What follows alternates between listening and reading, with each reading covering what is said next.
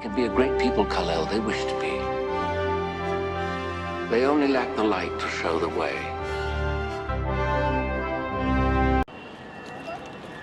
Hey everyone, welcome to the video, and we're at the flea market today. Everything's changed up a little bit. They have this other side over here opened up, which is typically only open on Sundays, Saturdays, Sundays, the weekends, when it tends to be busier. However, they are doing work here at the flea market, so they're repaving part one section. So I'm assuming these are those vendors that are over here that kind of got displaced. But let's get in there, see what we can find. We're selling on eBay. We're buying low, selling high. Like the video by hitting the thumbs up button, subscribe to the channel, and let's get in there and see what we can find. All right.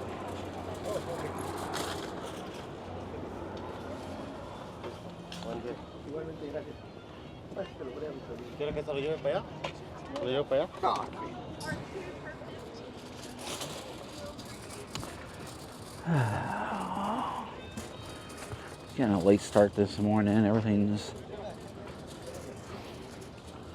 a little discombobulated.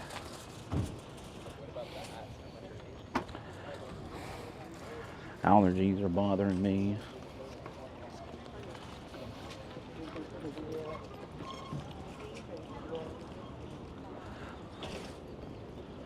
See, look at, if you look over here, where my finger's kind of pointing, it's like a congregation of people over there.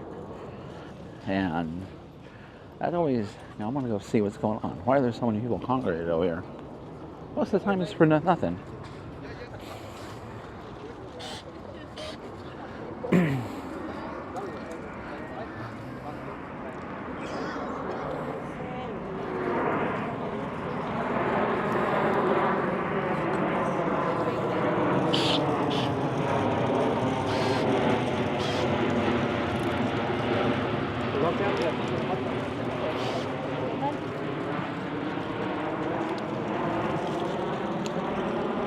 Nothing really exciting there.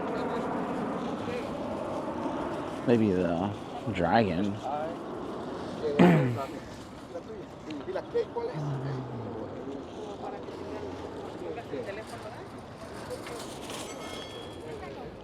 But the dragon looks fairly modern.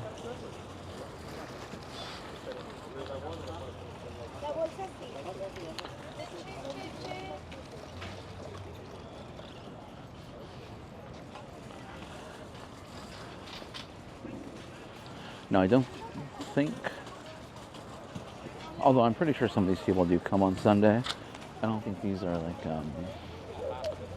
the usual Sunday people over here, which might be kind of wild, like on a Sunday when they, you know, what's going to happen with all the construction they're doing. There is this whole, I mean, there's this side, there's that side over there that they can open up as well.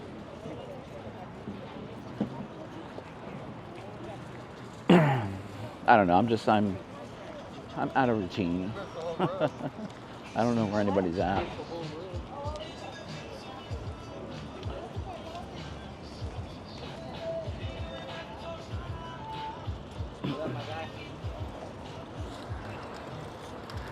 I don't know where all the usuals are at. Everybody's in different spots. So we're gonna kind of just attack this, you know, and see, starting on this back side over here, which I typically don't do. It's Thursday, so I like to, you know, deal with the vendors I normally like to deal with, and then branch out if I feel like it.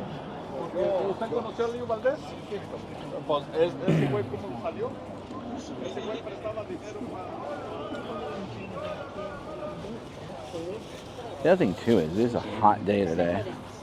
Or it's gonna be a hot day. It's feeling kind of warm, and so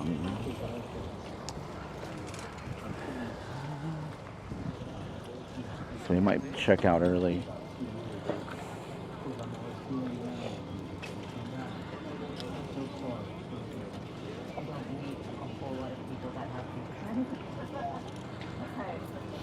you know, it's encouraging to hear that it's being recommended more. Because to me, that was the best treatment option, even though that wasn't the one I went in expecting to get. Your stories and the success that YouTube had is very encouraging. I definitely want to research and find a doctor.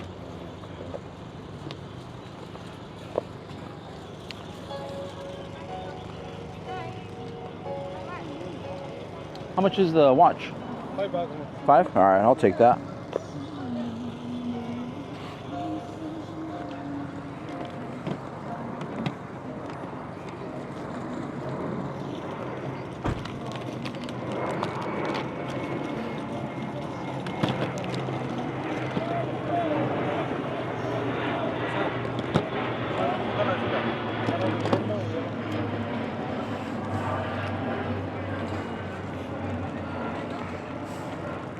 Yeah, mama, see.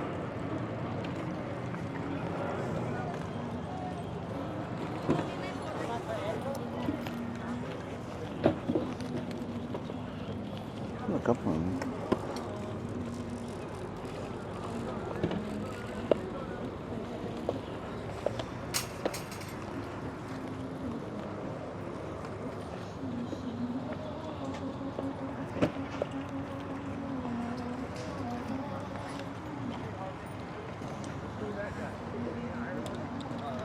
I think we'll definitely take these watches. I like selling watches.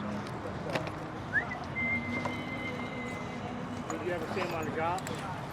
You ever see him on a job? Oh, no, no.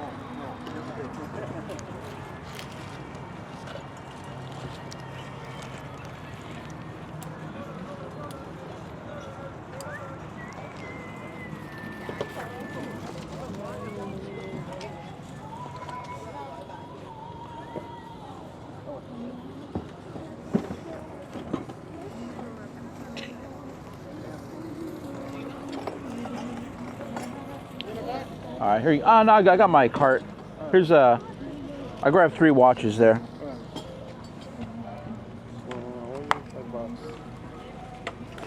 Cool. All right. Thank you very much. Thank you, man. Have a good day. You too.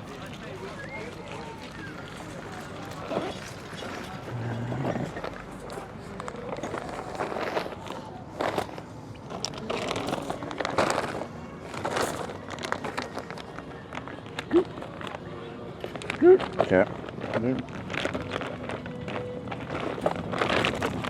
All right, I'm not organized or anything today. All right, let's go check out. Let's see what we'll find over here. All right, let's go this way. Okay, over there. Okay. All right, let's see what else we can find. Computer $5. Computer $5.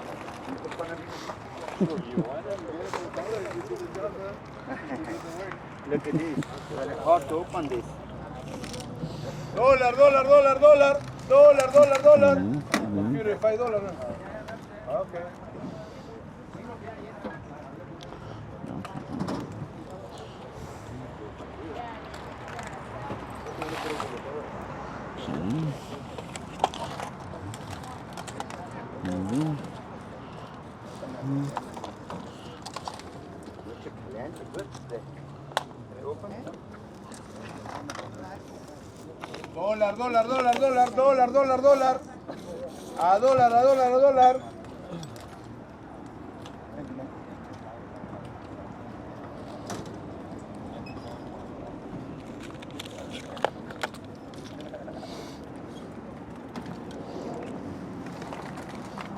$.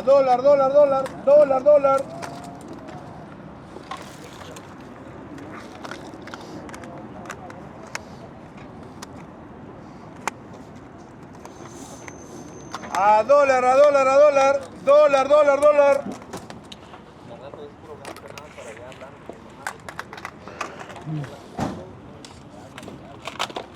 Everything $1. Everything $1.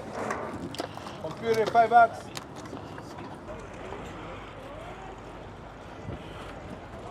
Alright, so I paid $1 for each of these items, and as you can see, we actually got 2 graphics cards here. One of them I think is I think it's a Quadro card. I'll have to look it up later. NVIDIA Quadro, which hold on.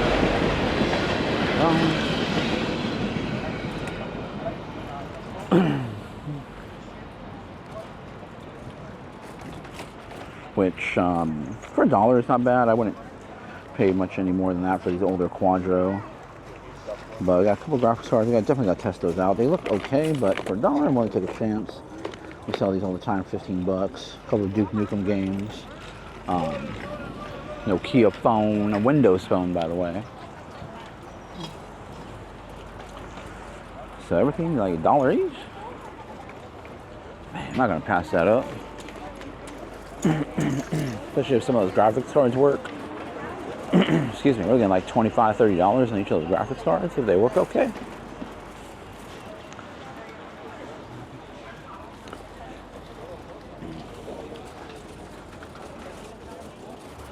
Okay, let's come down this way.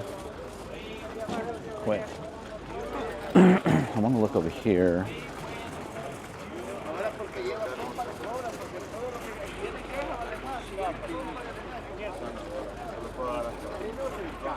And I guess I kind of just want to see, like, vendors who I don't typically source at. Like that guy, I don't. Tell you the truth, it's probably the first time I've seen him, although he's probably been there before.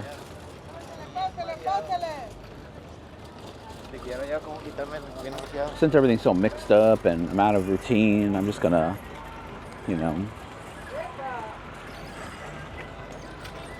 go out of my routine.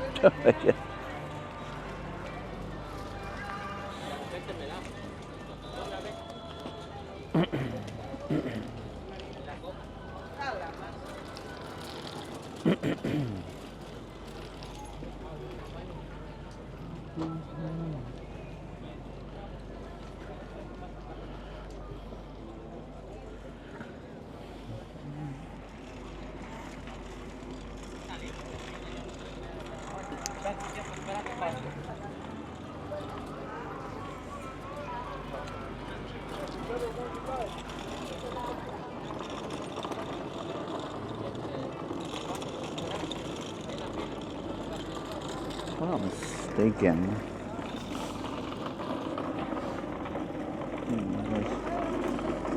Luminex. Yeah.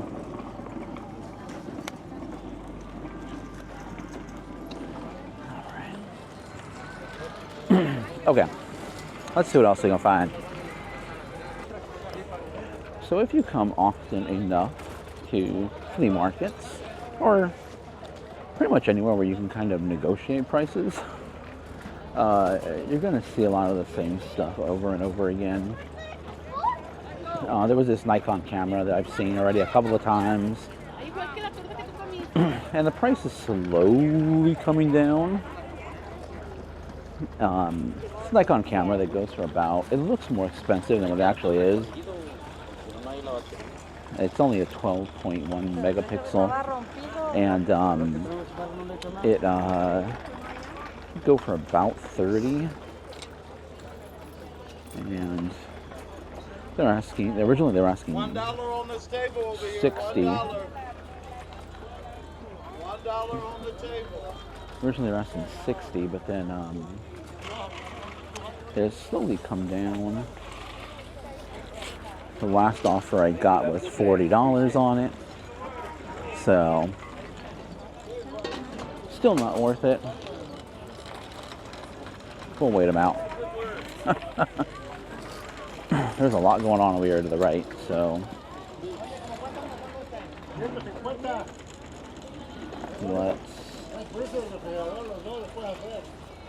just want to check out here, then we're going to go to the right now. Okay. All right, look at this. Okay, let's park our cart over here and start working our way through here, see what we can find. I'm on the lookout for, also, I gotta remember to, for lava lamp light bulbs, because, like I said in a previous video, for some reason I can't get them delivered on Amazon. I don't know why, but they won't deliver to my house. Just those light bulbs. I don't know if it's a state problem or city problem, but I need to find some in the event. I had a couple of lava lamps, and I was able to find light bulbs at Goodwill. What is here?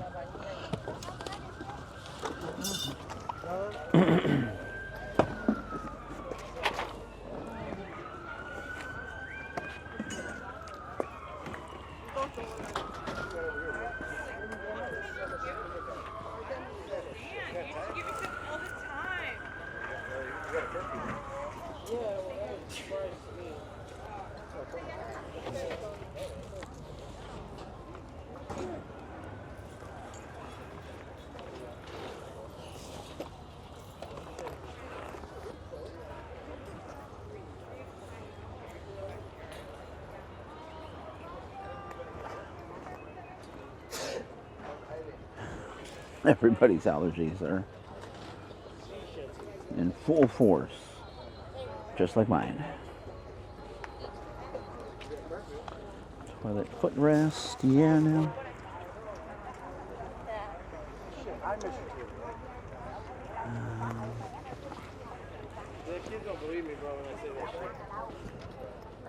All right, there's Dolby.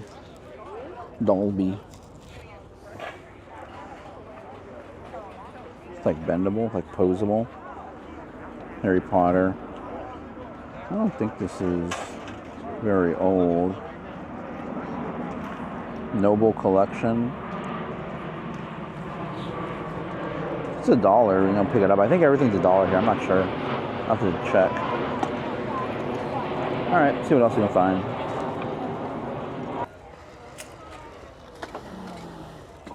Alright. Doggy phone.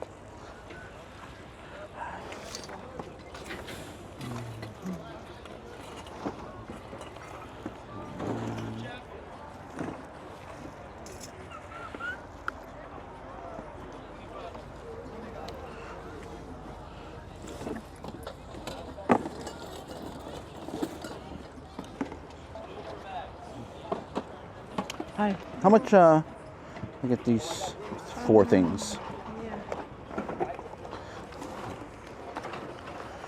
You need $10? Sure, that's good.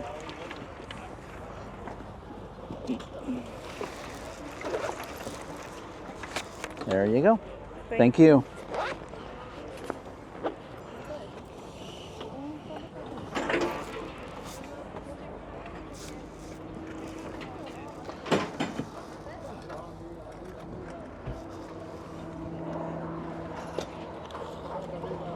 Okay. Put this in here. I don't know about these. These are like, gambles. But I'm pretty sure it's a Dolby. Should be at least $10.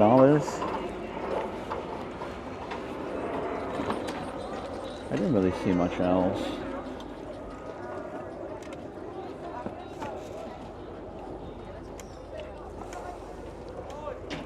Hablan.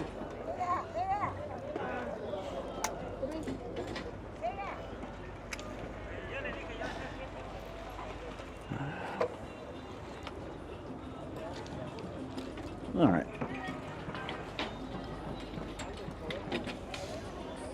Let's go ahead. I'm going to go this way, move down towards the middle section.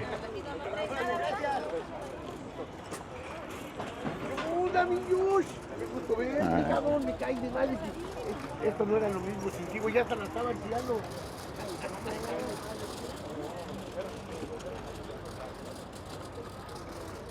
Over here. Yeah.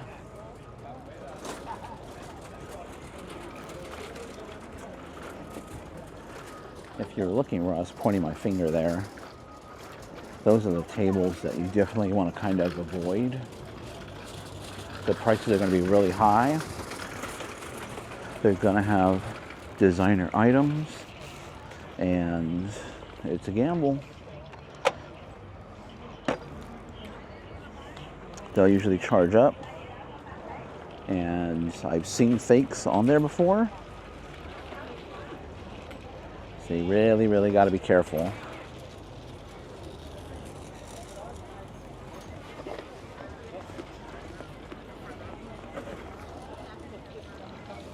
I don't know. Let's go down this way. We'll.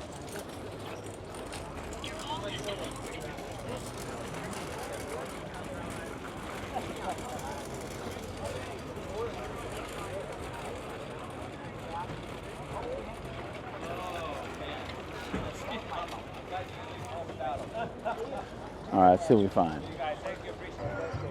All right, I'm finding some little mice here, the Logitech ones. We're gonna pick these up. You guys know I like to buy and sell mice. They sell really well. I mean, I don't go buy willy-nilly though. Missing a foot.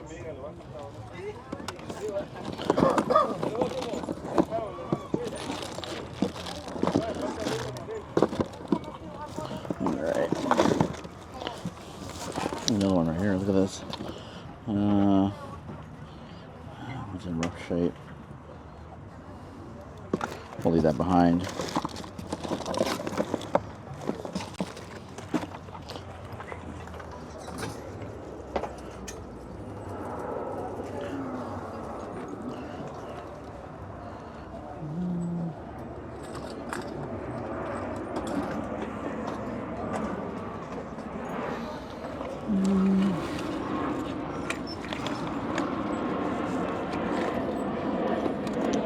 Okay.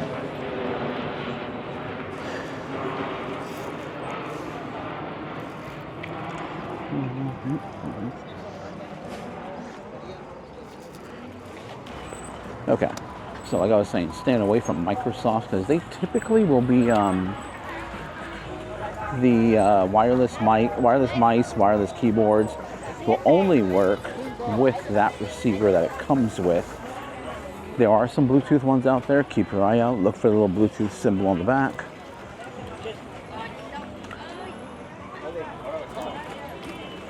Logitech are a little more forgiving.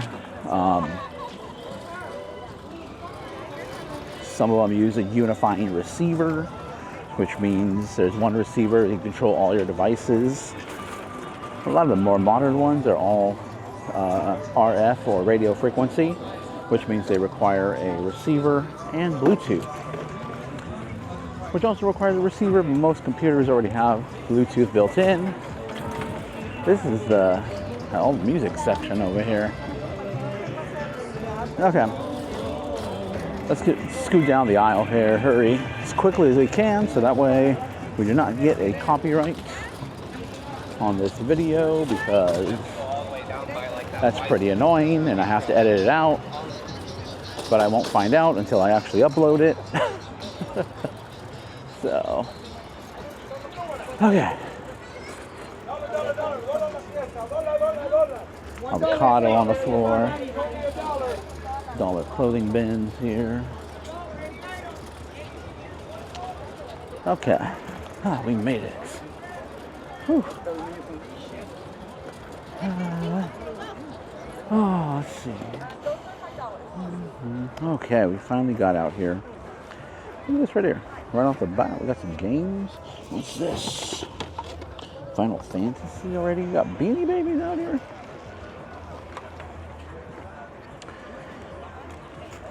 What is going on with this game here?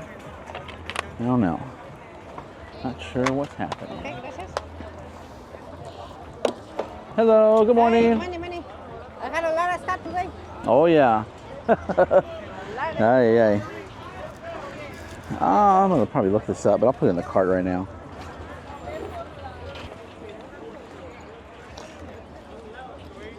Alright, let's see what's going on here, because this is probably going to be my final stop of the flea market.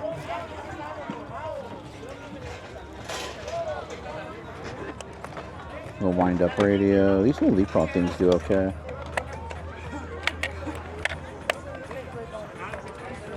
Usually they just take regular batteries.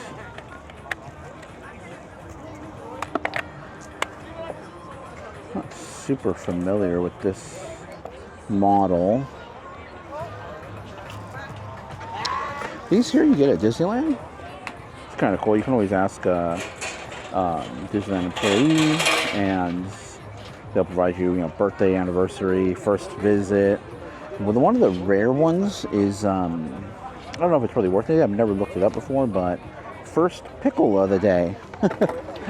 If you can get to at Disneyland, this is in California, LA or Anaheim, there is a little snack shack inside Disneyland. It's right next to the right next to right next to the Starbucks. It's in there, and if you can get there first and get the buy a pickle, you will get a pin that says you got the first pickle of the day. And that's the only time they give it out. I don't know. Yeah, I'll have to look that up on eBay. You guys can let me know as well too, if that actually has any value. Ooh, that is corroded to high heaven. We're not messing with that. It's a Beanie Baby, like the jumbo size Beanie Baby. Believe it or not, but back in the day when Beanie Babies were a thing, I was buying and selling those. Incredibly profitable back in the day. Not anymore. Don't believe the prices you see on Beanie Babies out there. It's not true. Look at this. Most Improved Average League Award, American Bowling Congress. That's hilarious. For some bizarre reason, these weird one-off belt buckles do sell. They don't sell for that much, but Virgo.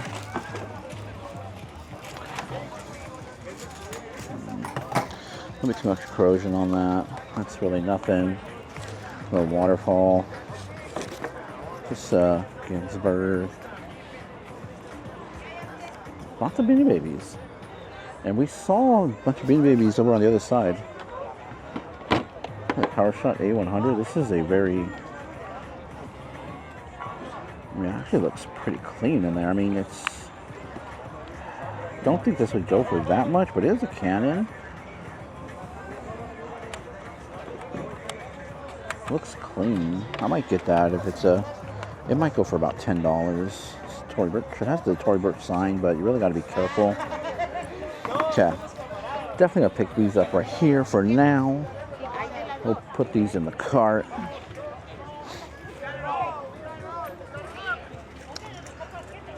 Okay, let's put these in the cart here. And let's power through these bins here.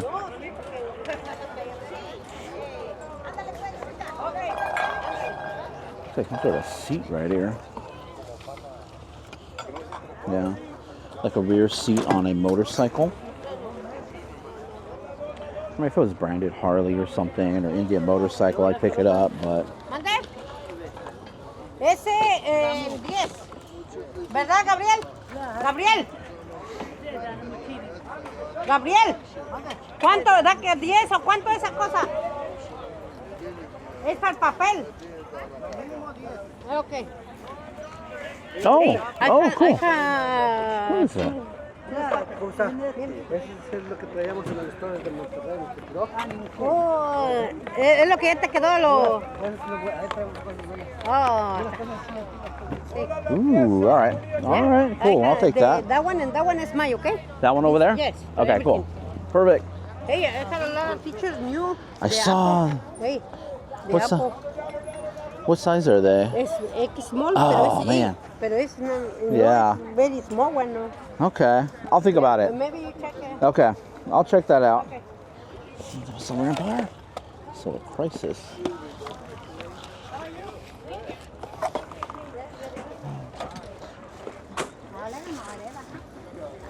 Okay. Oh, look at this. Let's get this. We'll pick that up. We'll more than likely buy this Star Wars. Let's get over the cart as we look. Boom. Boom. The challenge of these board games is finding a box for that. But I do keep some in stock because I sell a lot of keyboards. Someone's burning incense or something. It doesn't smell smoky, but I can smell incense. I might just come here. 1, 2, 3, 4, 5, 6, 7, 8, maybe? There's probably 8 in there. I think it comes with 8, or there's 9. I mean, just for the pewter ones, they should be good. We could definitely make our money back on the pewters. This is older, so let's put it in the cart. I have no idea what that would be worth, but that's cool. I'm probably gonna pick it up no matter what. It's a little Coleman bag here. It's like a Coleman camera bag. Kind of like a fanny pack style. I don't know.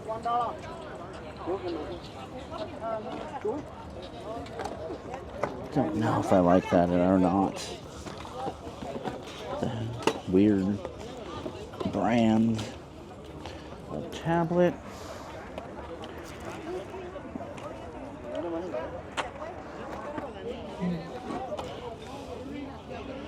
Hogan.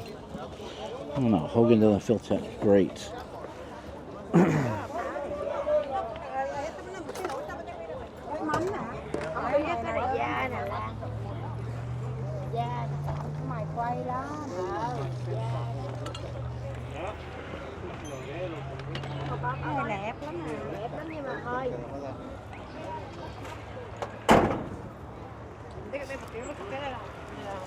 The Trader Joe's bag right there.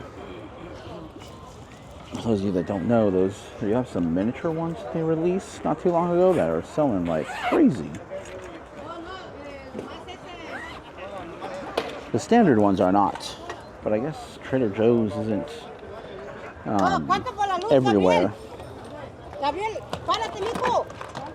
This reminds me of a movie. What was the name of that movie? It's with it was with Benicio del Toro and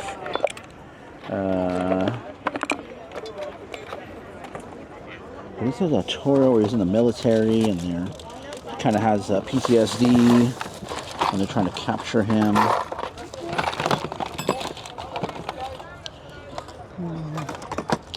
DVD.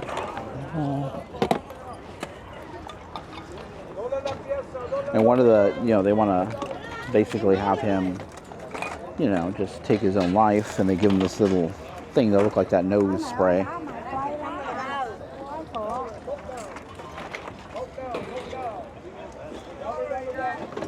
Real working headlights.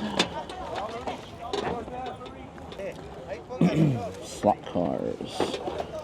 I wonder if they're in there. I've sold the tracks. They take a while to sell. Obviously, the cars are where the money's at. And the cars, the motors are pretty universal. And so the shells are actually what are collectible and unique. Okay. I'll pause this. I'm going to go through everything and I'll show you what I find. Okay. So you wanted 20 each on those things, which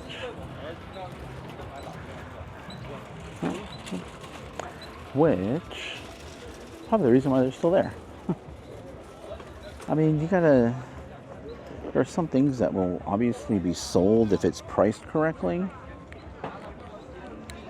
You know, so you gotta wonder if you're seeing something sitting there like a, you know, Nintendo Switch or, you know, Apple product or something. You gotta always have that in the back of your mind. You gotta be like, well, why is that still sitting there? I mean, I know people have been through here already. That stuff should have been snatched up. What was wrong with it? The price. That was what was wrong. Or it could have been broken.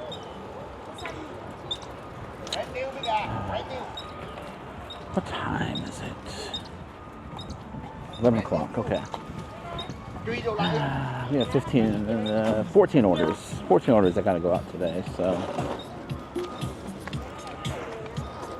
Nothing wild, nothing that I have to, you know, that's gonna go on anything rather large, so. Lots of polybag stuff, which is great.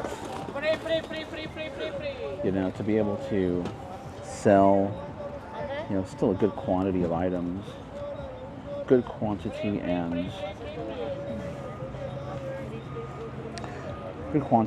and for good profit, and still be able to package it up really easily is great. How much is the puppet? That one, 3. 3? All right, I'll take that.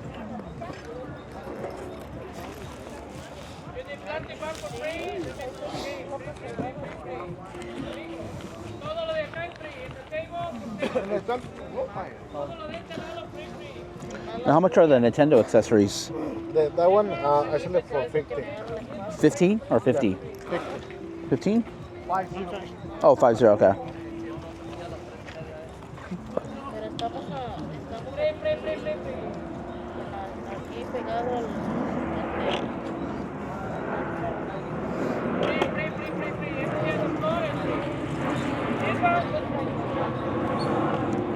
Excellent, thank you. Thank you.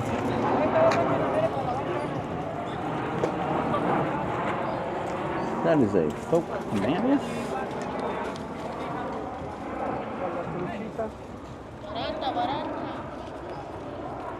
Very good price, is the car. Only 120. Free. Okay.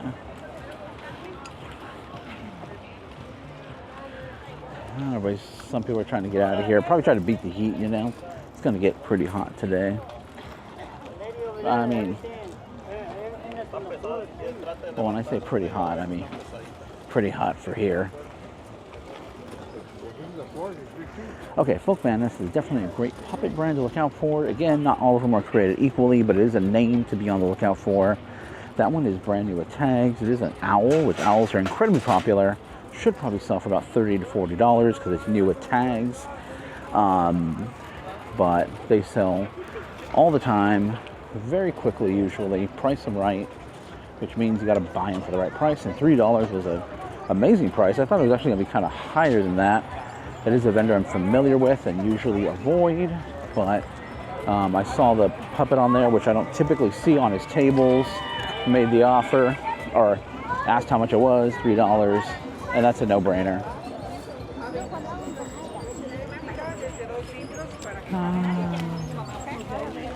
And that's what I'm doing right now at the moment. I'm just gonna jam through here and see. Oh, excuse me. Just see if anything's, you know, reaches out and slaps me in the face here, and then I'll stop and look. But otherwise, if I find anything else, I'll let you know. Okay, so we just picked up a few more items here. This page has some good items over here. Oh shit! We sold it! It's gone! Okay. So we picked up a bunch of cool little smalls here, and we have right here in this little bag right here, we have about 80, 120, probably about $140 worth of items on here to list on eBay. And I paid 20 bucks for this little bag full of stuff. So, first we got the Apple mice here, rechargeable mice. Definitely something to be on the lookout for. This one here, these ones don't really go for that much more, but still a cool find. They'll sell. Olympus voice recorder. This is a camera remote. This is the wild card here, though. This is a little like a digital world clock calculator thing. I'm a bob. I don't know. Had some good weight to it. It was really well made. Might not be worth anything just because it's a clock, a world clock. I thought it was cool though. I thought at first it was kind of like a little slider phone, kind of like similar to the one from the Matrix. I know it doesn't look anything like the one from the Matrix, but similar, like sliding action. So, I mean, don't pass up this old tech stuff, this old, watches, digital, old digital watches, digital clocks. Some of the Sony Dream Machine alarm clocks still sell really well. So don't pass this stuff up. Look it up. Pretty easy to look up too because they have model numbers. Look at the brand model number. Easy to search and find.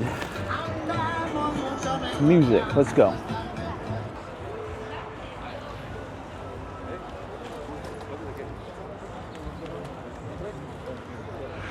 Shoes. Yeah, you like these? Yeah. Good ones. These are really good ones, actually. Good tread on them. Glycerin. Oh, they have a hole in the front.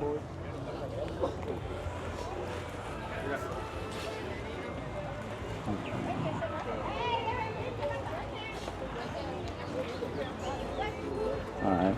Guys, some good shoes. Always pretty clean. Oh, more music. Alright, we're past the music. We're walking towards the front. A little bit weird seeing people in different places. But, yeah, if I see anything else, if I get anything else cool, I mean, we got a bunch of small. Look at this stuff. I mean, we have tons of, well, the games aren't that small, but we got tons of smalls in here. They're going to make us some great profit. And easy to list, easy to store. Just got to be able to test some of these electronic items out, and you should be good to go. But Apple stuff, no brainer on those. $5 mice. Shoot, those are the rechargeable ones too, which go for a bit of a premium. There are some ones that have replaceable batteries that don't go for as much, but they still sell incredibly fast. Like I said, if I don't see anything else, this will be the end of the trip. Stay tuned to the end. Stay tuned because we're going to do a little recap. We'll do some what solds. I'm just going to walk to the end of this aisle and walk back because the exit's over behind me. But I want to see what's down here. And yeah, thank you. Hope you guys like the trip. Hey everybody, welcome to the end of the video, and I hope you guys enjoyed that trip over to the flea market. So every Thursday, if you guys caught it, this video is coming out on a Friday, so that would be yesterday. I went to the flea market and I did a live show. So every Thursday, barring unforeseen circumstances, of course, we're going to do a live show. So stay tuned for that. Hit the bell notification because I can't do, I haven't done like a regular live show where like I'm here at home, because I think on my computer I can set it up to like have a countdown or stay tuned for kind of thing. I don't think I can do that with my GoPro because I got to set it up through my GoPro app, and that doesn't give me all the options for setting up a live show. So let me know what you guys think about the live show. It is on my channel. If you go to my channel, it'll be under the live section on my channel, so you'll be able to see a recap, replay of it. So definitely check it out. About an hour and a half is how long those shows will go, and that is because that's how long it takes for the battery to die on my GoPro. I don't think it would be. I don't think I might be able to take a battery pack to extend it longer because Thursdays are the largest days, and I didn't get to I don't think I got to 1.5 sections of that flea market. I had 1.5 sections left of the flea market before the battery died. So, and one of my goals with that is to show you guys the flea market. Just show you what I see here at the flea market. If you don't have a flea market, or if you guys are in the area, if you guys are visiting, you'll know what this flea market is like, and you might take a chance on it. But there's a lot of stuff there, tons of stuff there at the flea market, and they are remodeling, or repaving, I should say. And I went through the front. Now, in the live show, I did mention I have to stop paying $10 for items, or $10 for what I was paying for, because I was going through the front, and the front of the flea market is typically more expensive than the middle and the other sections. And sometimes you really got to bundle up in order to get the best overall, or I should say, the individual price for each item. You really got to bundle those items up, and then you'll get a better deal, I should say. It might still cost, $20, $30, but you're getting 5, 6, 7, 8, 9, 10 items, so each individual cost of the item really gets lower. And I wasn't really doing that because, like I said, the point of the live show is to show you guys the flea market. So if I was finding something cool, I was kind of like, all right, yeah, I'll pay that, I guess. I can make some money on it. But afterwards, after the camera died, I was like, all right, I can just move through here pretty quickly because I'm not showing anything anymore. So I could just quickly, pick up items at do what I typically do at the flea market. So that's kind of what to expect with those videos. And I will mention, if I pay too much, if I got a good deal, or if it's a gamble, or if it's a personal purchase. I might do more personal purchases on Thursdays just because, I'm doing a live show. I'm not really, it's kind of fun, it's more just, entertainment type of thing. I don't know, but I want it also to be educational, and I also want it to be, this is what you should be buying, this is what you should be doing, this is how you should negotiate with vendors and stuff. And typically on Thursdays, typically, previous Thursdays before my live show, I target, and I think I've mentioned this before, I target certain vendors on Thursdays. And the reason is Thursdays are the bigger days, the most vendors, but also the most buyers too. So, the sellers know this. The sellers know that their Thursdays are a big day, and they'll bring out a lot of their new stuff, more higher end stuff, and because they know they can charge a little bit more because there's going to be a lot of buyers there.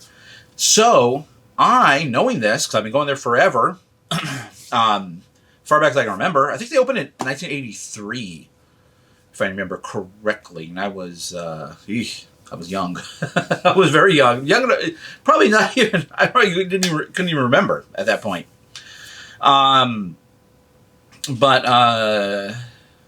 I've been going there for a while. Obviously, it's changed over the years. Different people have bought and sold there. But I go there enough to know where I'm going to get the best deals, where I'm going to get the best bundles, who's going to have the high-priced items, who should I stay away from, who should I take a second look at. So I already have all this in my head, so I'm already looking for things. And in my memory, the way my memory kind of works, it's very, and I mentioned this in the live show, it's very location-based. So this vendor is supposed to be here, and that's where I'm going to go. If they're not there, then it's kind of like, okay, they're not there. Maybe they're not here today. I'll move on to the next one. Oh, wait, they're not here. And because they're doing a lot of work there, construction, everybody's in different spots. So I have no idea where anybody's at, really. Some of the people that were in the front usually are back in the front. But a lot of the other people were displaced. Other people I buy from were displaced in different areas. So it really kind of threw me off. And it's cool that it was for a live show because it was kind of like a little bit new to me. And now it's new to you guys as well, too. So, my memory is really location based. And one thing that really, like when I buy items for myself, personal items like this right here, like when I bought this, I don't know if you guys saw that video where I picked up this is a micro This is a light up micro machine. You can hear it used to light. I mean, well, this one doesn't light up, but it should light up. Like the cannon should light up red, but it makes a sound. I think you guys can hear that when you press the back wheels. I remember I had this toy when I was a kid. Is it worth? It's pretty worthless, actually. Maybe $5 or so. I think I paid $5 for it, but it was something I wanted, and I remember specifically, not necessarily because I liked it. I mean, it's cool. I did like it when I was little, but I remember this was during a Christmas. I forgot how old I was, but it was during a Christmas when this came out. I got it brand new in the package, and it was inside a stocking. I got it in a stocking. I was sick that year for Christmas, so I was laying on the couch, and I opened up my present on the couch. And when I opened up this guy, I was like, "Oh, that's pretty cool." And then I was on the couch, so I was like, "I can't really do anything. I'm sick." So I just played with this the whole time while I was sick, and I had it for quite some time, just as a little desk piece, and I got it back.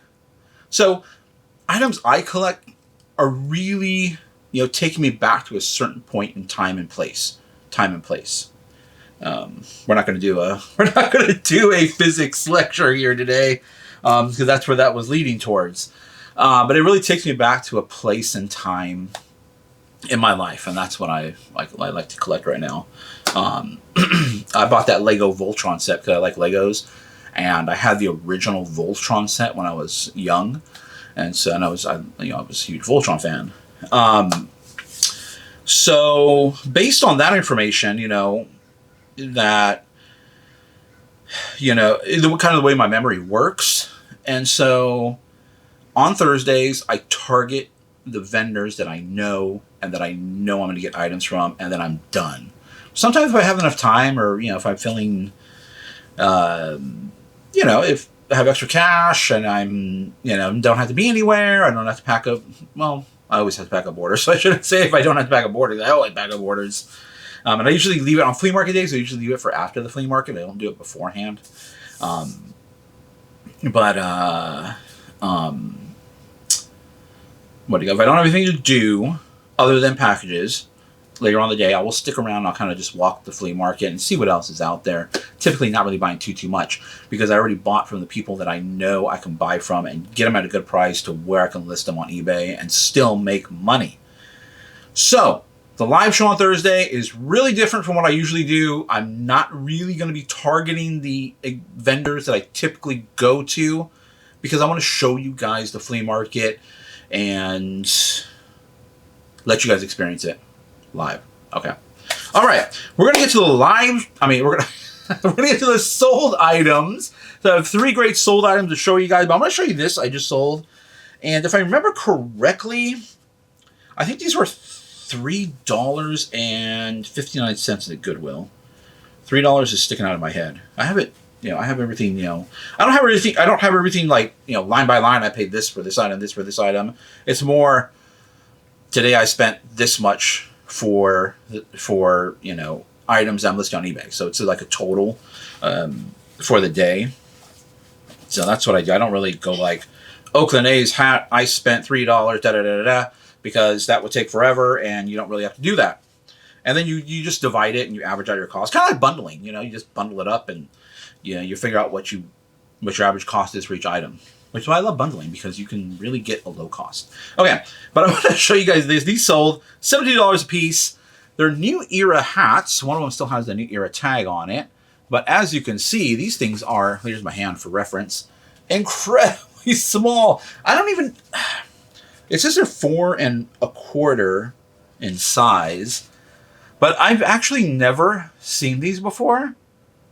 And I've been to the hat store. I've never seen the size before. I don't even know. Would these even fit a newborn? I don't know if these would even. I don't think I would even put these on my newborn. They're pretty, They're the 5950, which is the higher end model of new era hats. So. They're pretty, stiff. I wouldn't want to put a stiff hat on my newborn's head because they're still developing. But just really cool. I put doll hats, or I put display and decor in the title. So, they're fitted hats, obviously. One of them is more like a batting practice style of helmet, and the other one's more like the official on-field helmet. Hat. Just really cool. Oakland A's, $17 a piece. So, what is that, $34 for the pair? It's all going to one person. Really cool item. Look out for them. I mean, they do sell. Don't pay too much for them because they'll probably sell for around, $20-ish. Maybe if they're a different team. I mean, Oakland A's have a long history. There's a lot of people from the Bay Area. A lot of people like the Oakland A's. I think more storied franchises like the Yankees might do a lot better. The Dodgers might do a lot better. Boston might do better. But $17 each. So, pretty cool. All right, let's get over to the sold items. Okay, these items will appear over here on this side. And right off the bat, we have, first, what I thought was a waffle maker is actually not a waffle maker. It was a tortilla maker. So had a similar design as to the waffle maker, but after I opened it up, I realized the plates inside were flat. And I was like, "What? Is this like a pita? Like a not pita? What's it called? I can't even think of the name right now. How am I thinking? Pita pocket? Not a pita pocket, like a flatbread. Like a flat sandwich type of thing. Can't remember the name right now. But it's actually a tortilla maker or a flatbread maker. Really cool little device. Sold for $45. I didn't take an offer on it. I posted it for $55. It should have, it was probably going to sell for around $50-ish. So $45 isn't bad. And I paid $11. It was like $11.59. It was, let's just say $12 for that item. So this definitely fits within our profit, what we like to make on a profit. We're definitely going to make about $20. Probably a little bit more after we get it packed up and shipped. It is going to take a little bit to ship. It is a bigger item. It is heavier. It's going to go in a box and get wrapped in bubble wrap. But I don't have to do... I am going to package it pretty well, but I'm not going to package it as if it's going across the country, because I will use a little bit less packaging material because this is going within my state, so it's going within California. So cool item right there, and a tortilla maker. And who doesn't love tortillas? Freshly made tortillas, homemade tortillas. Growing up, I enjoyed a lot of homemade tortillas, and too many homemade tortillas. And there's a restaurant not too far from us that actually makes homemade corn tortillas. Amazing, delicious. If you've never had a homemade tortilla, find a place that has homemade tortillas or learn how to make them. They're amazing. Okay, next thing is a toy. I don't feature too many toys on these what solds. And one of the main reasons is toys for me are fairly expensive. They don't really, people price them up around here. This action figure, this is Cable from Marvel. If you guys are watching the X-Men 97 series on Disney right now, he is one of the featured characters on there. He was in the last Deadpool movie. Cable, one of my personal favorite characters from Marvel. And so this was from one of the Build-A-Figures. So if you go to Target and you go through the Marvel section, you'll see they have an action figure and like a leg in the box as well too. And the goal is to buy all of them so you can build an even bigger figure that comes with it. So this one sold $20.25 is what this action figure sold. I got this in a big old bag. This took about 3 months to sell. Probably a little over 3 months to sell. But I got a whole bunch of minifigures. I was kind of shocked because I got these at the Goodwill. I paid $16 for the bag. And there was about... I think it was like 18 figures in there, which was kind of shocking to me because typically bags like this with any Marvel figures, DC figures, then let's not even talk about the vintage stuff like Star Wars or G.I. Joes, are bagged up and put in the glass and marked up accordingly. So I was shocked to find this on the floor and for a great price. So not something that I typically find. Maybe I would find more if I go to garage sales, but at the flea market, people know what they're looking at. At the Goodwill, they know what they're doing, and they'll box them, and they'll price them accordingly. So not bad. I've already made my money back on that deal already, and this guy, the Cable character, was sitting around for a while, finally sold. I think I only have one more from that whole bag. Okay. I pick up a lot of vintage hardware. I was just talking to a vendor yesterday, actually, after the video cut. I was talking to one of the vendors, and he was asking me, what is the biggest category that you sell in? and I told them, you know, computer peripherals, which are, you know, like your input devices, your head, in this case, a headset, keyboards, and mice, and older stuff as well too. Actually sells incredibly well. This one I picked up at the flea market. Microsoft Computer Live headset. Now this headset uses a 3.5 millimeter. Keep wanting to say inch. 3.5 millimeter plug, so the old school little stereo plug. Not USB. I still have plenty of USB ones up for sale, and that's what's more common right now. And I use a USB headset for my computer. Lots of people use USB headsets. It's very easy. Plug in, boom, boom, boom. These ones, yeah, are still easy. You just plug them in, but it's kind of something that's fading out. But it still sells. People still buy them. People still want them. I dropped a short the other day to look out for just stereo headsets, you know, with the plug. I've got some earbuds, some Ultimate Ear earbuds that sell for $150. And, you know, personally, people would think, most people I think would, like, oh, that's old technology, you know, everybody uses USB now, or, you know, Bluetooth, why would I pick that up? But people still pay up for them. Same argument goes for digital cameras. Everybody has a camera on their phone. Everybody, you know, why would I need a digital camera? Everybody has GoPros. Why would I use an old digital camera? People still need them. People still want them. I still use digital cameras. You know, I mean, I have a modern digital camera I'm shooting this on, but I have an older digital camera which has an incredible zoom, and I got some great pictures at Disneyland the last time I was there with it. So it's still useful. People still buy them and look out for them. This headset, $27. I got in a big old bundle full of other items that I have listed on eBay right now. So, yeah, the takeaway, look out for old tech. It still sells. If it's in the box, even better. Brand new. It's, you know, like I've said this before, you know, I buy a lot of computer stuff, a lot of computer components. You'll see in this video, I picked up some graphics cards. If you find graphics cards new in the box, easy, list it. You can look them up pretty easily and sell them. If they're not new in the box, you need to have some sort of advanced knowledge or the ability to test it in order to get the most for it. You can always sell it for parts, but for parts, things tend to sell a lot slower, and you don't get that much money for it.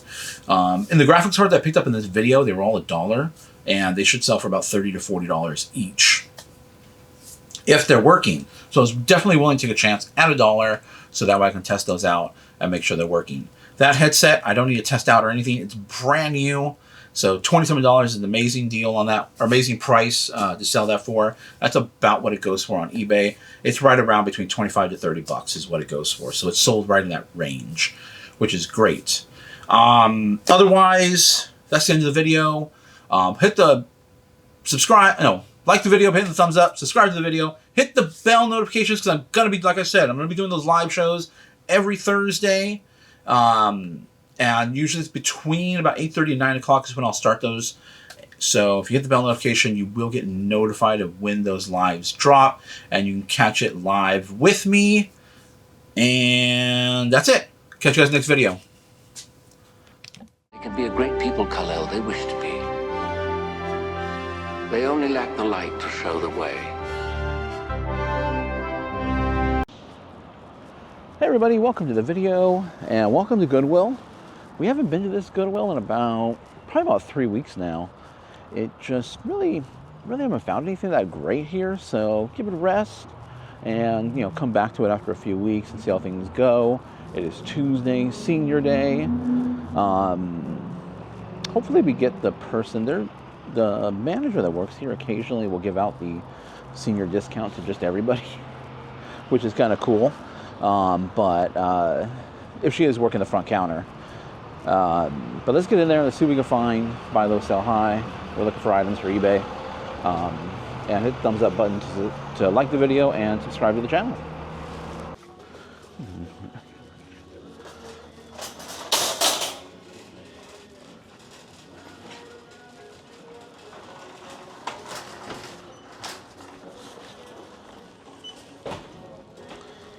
Alright, so far not too busy. What the heck's going on here? Intriguing.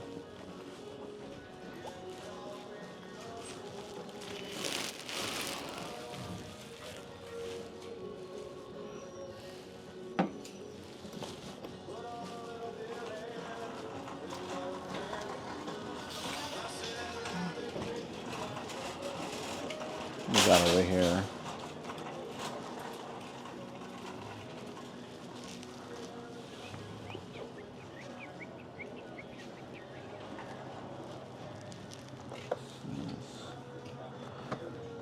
I haven't seen this before. I might look this up. It's like Polly Pocket, the modern. Oh, it's been opened. Although it looks like it's all there.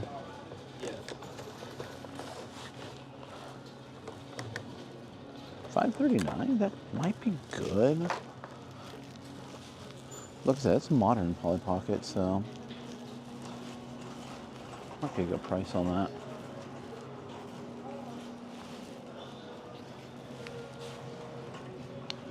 Flower fairies. It's interesting.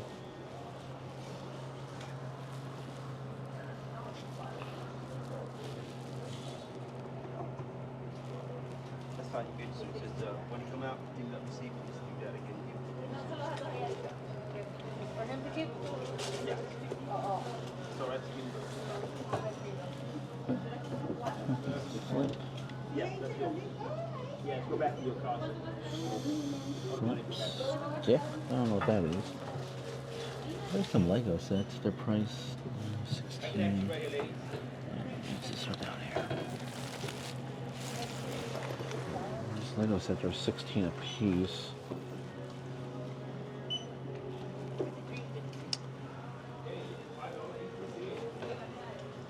Let's check out these flower fairies.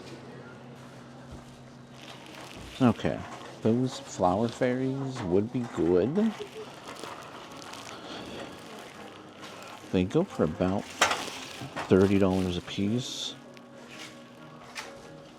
Approximately about $20 or $30, but they have them priced at $27 each, so we're definitely not going to be able to pick that up.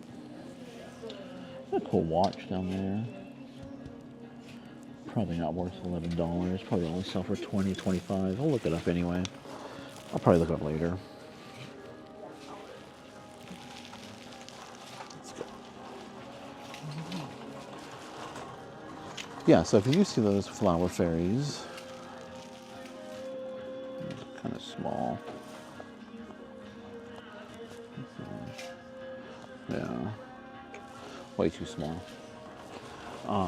If you do see those flower fairies, probably could pay $5, maybe even $10 a piece on them. Looks like they're pretty consistent sellers. But I'll tell you what, I did not see, I didn't see $27 coming. I was thinking probably more like 11 on the high end. I was kind of hoping they were around $5 each, and I would have picked them all up. But you can't win every time. So let's go ahead and move through the usual progression here. This is where I usually start here at this Goodwill. We start on the electronics and sporting goods side. Didn't used to always be sporting goods on this side. Oh, this is that logic. This is a internet squeeze box radio. We'll take a look at this and see what that might go for. Also going to test it out and make sure it works. Or make sure it turns on at least. I did at the last second spot a power supply inside the glass case for a computer. However, there are no cords with it, so.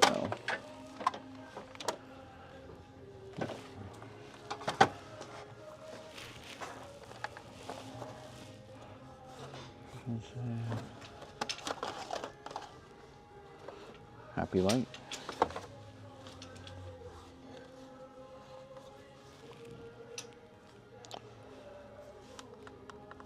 Speaker.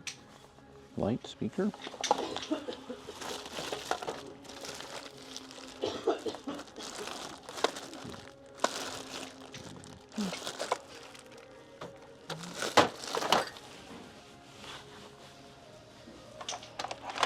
Sidewinder. Jabra. I see these all the time at the flea market.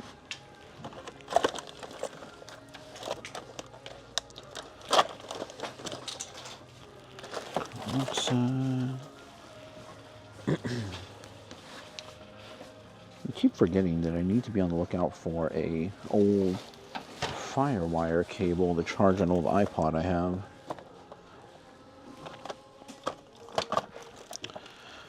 When I'm out and about, I always forget to keep my eye out for it. Although I don't think I've come across one, because it'd probably jog my memory if I saw it.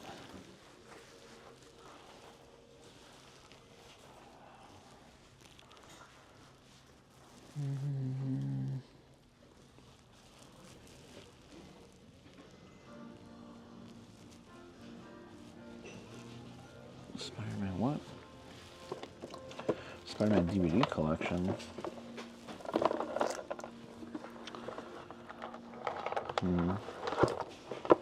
Yeah, no.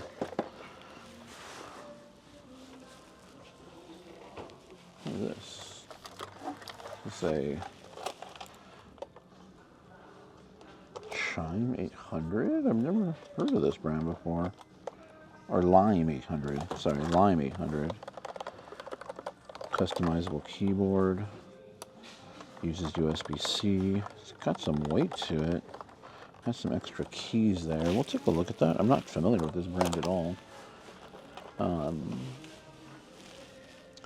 It could be worth it. These customizable keyboards.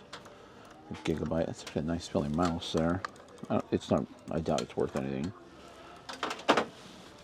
But these old Microsoft ones, old Microsoft Logitech ones, can do really well. Cables, a little discolored, but appears to be in good condition. $289. You'll probably pick that up. That should be about $15-ish. And I love selling mice and peripherals, keyboards, computer accessories. They sell well, and those of you that are into computer stuff and have, seen some of this older stuff, you kind of get not nostalgic, but like, man, I really want that, that ergonomic feel of that one that I had years ago that they don't make anymore. So where are you going to go? Go look on eBay. All right, let's go take a look on the back wall.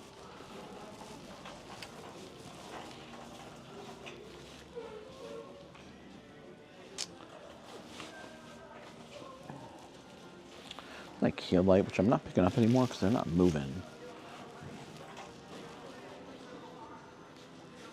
Party light is a big no. Oh, the Mahjong set. Mahjong can do pretty well.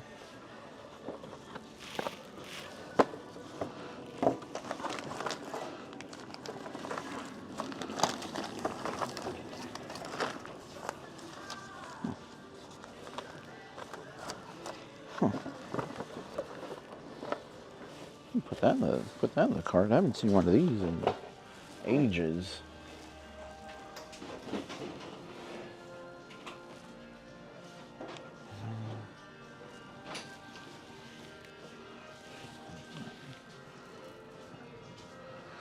There's a train set down there.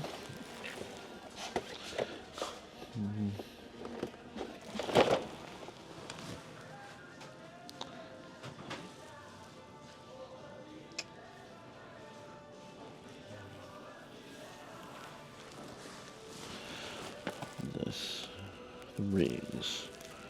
Writing and spelling, road to reading and thinking.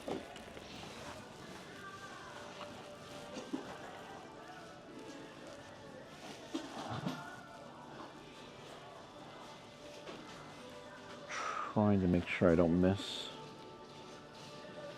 if there's any Lego sets here on the wall. 'Cause I have seen them here. They don't put them all behind the glass. Nightmare Before Christmas. What is this? It's a puzzle. We're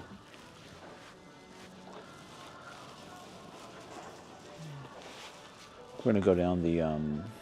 We're gonna check out the toy aisle next. Travel water pick.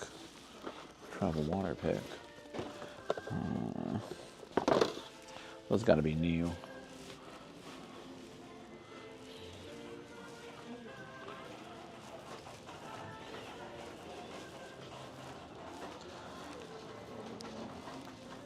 All right, let's see. Check out the bags and stuff right here. It's a Timbuktu bag for $6.89. It's actually not bad. Although, it looks pretty heavily used. That's funny, Cassini. Nice bag. I don't know what the brand is on that. Checkmate. Those you know, Seinfeld. An episode where they go watch a movie, or I think they go watch a movie, or it's at the theater they go to it's called Checkmate. This is Harley Davidson.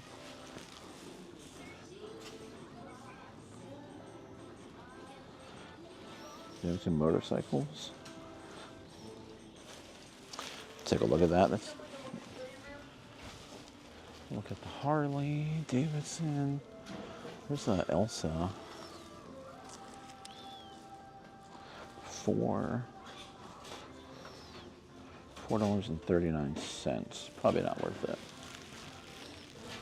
Oh, this is this might be worth it. Well, the Build-A-Bear of this does really well. I don't know about this. Probably sold at Target or something. We'll throw it in a cart. I forgot the name, like Arctic or something. Arctic Fox. I think it's supposed to look like an Arctic, like a wolf, I think. But it has an Arctic theme. I was gonna say Arctic Fox, but I don't think that's supposed to be a fox.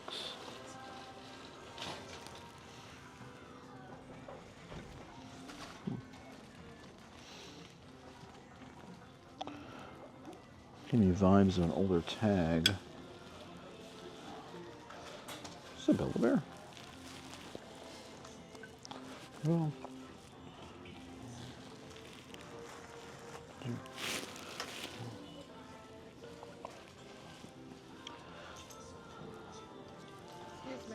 oh yeah. Let's say Girl Scout. Girl Scout s'mores. All right, I'm gonna take a look at some of these things really quick.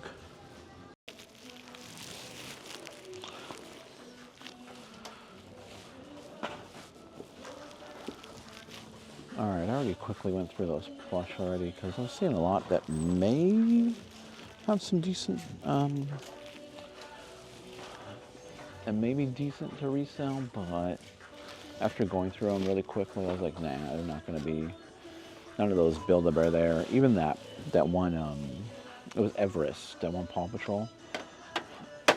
That version or variation does not go for that much. You really want the Build-A-Bear one.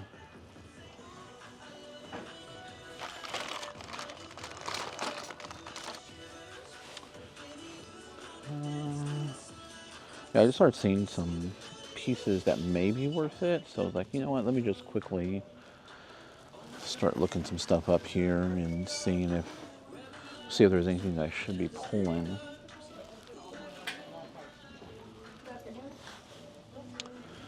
Okay. This is the miscellaneous baggy aisle, I guess you can call it.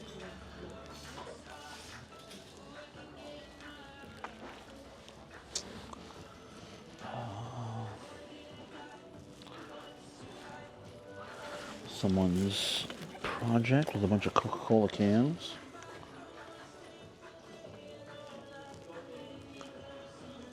All right.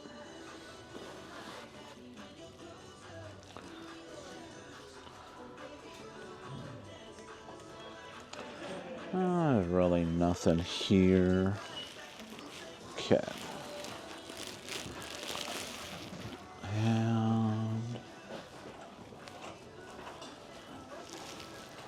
This is where we might find some silverware or something here on the floor.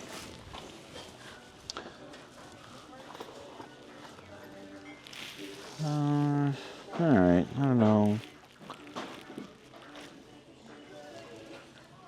I'm gonna look through this aisle really quick. If I find anything of note, I'll let you know.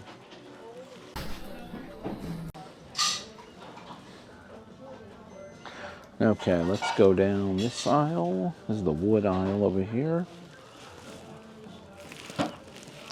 And I suspected there was nothing really valuable in the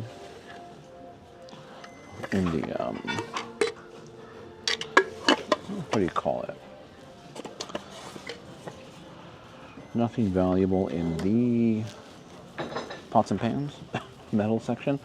This might be worth it for $4. He's usually priced up. I don't know why. If it's a gold one, we'll look it up. Oh, by the way, I looked up this mahjong set. That's still for about around $40-ish, 30 to 40. This keyboard right here, Lime, definitely be on the lookout. That's a $100 keyboard right there. So, little jewelry box here. Don't know. Is it missing the top? Missing a handle? Bay. That Bay Burke. Let me take a look and see. That might be good. I'm going to see if it's missing a handle or not. All right, that's definitely missing a handle. Probably worth about $30 if it was in good condition. Mantle clock. No. I haven't found really any good mantle clocks that I've come across. I find better frames than mantle clocks. Little box here. I want to open it up. Just take a look. Oh, there's nothing.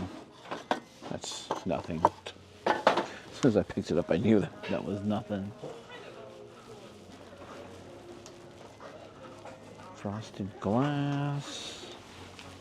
What do we have here? Mega Gross Minis. Looks like someone took all the Gross Minis out already. Maybe it was done at, it looks like it came from Target. Looks like maybe it was done at Target, and that's why it was sent over here.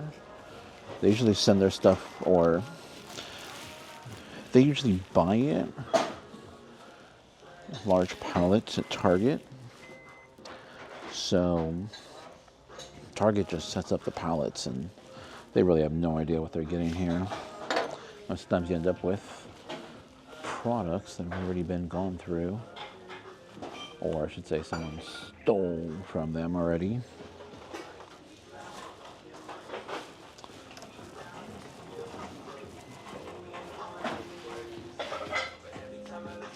Okay, music's a little loud in this section, but we gotta take a look at the mugs. We always have to take a look at the mugs. Every Goodwill, Savers, wherever we go, except the flea market, because there's not really a mug section there. Or I should say a mug seller. We need to stop and look at the mugs. Not only just for ourselves, but there could be something valuable. I don't see anything here though. All right, let's move on so we get away from the music. And I hope I spoke enough and spoke quite a bit, so that way I didn't pick up on anything. But let's go ahead and look at this miscellaneous glass pottery area. And right off the bat, I'm not really seeing much here. Some art pottery there. Yeah,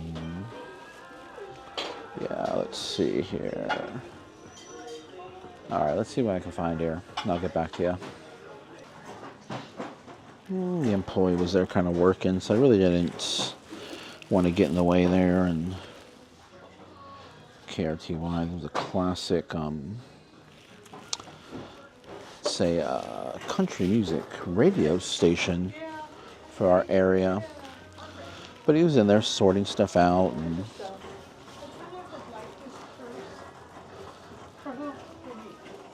okay.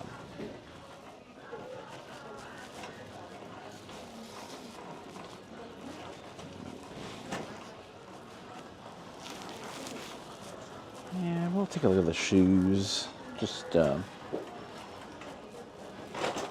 this some sort of speaker system or anything in this box here. Nothing. It's a big empty box. Okay. Ooh, they really tagged these up. Everything has a green tag on it.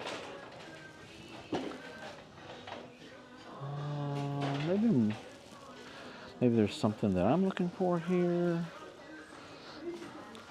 But for resale, we're really looking for box sets.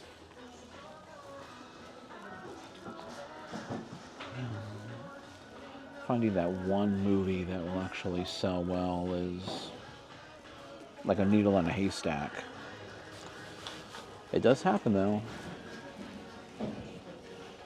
Shirley Temple now. Oh man, somebody just broke something. This is Babylon 5. Oh man, one of my favorites. The complete first season. Rasputin. Oh, missing a disc already. Oh, maybe not. Is it missing a disc already? Says discs. I really dislike it when these discs aren't numbered. But I did like Babylon 5. It wasn't one of my favorites, but I don't know. I found it a tad bit boring. All right, let's see what else we can find here.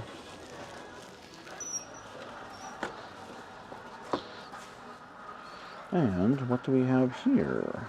EVGA 650 bronze. It's the rating on it as far as its efficiency, but goes from bronze, silver, gold, platinum. I believe there's a titanium as well too. Is this modular? Bronze. Does it say it's modular on it? Looks like it's modular. Modular meaning the you only plug in the cables you need. Yeah, modular design. That is the price of that, $27. Okay, we'll take a look at that. These power supplies should be heavy. Oh, there's another one right here. Look at this. They should be heavy because here we go. Move this out of the way.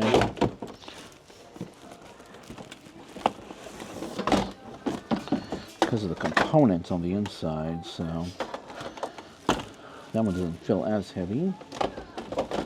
Nope. You got it? Yeah, I got it. No, I'm good. I'm just kind of moving, shifting it around here. Oh man, this is crazy.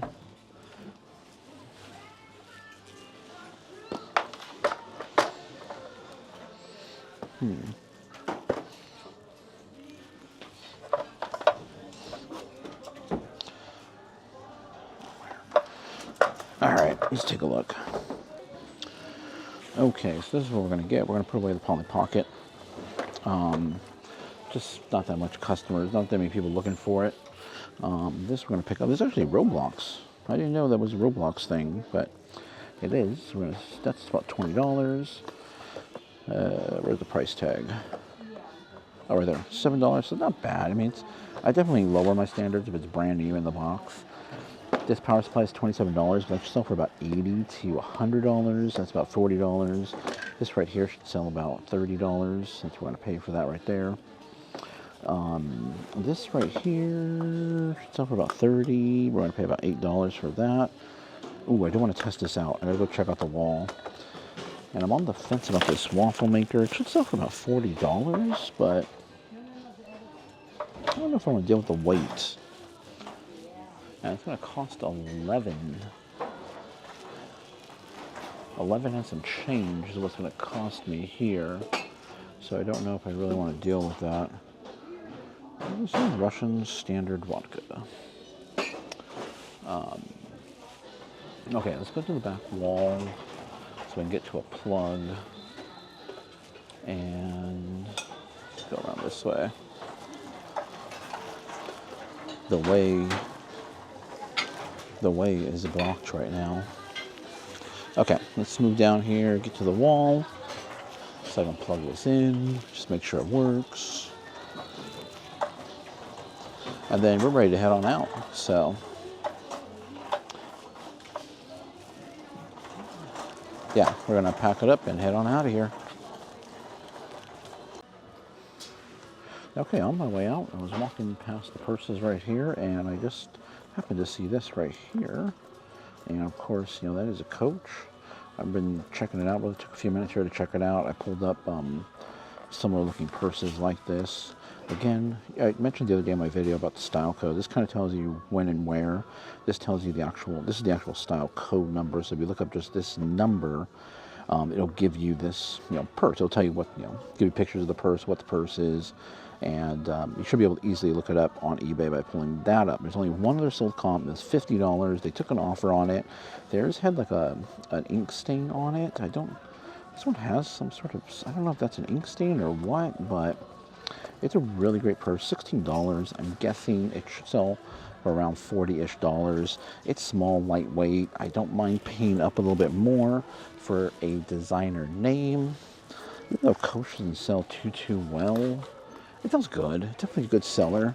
But $5.59 for a Loungefly Disney? I don't even know what is this cartoon anyway? Does anybody, I am not familiar with that, but that's actually not a bad price. Let me see if I can figure out what this is really quick.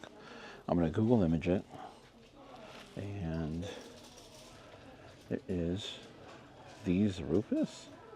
Kim Possible? Walt Disney. I don't know. For $5, I don't think we can go wrong with that. Was it Kim Possible? I don't know. Yeah, it's from Lunchbox. Looks like it should probably sell for about 25 to 30. So for $5.59 for a Disney Loungefly? All right. I was just going to blow through the purse area, but I don't know. Finding that one Coach one now has me on the hunt. Now seeing that Loungefly. I didn't even spot the Loungefly until right now. That's a big no. It's like, what? It's like, wait a second. It's a Rebecca Minkoff, which doesn't sell as well as it's a good name to look out for. Just, I don't know, I've hadn't had good luck selling them as of late. Jessica Simpson, no. Perfect. I just sold a great Marc Jacobs vintage leather, kind of like satchel bag for $107. So that was a pretty good sale. Man, I'm really trying not to pick up purses because I'm trying to clear out my purse, what I haven't currently in store or in stock for my purses. I'm trying to whittle it down, but I'm not going to pass up a good deal here or a potential profit. All right, I don't see anything else. Okay, now, oh, I forgot to put that back. Now we're heading on out. Okay, let me put this back. Now we're leaving.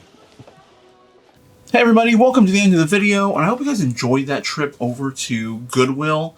Like I said in the video, you know, that Goodwill I haven't been to in a little while. By a little while, I mean, you know, a couple weeks, 2 or 3 weeks. And when I find that, you know, Goodwill, primarily Goodwills, and other thrift stores as well too, mom and pop, you know, thrift stores, not your common ones. When I feel that they're just kind of not producing or not getting items in that are worth reselling, I'll take a break on them. And I definitely recommend, if you have multiple thrift stores in your area and you can do that, definitely, you know, take a break. Obviously, if you're more limited or in an area where they only have maybe 1 or 2, I'm primarily talking about Goodwill here. 1 or 2 Goodwills, I definitely recommend hitting it up, but then trying different days of the week. And that can really help, you know, it could really, you start to learn like their patterns, like when they're putting items out. The Goodwills in our area, they put out items throughout the day, all day. I've seen them all the way up to closing, restocking shelves.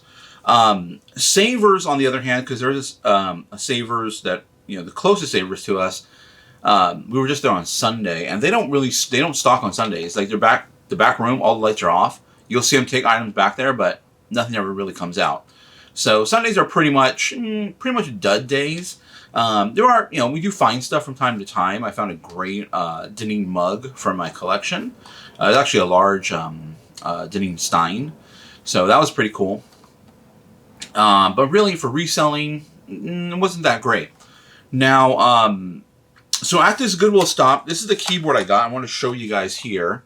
Now, I'm not 100% familiar with all the different brands that have value when it comes to keyboards, but I do know, there's the sticker on the back, but I do know the quality of keyboard. You know, I do know what makes a quality keyboard.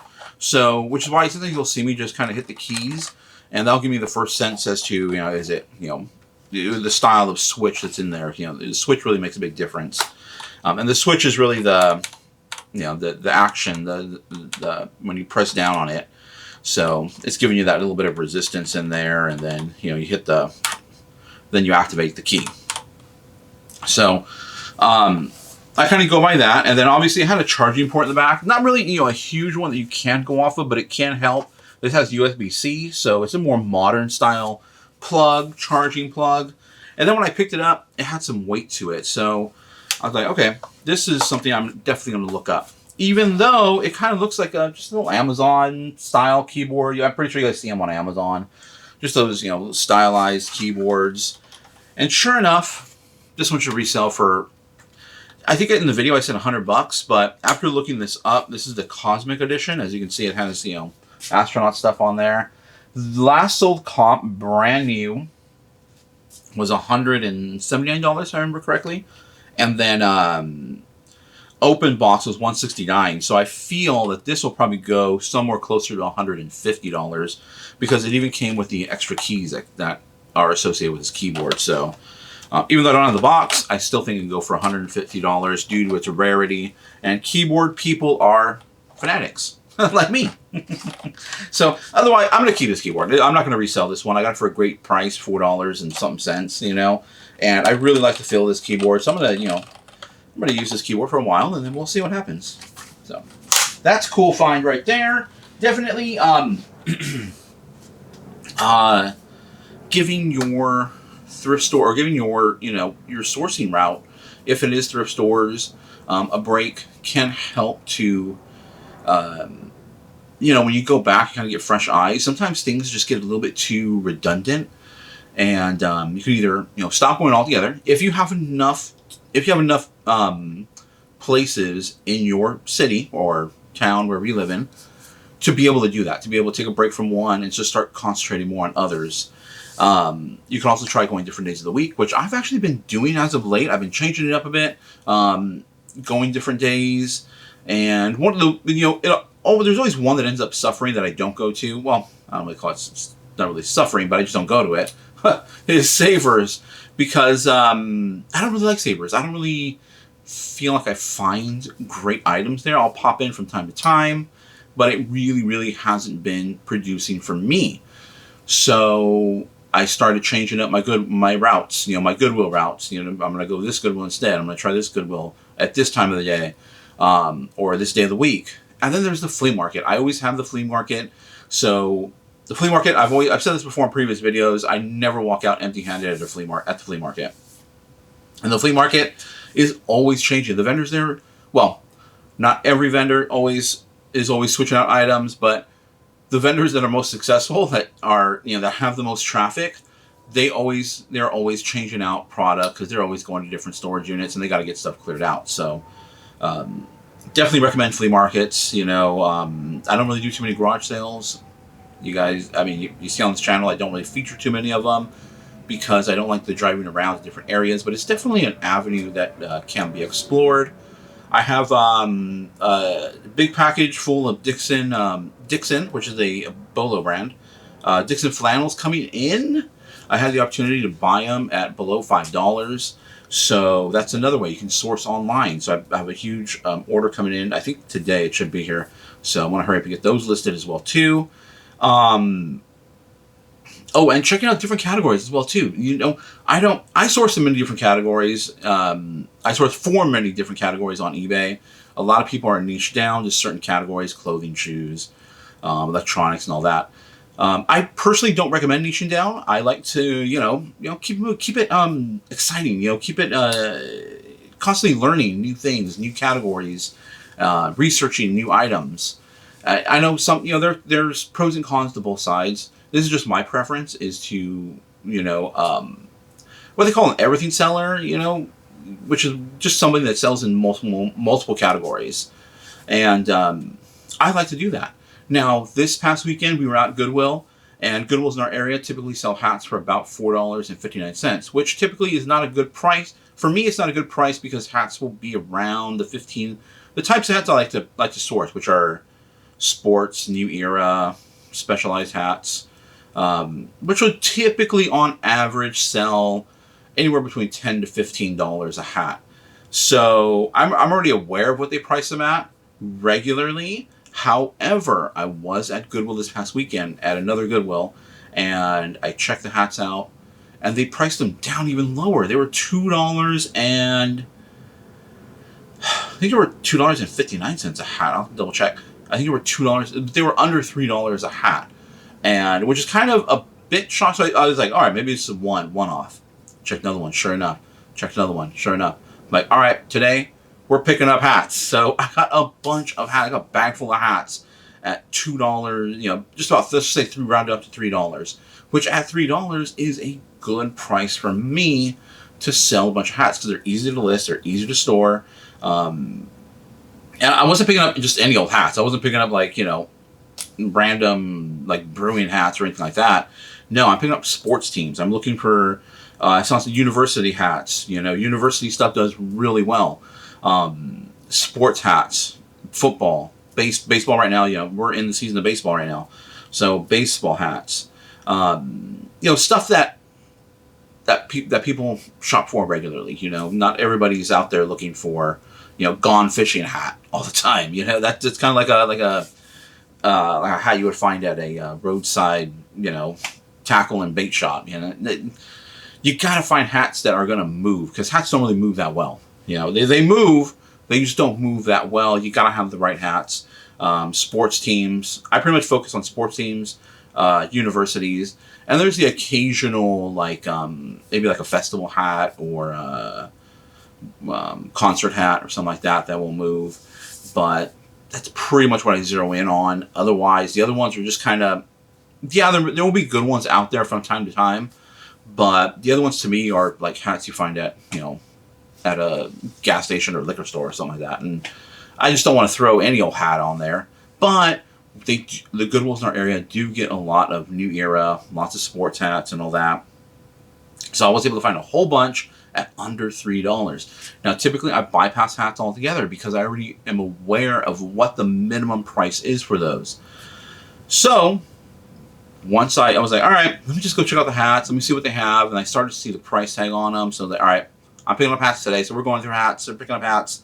So, but I have that versatility to be able to know what's good and what's not good for me to post on eBay and or Mercari.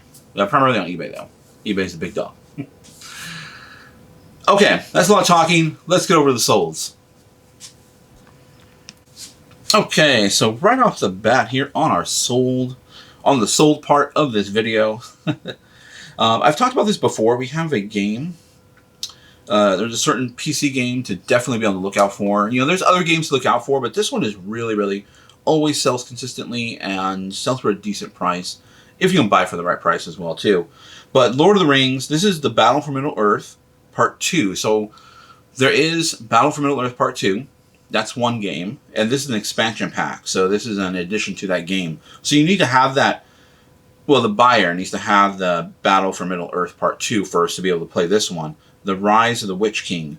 Now, I've sold this in a complete package, like with all the Lord of the Rings games together, for over $100. Individually, this one here would probably, if I had the box and everything, it would probably go for more, about $50 to $60. This was disc only, so $40 for this one for just the disc, and that's it. I did get the other game with it, and I sold that separately for $22 already. So definitely be on the lookout for Lord of the Rings games. I've sold them for consoles before as well too. They don't go for as much. On PC, they go for more of a premium, and the reason is you cannot download these games on any streaming service. They're not available on Steam or Epic or anything like that. So Lord of the Rings PC games.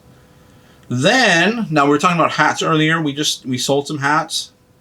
This is the San Francisco Giants. These were a stadium giveaway in collab with Sanrio or Hello Kitty. I sold 2 of them together. I was going to sell them each individually for $20, which is what they typically would go for. However, one of the hats, the the bow was repaired with some hot glue. I didn't notice that when I was at the flea market and found these. So I was like, you know what? I'm just going to put them together, make it more of a better deal for the buyer. We're still making money on this. Not as much money as I wish I had made, but it's still okay. We're still making money, and it sold really quickly. It took about 2 days to sell. So these specialty hats, these giveaway hats at stadiums, they're usually one-offs. Most of the time, they're not the best. They're not the best to source because they'll be priced up according to like New Era hats and all that. And stadium giveaways aren't really the best quality hats. So you really want to find like what it collabed with in order to ensure that it's going to be a decent sale for you. And this is Hello Kitty. Everybody loves Hello Kitty. Hello Kitty's huge. Or Sanrio is huge. So I'd say I'll put them together. $25 is a great price because one of them was damaged. So basically getting one hat for $5. The other one would be $20, what it typically would sell for. And that sold very fast for $25. Then the last one, and this is definitely a bolo to look out for. Not necessarily this name, this Andrea Sadik, but these turtle lights. Now, typically these turtles would have a shell. It'd be glass. It'd be Tiffany style glass, or what's the other word? Oh, I can't think of it right now. When you have broken glass and you kind of arrange it in kind of a pattern, like a puzzle pattern, I guess. I can't think of the name right now. I'm not sure. But either way, it would have like a Tiffany style glass shell over it. So it gives off a nice little ambiance there. This one did not have that shell. But I do know that those shells break. I've had a shell break in shipping. And so people would be looking out for replacement bases or replacement shells. So I think the shell would probably go for about 30 or 40. I found the base here. I was able to test it. It worked. And it moved pretty quickly. But every time I find these turtle lights like this one with the shell, I've only found them with the shell. I've never found them without the shell before. So I was kind of just, I know this will sell because I'm pretty sure someone would have a base that didn't work anymore. So I bought it, and I got it really cheap at the flea market. I think it was only $3 at the flea market, if I remember correctly. But those little desk lamps, turtles, they do incredibly well. They sell well. Usually around the $40 to $50 range complete. And if you have some sort of designer name behind it, obviously a little bit more. That one, if I did have the shell with it, would probably be more in the range of about $70. Okay. Those are the solds. Those are the talking points we have. Like the video, hit the thumbs up button, subscribe to the channel, hit the bell notification to see when these videos drop. We're going to have a regular live every Thursday from the flea market. Unless it rains. Well, I could probably do it in the rain because I have my GoPro. Sometimes I like going to the rain. So we'll see. But barring any unforeseen circumstances, we'll have a live every Thursday starting around 8:30 to 9 from the flea market. So stay tuned for that. Definitely want the bell notification because I can't set that up ahead of time. I have to do it on the fly from my GoPro app. So you won't see like a, like a future dated live show on my channel. So it won't pop up as a little reminder. But if you hit the bell notification, you will get notified as soon as I go live. Otherwise, we'll catch you in the next video. They can be a great people, Kal-El. They wish to be. They only lack the light to show the way. Hey everybody, welcome to the video and welcome to the channel. We're going to go over to Goodwill. It's going to be the same Goodwill. It's going to be 2 different days. That first trip though, man, there must have been something inside I was thinking, the first thing that popped in my head was something inside a crock pot that was left in there that was donated because there was a weird, crazy stench that took over the whole store. And once it hit, boom, we had to get out of there. I didn't smell it initially, but somebody must have opened something, and boom, it was done after that. Oh my god, we had to get out of there. So we still able to get a few cool things out of there before that occurred. So I included a second trip over to that same Goodwill, and we got a few more items there as well too. Stay tuned to the end. We'll do some talking points. I'm gonna break down the fee structure and all that, what to expect when you sell an item on eBay, like how much is actually taken by eBay, and few sold items. So like the video, hit the thumbs up button, subscribe, and hit the bell notification because we do go live now on Thursdays, live from the flea market. And the reason is I don't have a way to set that up ahead of time. I have to just do it from the GoPro app. So if you have the bell notification, you'll get notified when I go live. Let's get to the Goodwill. All right. Well, we have a cart waiting for us here at the front door. Might as well scope out what they got. Interesting. There's a $6,500 price tag on this, but bam! Big old crack right there. And plus, I think it's just a TJ Maxx piece. Okay, let's go turn off the glass over here. I'm running a little bit late. Good morning. Good. How you doing? Ooh. You want those? Get the Nike. Will you leave them up on the counter for me? I'll take them behind the register. I'll hold them for you. And when you come up, you can. Okay. Is this one of those? And this too? Okay. These no? Maybe. Okay. You still thinking about it? All right. I'll hold them for you. Okay. Hang on 1 second. Okay. I'm gonna show you. I'll see you in a minute. Thank you for looking. Thank you. Yes, sir. I will. Just a sec. Okay. Straighten this up a little bit. It's not too bad. All right. We're running through. Let's quickly check out the purses here.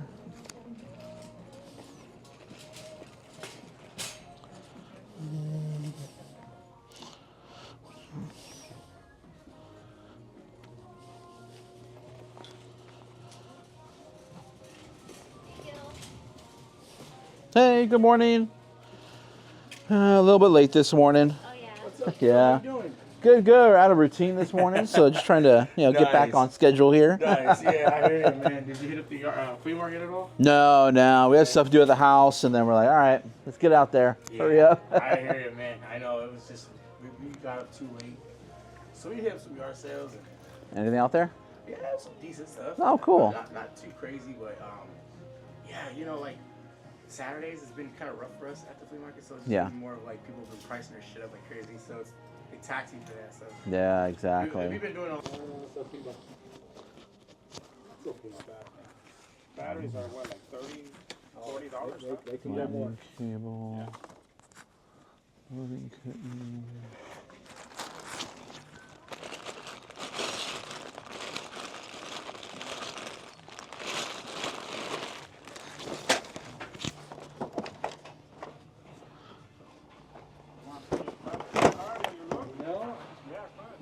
No. Star Wars. Jelly Belly Star. More Jelly Belly stuff around here though. Yeah, this is a Star Wars one. Although his feet are kind of broken. Yeah, they're really broken. Look at Star Wars Jelly Belly. All the guy's feet are broken off.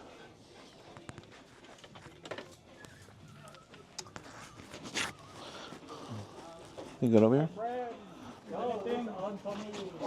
Okay.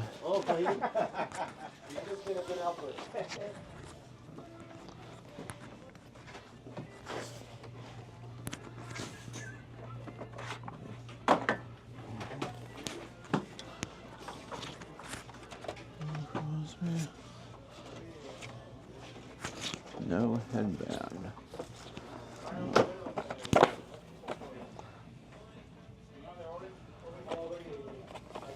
$16. You put that 16.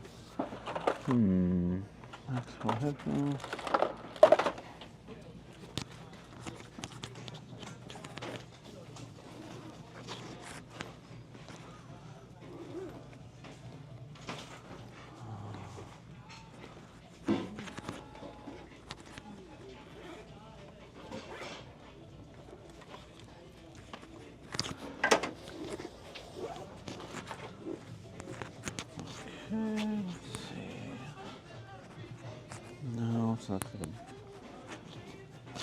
little tape, VHS, VHS recorder was, no, rewinder was back there. Huh. This is your Kangaroo Smart Home Monitoring Kit. What is this? It is actually this still sealed. Okay. Might have something there. Look at these little gooseneck ones, which do really well, but $14. There's a Bodum though. Bodum's usually a good brand. Although I'm hearing stuff move around in there. Ow.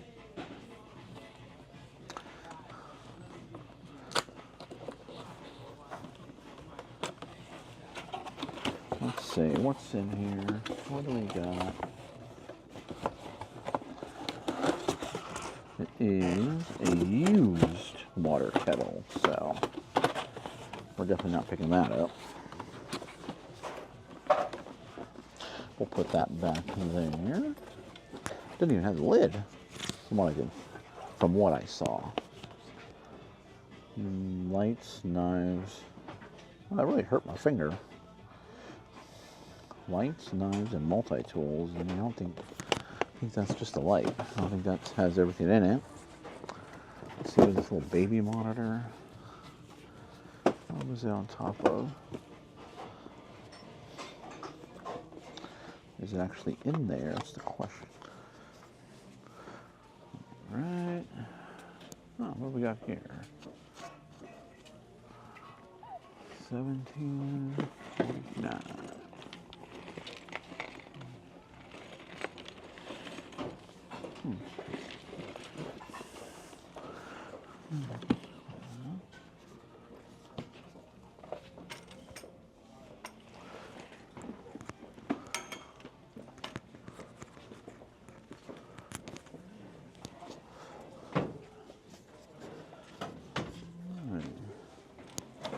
We're over in the little Target section. This is interesting.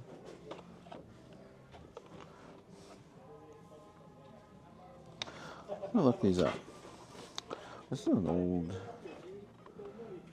company name for little cars in the past. Let me scan this really quick.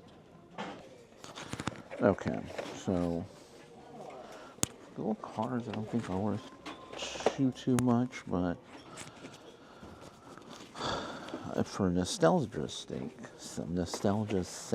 because I do remember that brand from way back in the day, from back in the 80s. I didn't even know they made,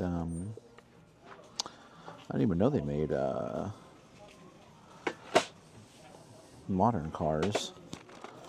Look at this, little dog food.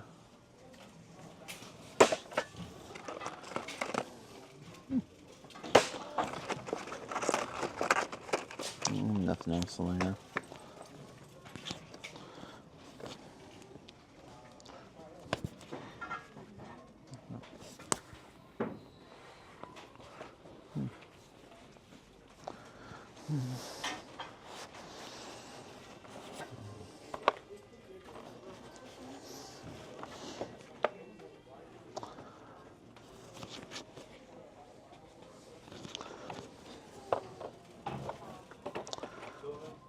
Anxiety vitamin packs. This little meat grinder. That's interesting.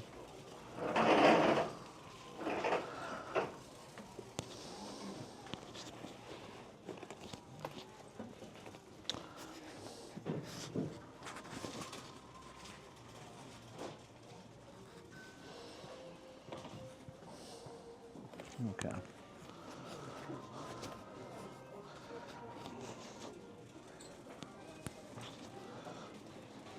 What the? What the?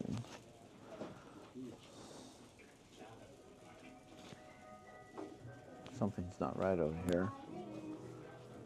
Something is really... Oh my god, there's like an odor all of a sudden.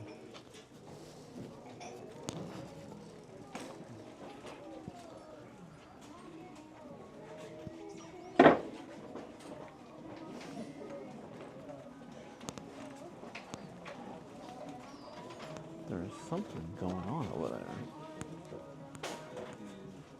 Guinea mug? Look at that. There's like a rotten meat smell or something.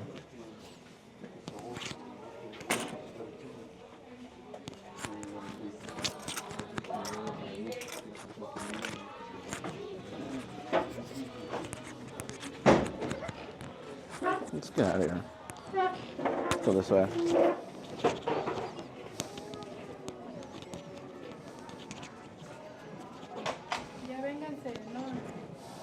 Okay, let's come this way. Alright, we gotta get out of there.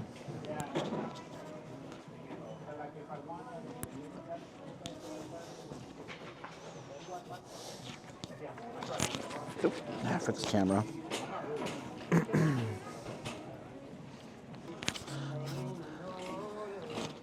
Okay, we're getting back out here, and oh man, I think we're gonna bolt. We're taking, oh man. There. Yeah, we are not paying.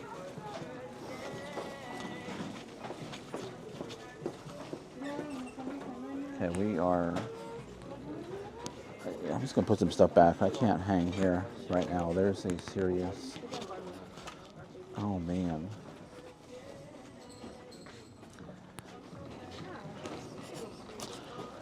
There's a serious rotten meat. I don't know what. There's an odor. Rotten.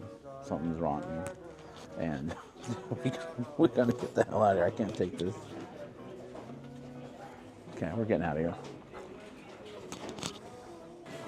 Wow, what do we have over here? A little something different? They kind of changed things up over here by the glass. What is this? A little mini computer? Wow, that's a tiny one. I mean, little computers probably aren't worth.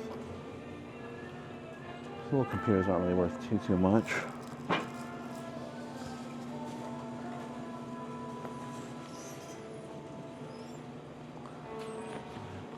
All right. Let's get to the back.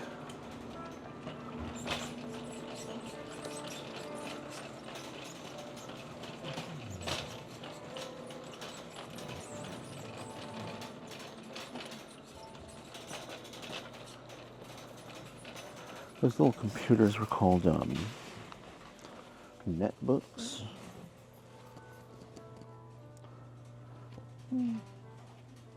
Someone already donated them.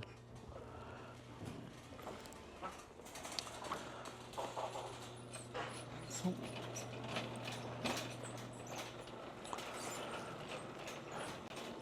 they weren't very powerful, but just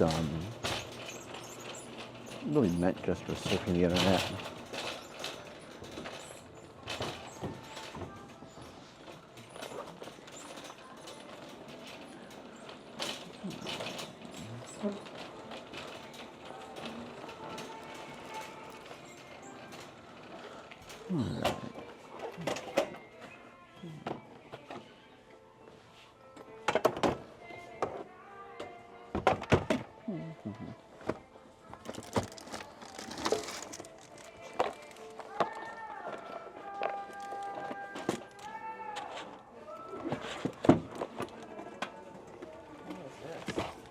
Looks like a little heater. Is that what it is? Yeah. Do these prices seem like they've gone up lately? They do. They have, I think. Yeah, I definitely think they have. Yeah, I'm like, some of these things are like, oh, okay. Especially the new stuff coming out here. What? Especially the new stuff coming out here. What do we got here?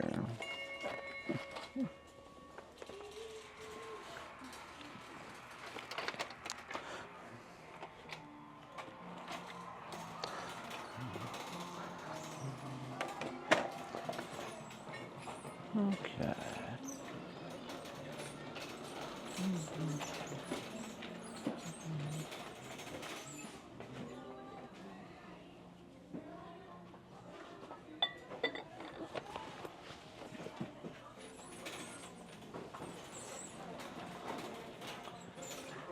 Again with the chickens. Chickens are everywhere. Seeing them all over the place. Alright, what do we got? Goosebumps board game. Ultimate Uno. What is this? Oh, it's a t-shirt. So Funko. Probably not really worth it. We got a little power line adapter, TP Link. Okay, let's see. It's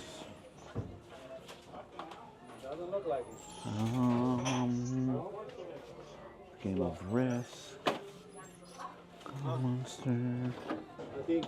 Starting lineups for Big Nose. I mean, these do sound like sold starting lineup before, but you really gotta get it for really cheap. $1 or less than $1, I would say, because it's gonna sit for a while.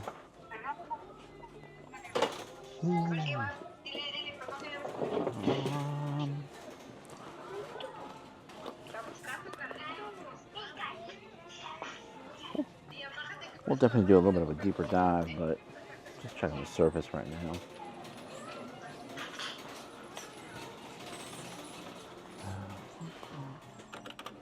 No, it's not anything.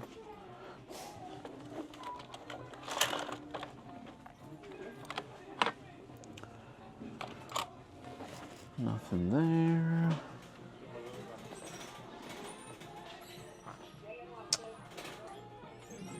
Oh, right here. Here we go. Here we go. Right here. Boom, boom, boom, boom, boom.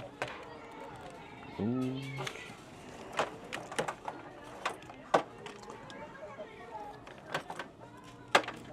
Let's get this out here. It's all tangled up. I've done it. That's annoying. Come on. Everything's all tangled up.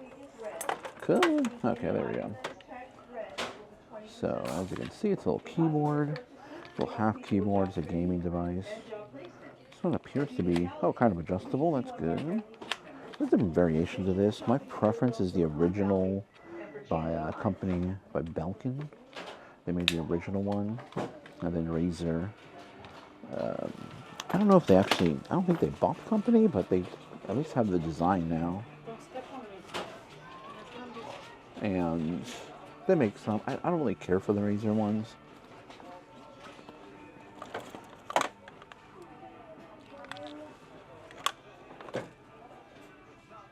Although I do like the simplicity of that one. I do have a Razer one, but it's too many keys.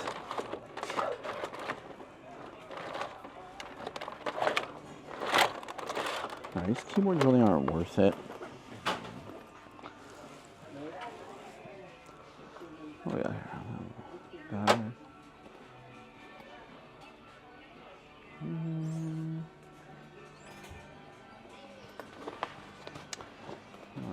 Alright. Let's go this way. I mean, now that I found some gaming devices, maybe, or a gaming device, there might be other.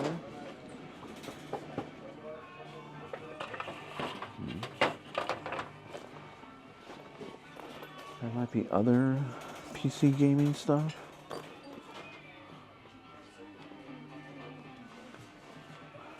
That could be a sign that maybe somebody that builds computers perhaps donated some items here. It's on a Novo keyboard.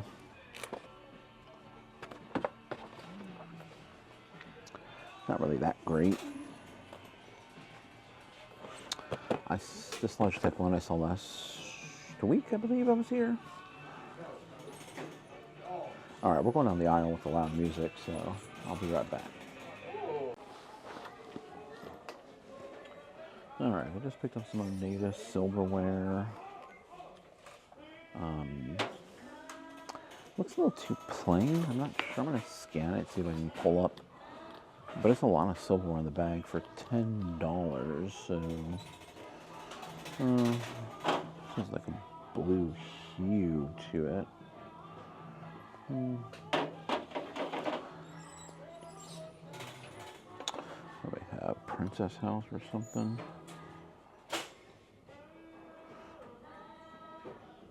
Made in Yugoslavia. Yeah, probably not worth it.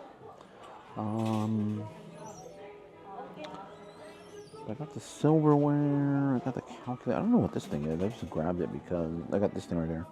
I'm not 100% sure what that is yet. I just grabbed it.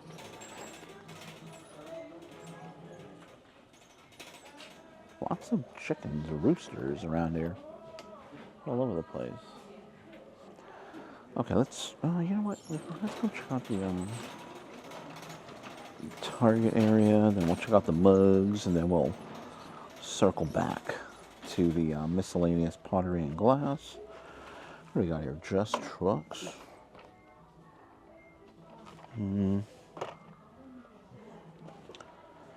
Oh yeah, last week there was something like, I don't know what somebody did, what somebody opened, but there was a disgusting smell of rotten meat. So I'm gonna scan these, see if they're worth anything. Yeah, most of the stuff that comes from Target are usually, you know, obviously items that have been sitting on the shelves. No one's really, no one's purchased at Target. So, however, they could have not purchased it because it wasn't popular or too high of a price.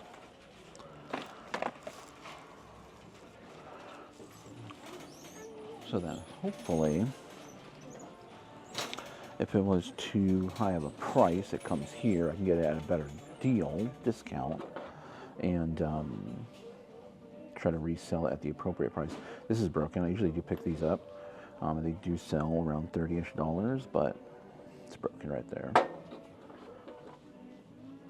Definitely look out. I mean, I come across a lot of Cal and Stanford, obviously because I'm in California.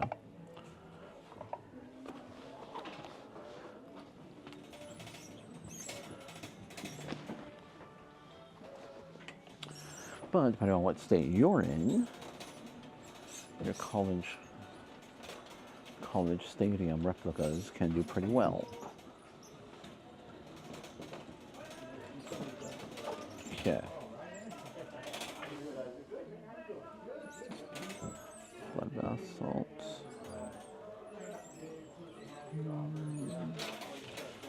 Look at this homemade fish. Alright, not really seeing anything here.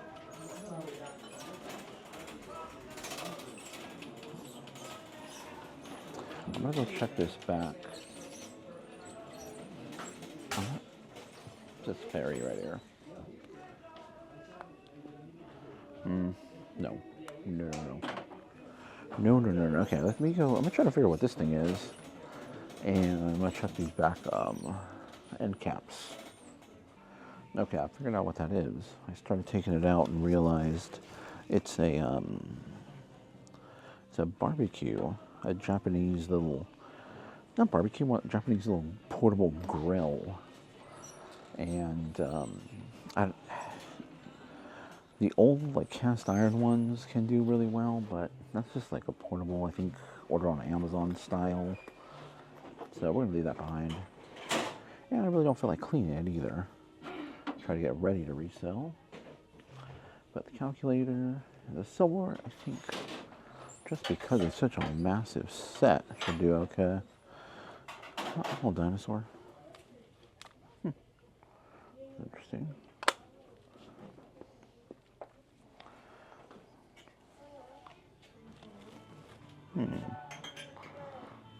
Popular playthings. It's intriguing. Okay. So I'm gonna go put that. I'm gonna put that grill back. We're definitely not gonna get that. Little things, kind of cool. Somebody make this?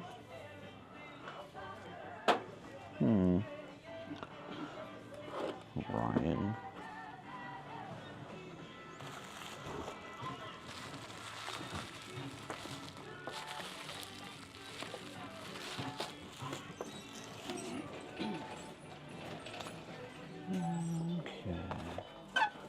There's some little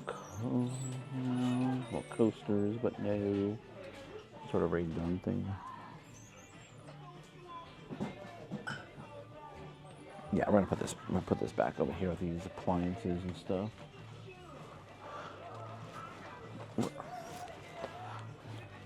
So it's just like a little stainless steel cylinder. You would put, your coals, and then it has a little grill over it. I forget. Just a little grill, like little skewers.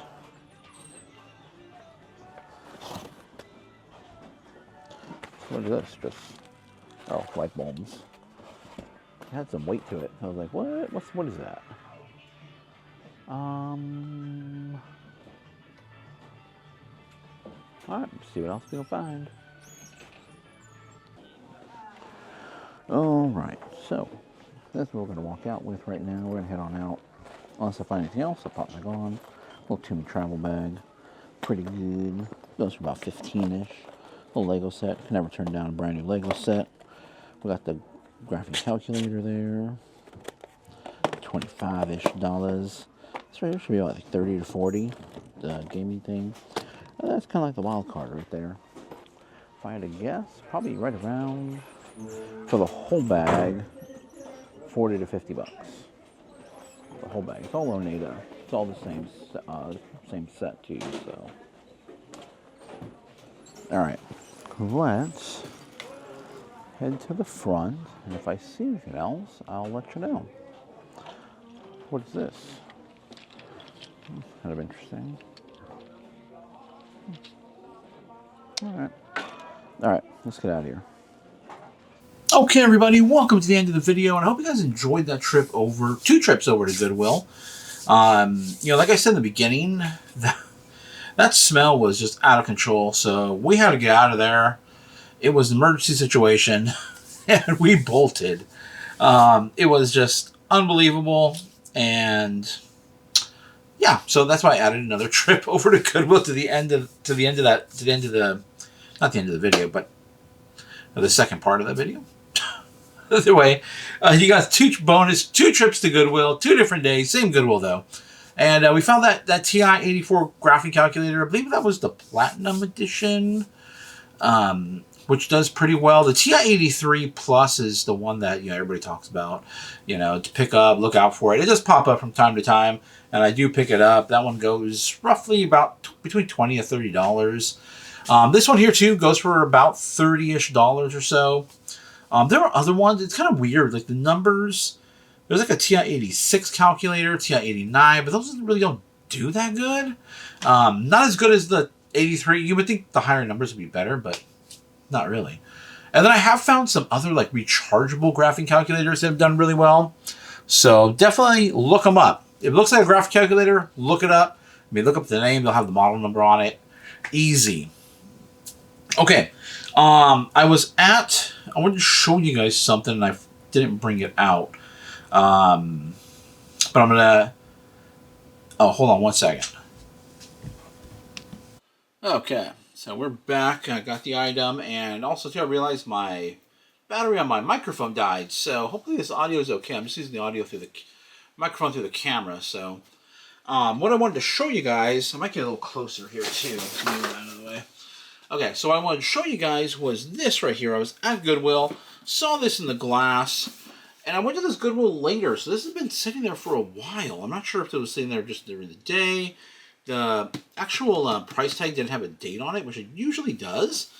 But I don't know if it was in there for the day or for, a couple of days. But it had been sitting there for at least a few hours, and nobody picked it up. $32 what I paid for it. This is an AIO, or an all-in-one cooler for a CPU, computer, internal cooling for a computer. This part goes on top of your CPU, and then the liquid that's in there, usually like a coolant. There are water loops as well too, but it takes the heat away from there and goes into a radiator, and then it cools it down with the fans and ejects the air, usually out of the case. So, really cool.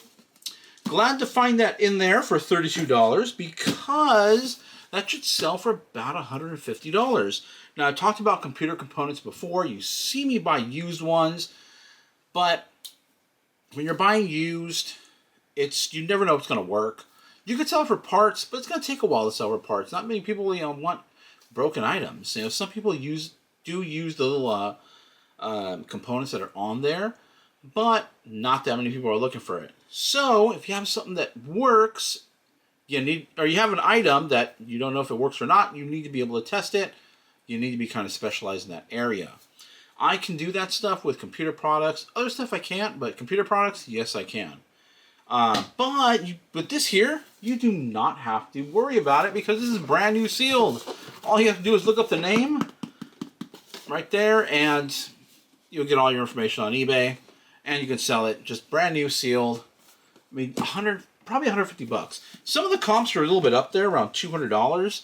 But I really don't think it's a $200 piece. I think it's more of about $140 to $150. So that'll be a great sale once it sells. Okay, now what I want to talk about today is, let me get the little picture up here. It's going to pop up over here. Is a sale that I made recently. Actually, let me talk about the hat first. So I bought these hats. I think I talked about it yesterday. I bought a bunch of hats for $2.59, which I thought was like, wow, because usually they're closer to $5 a hat.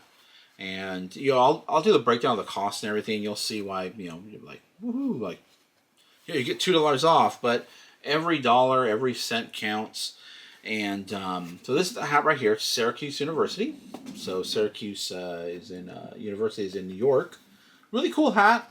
Definitely look out for university hats. Also, university clothing does well. I don't really sell like t-shirts. I mean, I'll find sweaters from time to time and try to resell them. But I like hats, and, it was a cool hat. It was a great deal on all the hats, so I picked up a whole bunch of hats. Now, I'm going to give you the breakdown right now really quick. Where are we at? Okay, it's going to pop up right over here. And this is going to be the breakdown of what it's sold for and what what we'll ultimately make on the hat. So, okay, so this sold. It took about a day and a half to sell, so pretty quick on that hat. And I listed a bunch of hats when I did that one as well too. But it sold for $15. Now $5.62 is what the buyer paid for shipping. That is not what I'm going to pay for shipping. I'm going to pay a little bit less than that because I use a flat weight system. I do calculated shipping. Flat weight is just a made-up term by me, I guess. But you can do flat rate, which is you basically set the price of the shipping, and that's what someone pays. Calculated shipping will be based on where you're located and then based on where the buyer is located. And eBay will calculate that shipping out for you, which is what I did in this case. Then you have sales tax for an order total of $21.44 is what the buyer paid. Now, what you actually earned, so $21.44 minus the sales tax and then minus the selling cost. So those are the fees that are associated with selling the item, the total cost of the fees. Now the percentage is different for every category. Mine are going to be lower than others because I am a top rated plus seller, so I do get 10% off my final value fees. And I believe the hat category, if I'm not mistaken, is 13.25%, but I'm not 100% sure. I automatically assume they're going to take the maximum amount percent. Whenever I'm out there buying items, I automatically assume they're going to take the maximum amount, which is 15% is the highest. Yeah, I believe that is the highest, no matter what category it is. That's going to be the highest percentage they're going to take. So I automatically assume that. It's automatically being processed in my brain. Now, you may watch some channels, and I watch everybody's channel, a lot of different channels on YouTube, a lot of different, pickers and, flippers, and even the people that criticize those people. And one of the biggest criticisms that people have are, resellers are ripping people off. Well, there's a lot that goes into our thought process, there's a lot of processing when we're looking at items to buy to resell online. Now, when I was looking at this hat and I saw the $2 something cents, I was, all right, I'm not going to make what it says here. I'm going to make about $10 on each of these hats. That's actually what I'm going to, what's going to get, well, that's not what's going to go in the bank, but that's ultimately what I'm going to make. So, after the fees, $17.84. Now, I have to subtract the cost of the hat. So, let me get my calculator up here. $17, what did I say, 84 cents? So 84 cents. Okay, so what I actually paid for the hat was $2.59. So we're, oops, messing that up. Minus $2.59. So now we're at $15.25. Now I have to subtract the cost of the label because eBay bundles it all together, which, that's a whole nother thing. Do I like the fact that they take out, they take their percentage out, including the shipping costs? No, but that's the, that's what I'm working with here. That's where I choose to sell my items. So that's what I gotta play. That's the game. That's what I'm agreeing to in order to sell my items on one of the largest platforms. Okay. So the actual shipping cost on this hat, the weight with the hat and the box is going to be 8 ounces. It's going to come out to $4.68. So minus 4.68. Now I have to account for the cost of the actual supplies. So the box, I don't have to use any bubble wrap or anything else with this hat, so that's great. So the box is 42 cents. So minus 42 cents for the box for this hat. And we are at $10.15. So just about what I thought I would make on these hats is $10, about $10, so $10.15 is what I'll make on each of these hats. So, not bad. Am I getting rich? No. But multiply that times all the hats I purchased, and we got some pretty good profit on the overall deal. Also, most of these hats are probably going to sit around for a little while. They're not going to sell as quick as this one did. Did I know this was going to sell quick? I knew it was going to sell. I didn't know it was going to take, a day and a half to sell, but it did. And one thing I used in my listing was the script. A lot of people like those old school, like 90s, early 2000 hats, sports hats with the script on it. So I put script in the listing title. So I think that helped to get it sold, but great sale. I hope that helps you guys. Just a little breakdown of what the fees are and everything. If you're just starting out, if you're not top rated plus, you will pay a little bit more, but just always go with in my opinion, always go with the assumption that they're going to take out 15% no matter what. And that'll help you, obviously, make a little bit more because then you're like, okay, well, it's not so. And that category is only a 13% category, or there's other categories that are less than that too as well. But obviously, try to get top rated plus if you can. You got to get top rated. There's certain metrics you have to meet to be top rated. But then to get top rated plus, you have to offer 1 day turnaround, and you have to offer 30 at least a 30-day free return. So, and you don't have to offer those returns on international shipping. So, just domestic. All right. Got that. Okay. Next are the actual sold items. Let's go into that next. Okay. Actually, one little interesting thing, Syracuse, obviously is a university in New York, but Syracuse is actually a city, an ancient city, and it was actually a colony of the Corinthians. So Corinth is a city in Greece. They didn't call themselves Greeks back then, but we know it as Greece now, or Greek. But Corinth was a city in Greece, and they're obviously the Corinthians. Those of you that know your Bible know the Corinthians. And they founded the city of Syracuse in Sicily, Italy. So, cool little tidbit of history there. But, okay, let's get to the solds. Hobo, right off the bat. Hobo, you guys, I've talked about Hobo before. Haven't talked about it recently, but a great brand to look out for. They make wallets, purses, and really easy to identify by touch because they really use a nice soft leather. Not all the time, but most of the time it's a very soft leather. So kind of easy to identify really quickly what it is, and obviously you open it up and you see the label. So Hobo Clutch. I use Clutch because it was a bit of a larger wallet, but it is a wallet. Clutch wallet, black leather, retro, and the original because that's on the tag. I just threw that in there. Don't know if that helped get it sold, but ultimately it sold for $21.50. And Hobo wallets will typically go for over $20. And typically you'll find them for around, what I find them for, around $2 and $2 to $3 a wallet. Purses will be a little bit more, but wallets typically get overlooked. So keep your eye out for Hobo. Flies under the radar.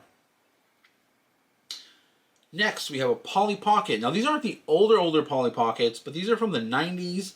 Brand new. Found these at a local thrift store in a area of our city called Almaden Valley.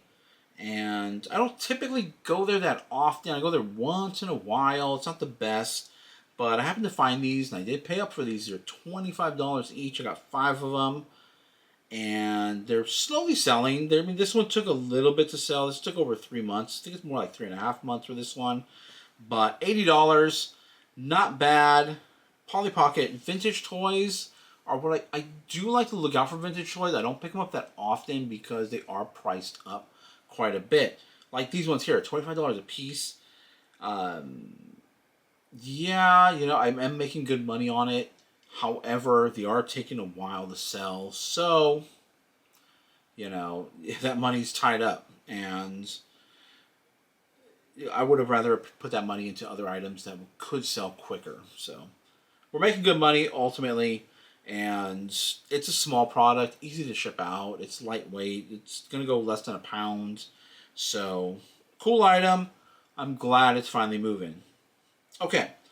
Then the next one here is really cool. This is golf. This is a golf head cover, so it's, you know, related to the sport of golf. And this is a kiwi golf head cover, so really cool. Kiwi, flightless bird, only found in New Zealand or native to New Zealand. I mean, I shouldn't say only because I'm pretty sure they're in zoos around the world now, but native to New Zealand. Really cool. This guy messaged me. I had it for 20. I would have liked for it to have sold for 20, but the guy sent me a message, said he really liked it, and $15 will be settled on. And it's an easy item to ship out and store. It's a plush. It's basically a plush, and you can easily mistake this for a plush. And I believe I found this in the plush section as well too at Goodwill, if I'm not mistaken. So definitely check them out. Golf head covers definitely do get more of a premium than an actual plush item because it's associated with the game of golf, and a lot of people love golf.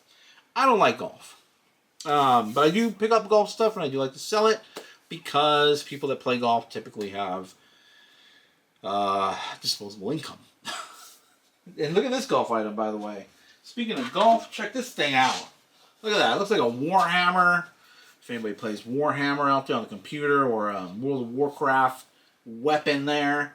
But this is actually a golf training aid.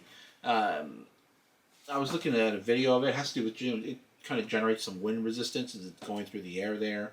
So, a way to help you with your golf swing, I guess. So, cool device. I'm shipping this, I believe. Yeah, these fins actually come off, so I'll be able to unscrew those, take those off, and it'll be easier to ship in a long box. So, really cool. And this should sell for about $40 or $50, and I already took the tag off, so I know I didn't pay that much for it, but really cool. At first glance, it kind of looks like some sort of a propeller or something for a boat, but no, it's for golf. So keep your eye out for it. All right. Otherwise, if you guys want to ship these large items out, I know not a lot of people like to ship large items, but I don't mind it.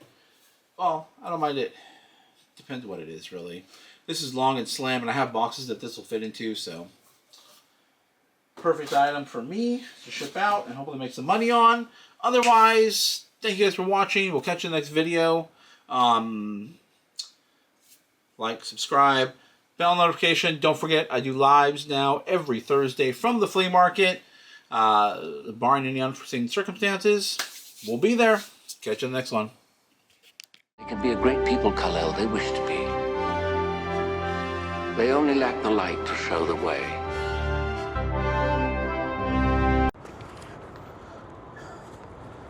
Hey everybody, welcome to the video, and welcome to the flea market. A little bit sunny today, but it is nice and cool again, thank God. It was getting pretty hot there the last couple days, and by hot I mean like in the 80s. My cart keeps wanting to turn on me, and someone's trying to pull out.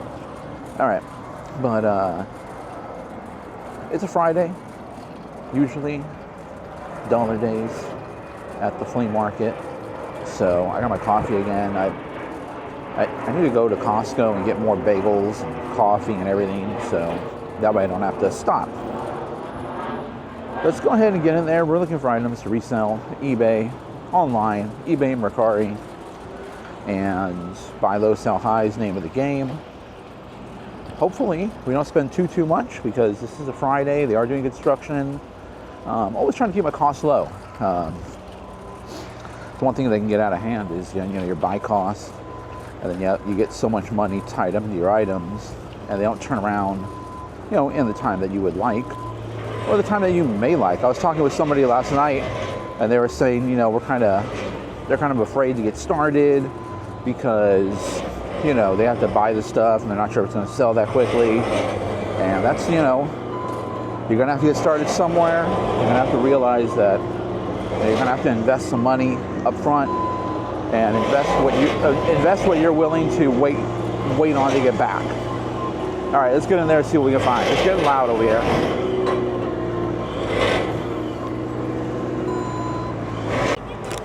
All right, and there's construction noise, airplane flying overhead.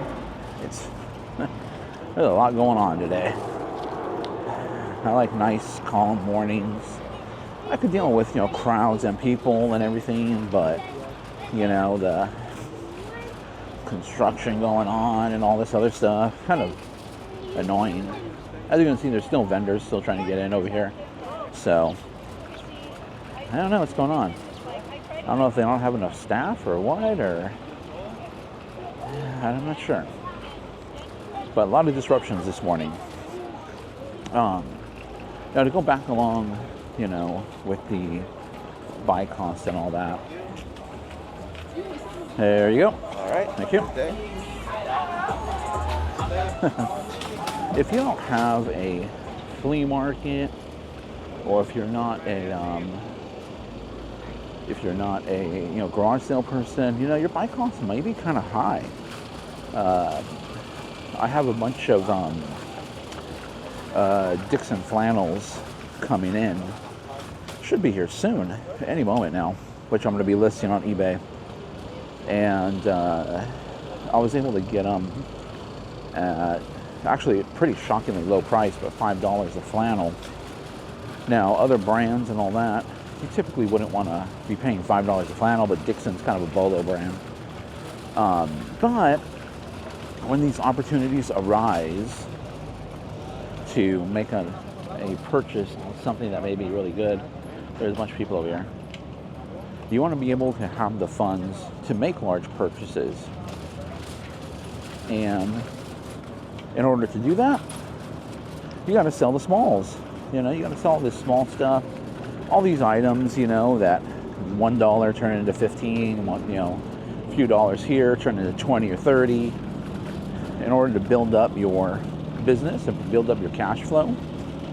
Because you definitely don't want to miss out on, you know, high dollar items that will sell for even more high dollar items. Sometimes you got to spend more to make more profit. How are you going to do that?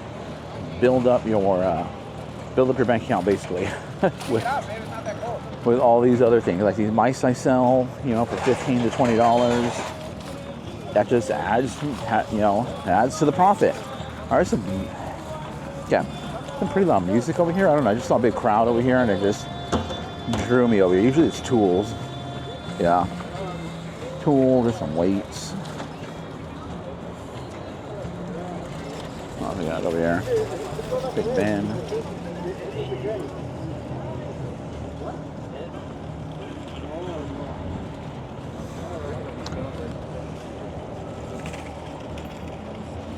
Alright. That was really,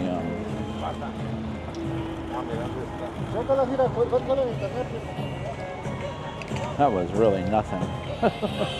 Like, what the heck? Alright, let's see what's going on.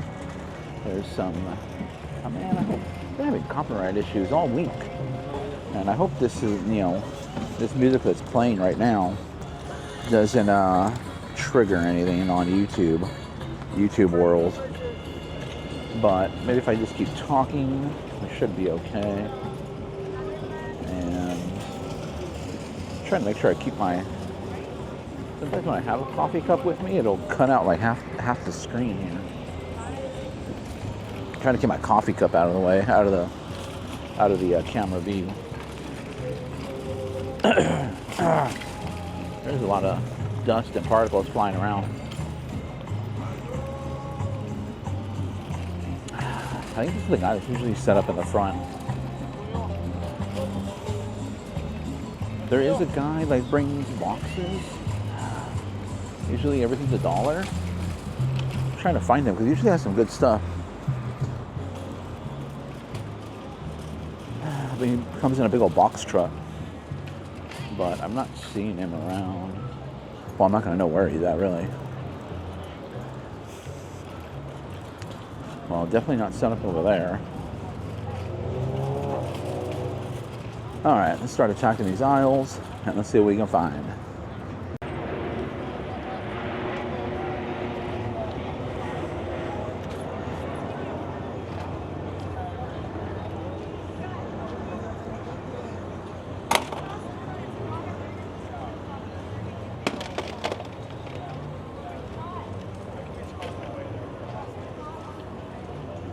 There's some issues going on over there. The flea market manager is out. And he's telling people not to buy at this one vendor. Don't think that he, that's kind of cool. Look at that. I put this coffee down. I think they're saying that they got in without paying somehow.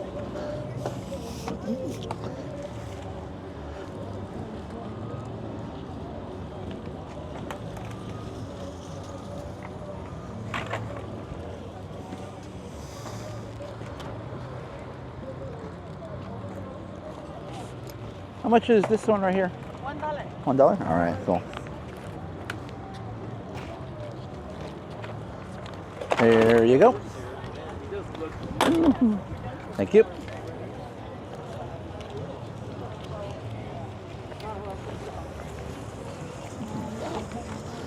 Okay. Let's keep moving here.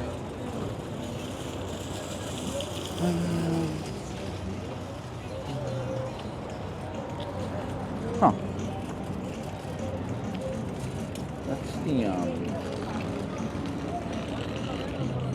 That's the vendor who I kind of stopped buying from because her prices really went up, which is her right, whatever that's what she wants to do. I just can't pay that. All right, let's get past this music. Dang, they already started laying down the asphalt for this already. Look at that. I'm pretty sure before the end of the day they're gonna have most of this covered in asphalt already.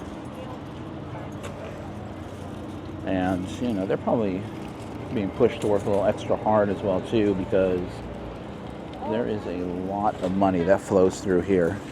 So they don't want to be down spots or anything like that.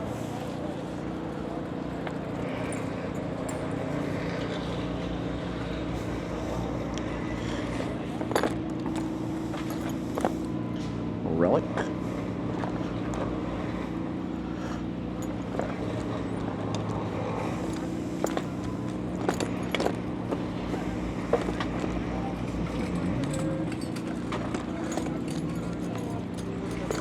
Hola, buenos días, ¿cómo están? Muy bien. How much is the purse? $10? Okay.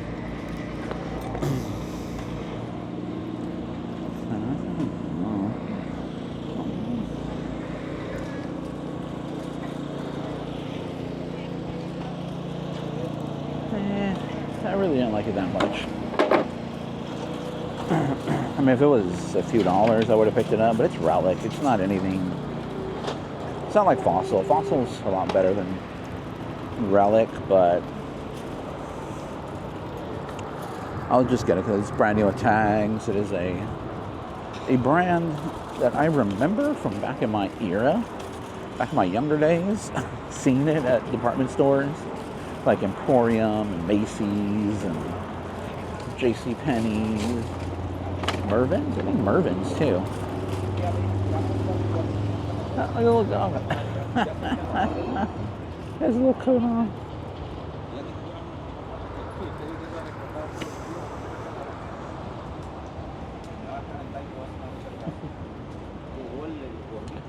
All right, let's work our way.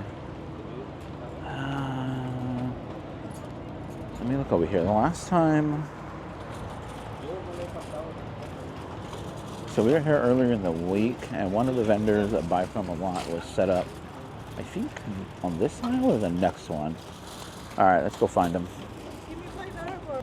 Hey, Julieta.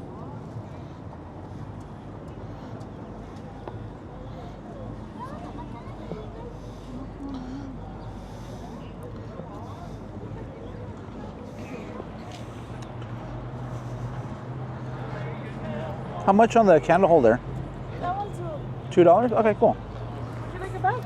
No, I have a cart. Okay.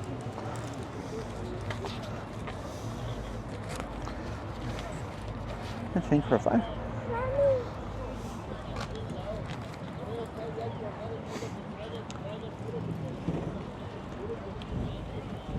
Cool, thank you. Thank you.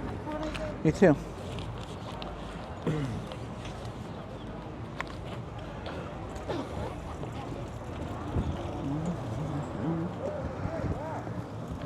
All right, let's put this in there. Oh man, it's glittery. All right, let's put this like this. Look, I have this thing down here now. Just make sure not to stack anything on top of that. All right. Man, I had that. A bunch of coffee grounds on the bottom of that McDonald's cup. And that's why I like to make my own coffee.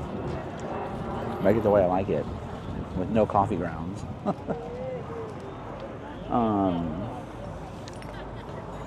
Definitely look out for. That was Bath and Body Works candle holder. Definitely, no, candle holders look out for. Yankee Candle, stuff like that. Hey, I wonder if anybody knows what this is here. That is a CD changer that would go in the back of your car.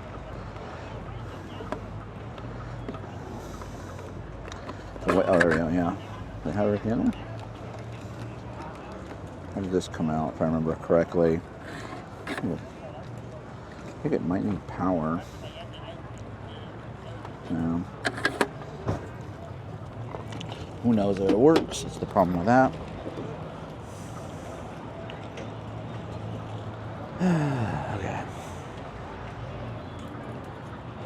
Man, coffee ground messed up.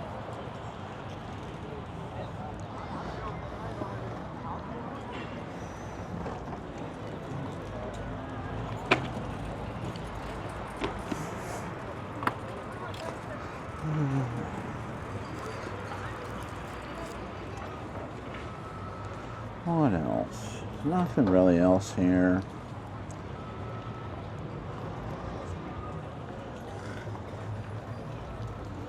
A bunch of kind of generic mice and keyboards. Alright, let's move down the line. Oh.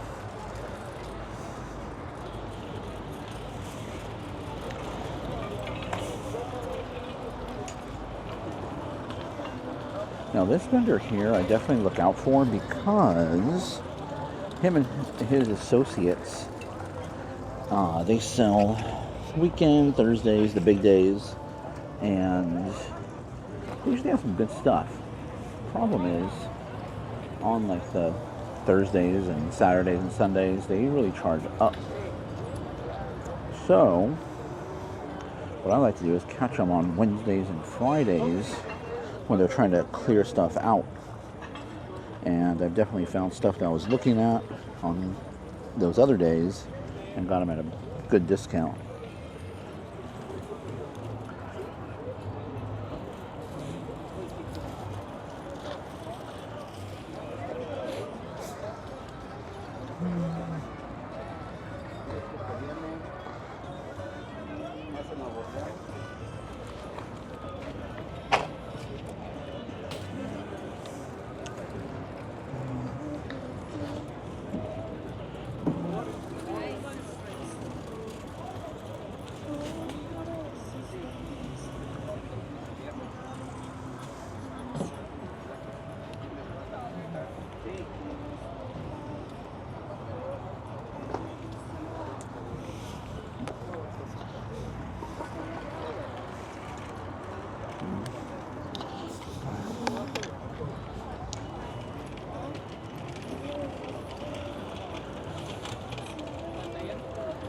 Alright, let's see.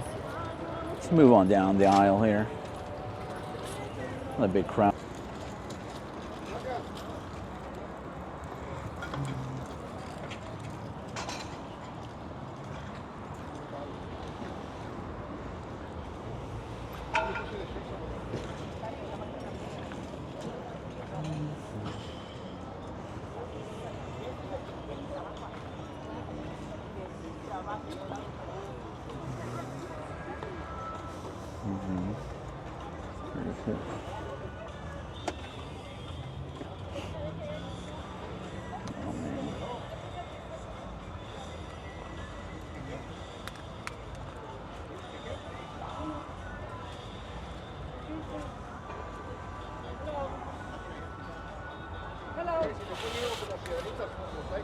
The horse.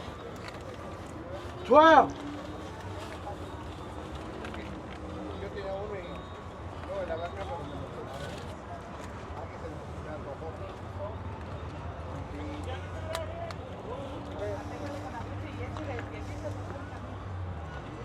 También se puede separar, ¿verdad?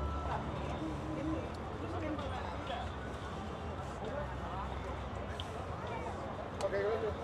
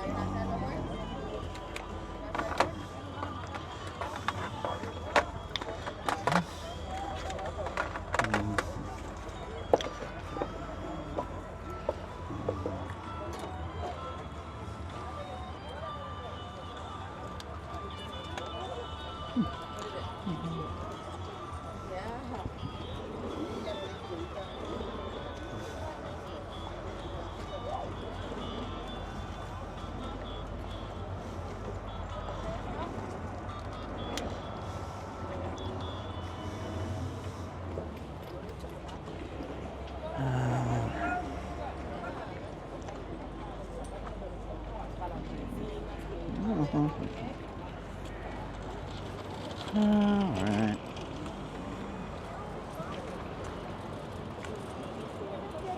I'll put it down home, okay? Let's call Daddy so we know what you got.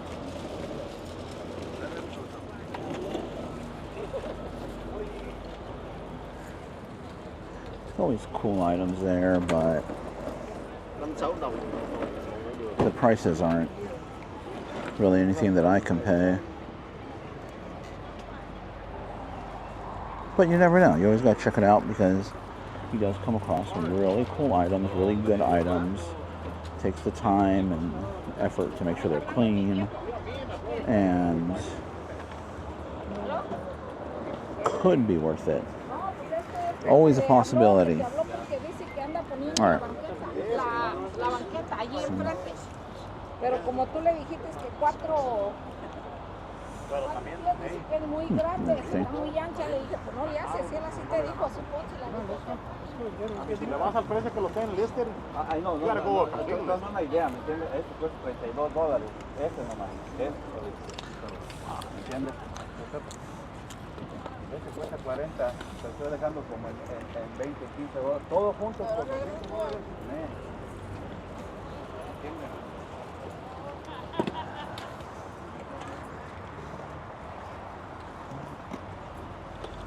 Muy buen día.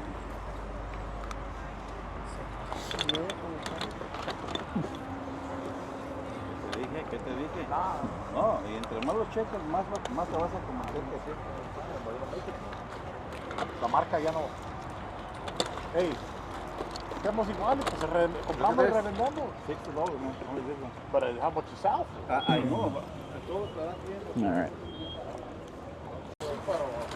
Okay, so the vendor I was just at, I'm going to try to do a little bit more explaining as far as why I don't buy from certain spots, or why I don't even ask sometimes.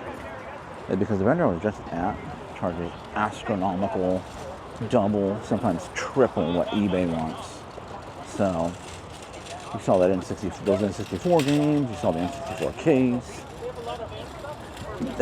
Yeah, he would probably be charging $200 for that. So he was already charging $60 from sort of like model car that they don't sell anywhere near $60.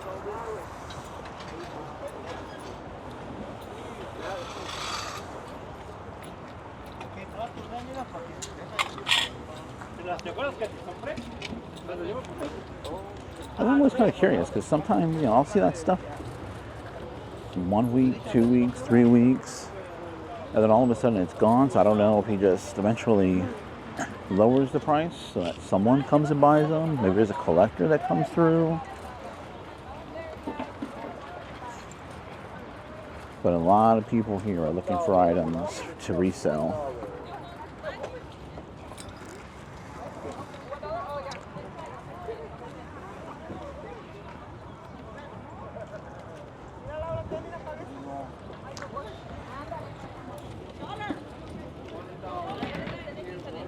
Oh, and not only that, the guy that had the N64 stuff that sells crazy prices, he was saying $1, which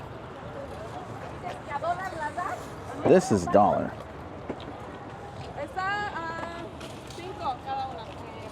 I was trying to get people to, everyone's trying to attract the crowd, and then once you get them over there, they see something they like, and hopefully you hook them. Got a big smell of garlic, like a big old garlic clove or something. Not sure. Okay. Oh. Oh, this is a portable battery pack for a Go.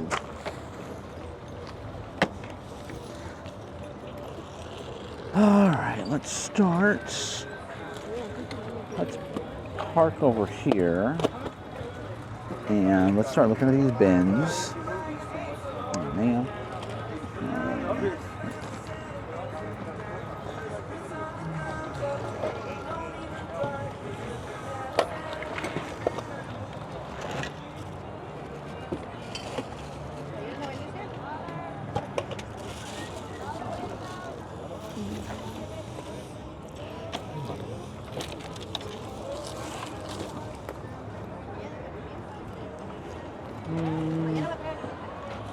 All right, let's see what we can find here.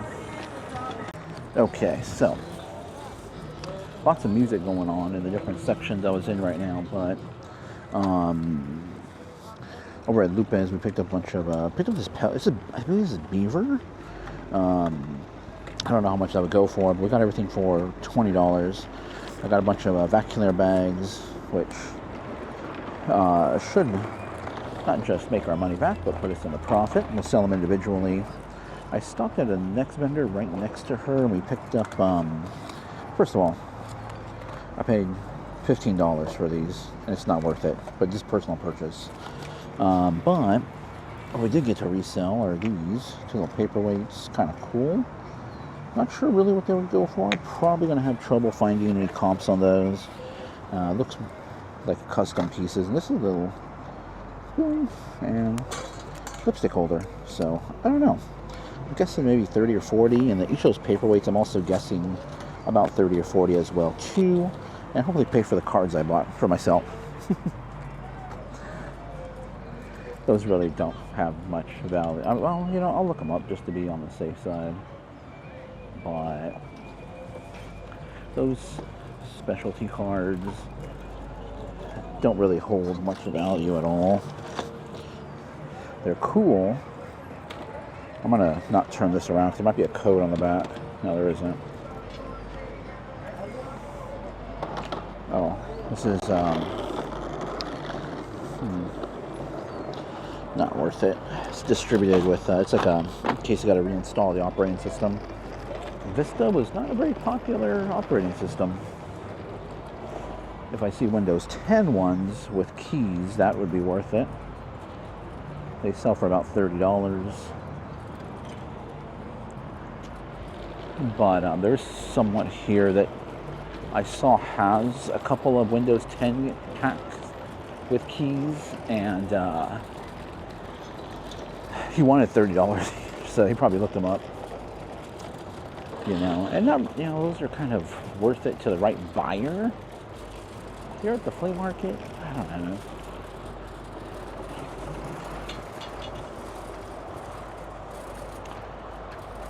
I mean, you have to wait for someone like me to come along and buy it, but I'm going to try to resell it online.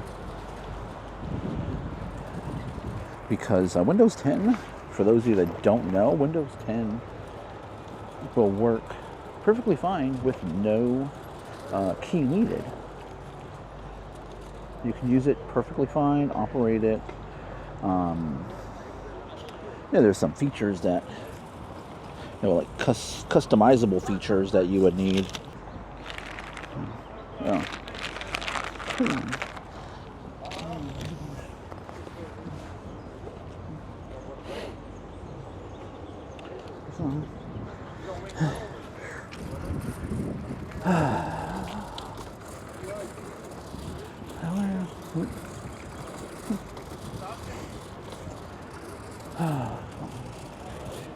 I'm circling back around to try to see, I don't know if anybody's been set up since we left, since we passed through here, if there's any new people, hopefully.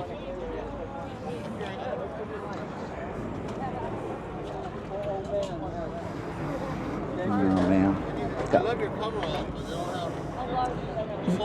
Let's go this way. No, they're up front.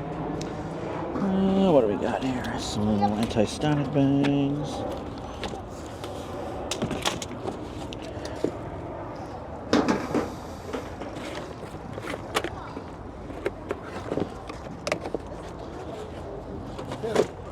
What's down here?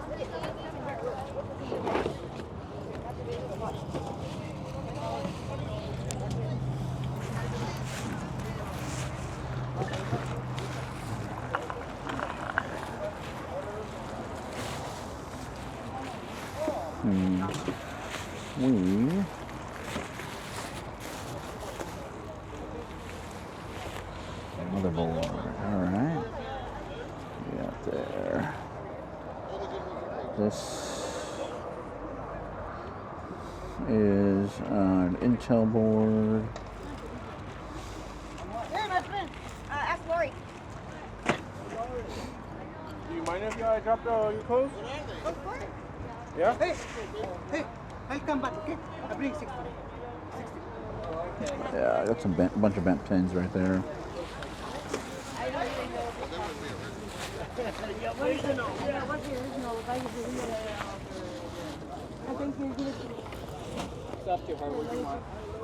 don't know what I want. All right. That's all right. Let's go this way. Certain things I don't know, Jessica. We're supposed to sell everything, but I don't know. That camcorder, where's the camcorder? Do we ever, I don't even know where it is at home. It's a, I thought it was in your bed, but I seen that was something else. I thought it was in your bed, but that was something else. You haven't doing anything with it? Yeah, right here. Okay. Right here?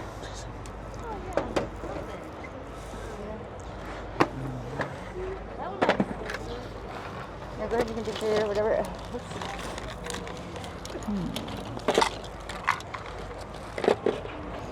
Huh. Come here. Here. Lori, we've gone. Sometimes I don't know whether I left things I want to. We have already gone through this. You have, I have. Look at this. Is the watch is down here. Where's the Bakelite one There's going? this one. You know where that one is? Yeah, it's in your. I think you got it. You put it inside. That was the white one. Okay. Yeah, there's some watches in here, Lori. If you want. They don't, I don't care. These ones give me so long there. You want to sell those watches? Or how much are these ones? Right here. Excuse me. Thank you. There's 10 bucks each for this. Give us 5, okay? There's 44. Yeah, she said 5 for both. Wait, for this? For those two, I don't Yeah, give us 5. She's going to Poshmark now. This, I don't want. We've already gone through this. I know, but you. How much is Huh. $5, $3. Two. Three. Three. Okay. Okay. That's what you can't do. Argue like that. It's okay. Yeah. Argue about stuff like that. No, I can't break it. This red one is. Yeah, I might take all those. This one right here now. What's the buy them all? He said. Yeah. Yeah, these ones. I don't know if they say. See if I can find the right charger for them. Oh, I got chargers, I think, but not here. Yeah, we got chargers for them. Okay. I think we have them here. But these ones see. are. That one. The next one. Another one there. Yeah, another one here. No, Is that one? No. that's They'd be over here. Okay. Let me keep looking through here. 1, 2, okay. Yeah. Cool. Oh, there's one. Oh, jeez. A whole bunch of them here.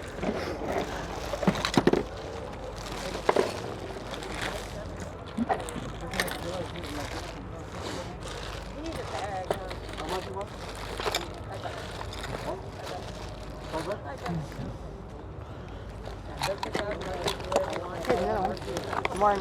Well, any cord in there? Yeah. Or just the thing? Okay. I think we might have one in the car though. Okay. We might have one in the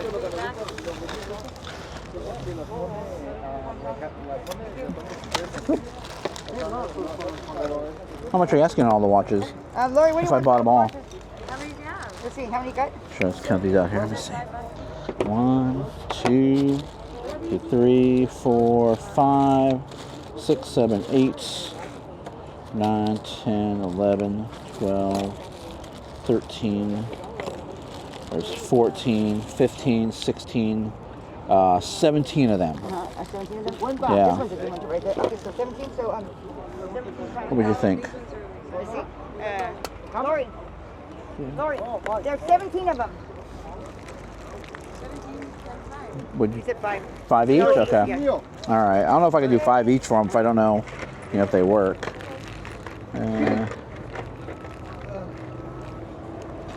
If I bought them all for 30, would that be cool or? You have to ask her, I doubt it. Okay, I'll ask her.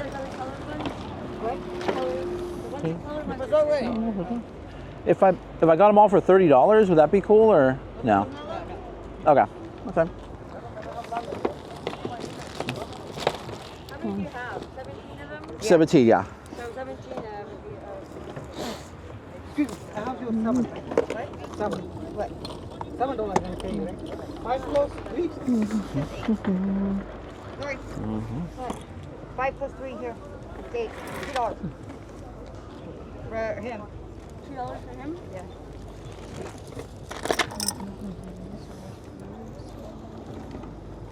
I don't have $2. It's okay, we're gonna see some more. Yeah, just do something else.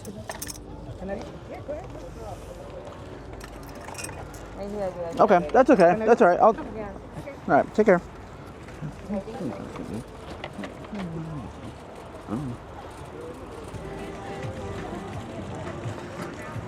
Yeah, I just decided to not deal with those watches. So sometimes you just have to walk away and not, get involved in something that will probably not, might take a while to sell. Those Pebble watches do sell. They just, the one cord that was there didn't really go to it, so I definitely do invest in a cord. Odds are, I don't know, maybe half of them actually work or hold a charge. Got to find the right buyer, which on eBay, it's not, you can find the right buyer for those. It's not a problem. Then take several months to sell them off at $15 each. So I'd want to be in on them at about $2 a piece or less. And there was a lot of confusion. They didn't know, if they wanted to take lower or not. They wanted $5 each, and I mean, that's what they want. That's what they want. We'll keep moving on. There'll be other deals, other bundles, other bargains, better stuff too. I mean,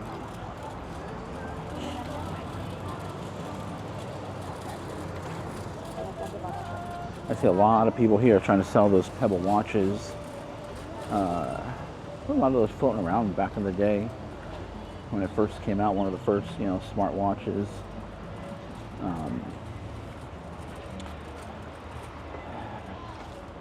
So a lot of them around here floating around, and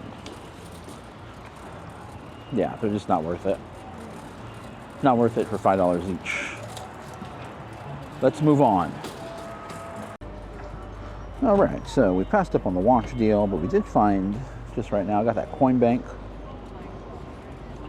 for $7. So pretty cool. It should sell for about $30 to $40. Just recently sold one, not that same brand, but I did sell another one for $30. So those are actually surprisingly, people like them. Then I got this. Oh, I got some Vans right here.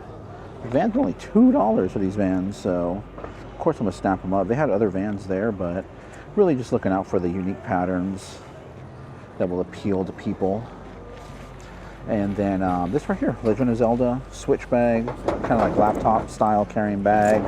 That should be, I don't know, $20 or $30 more than likely. But, and I would take those items over those watches. So,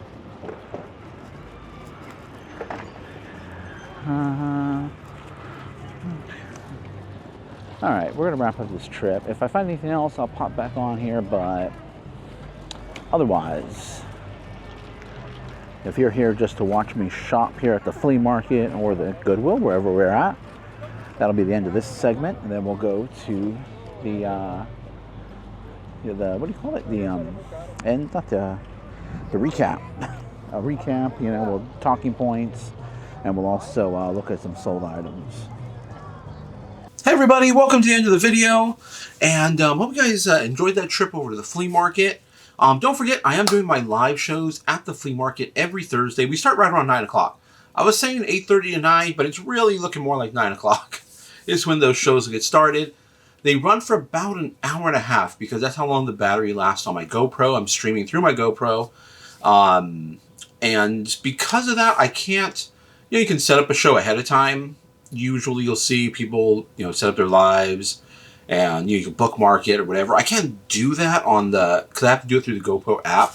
So I can't do the, I'm just fixing my camera here. So I can't do,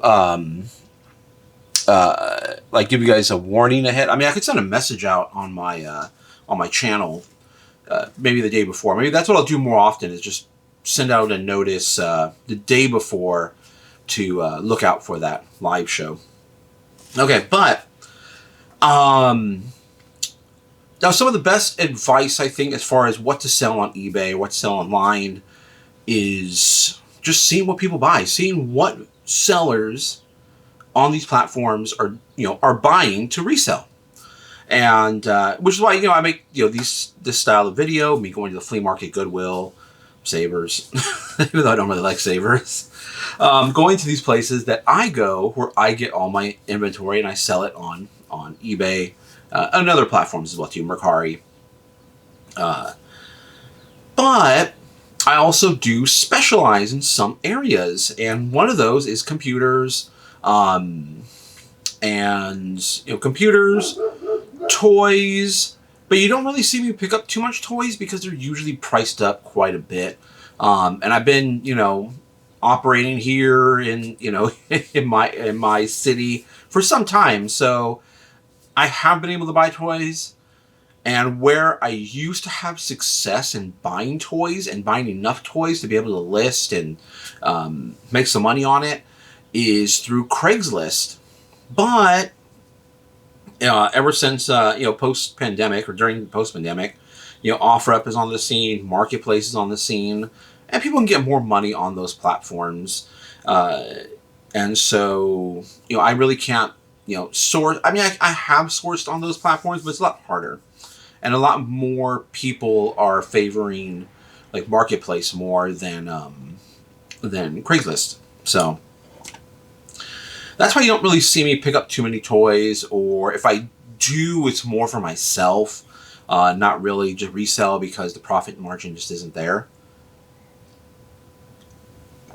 So, but I'm going to talk about the other very important piece of information before we get to the what solds.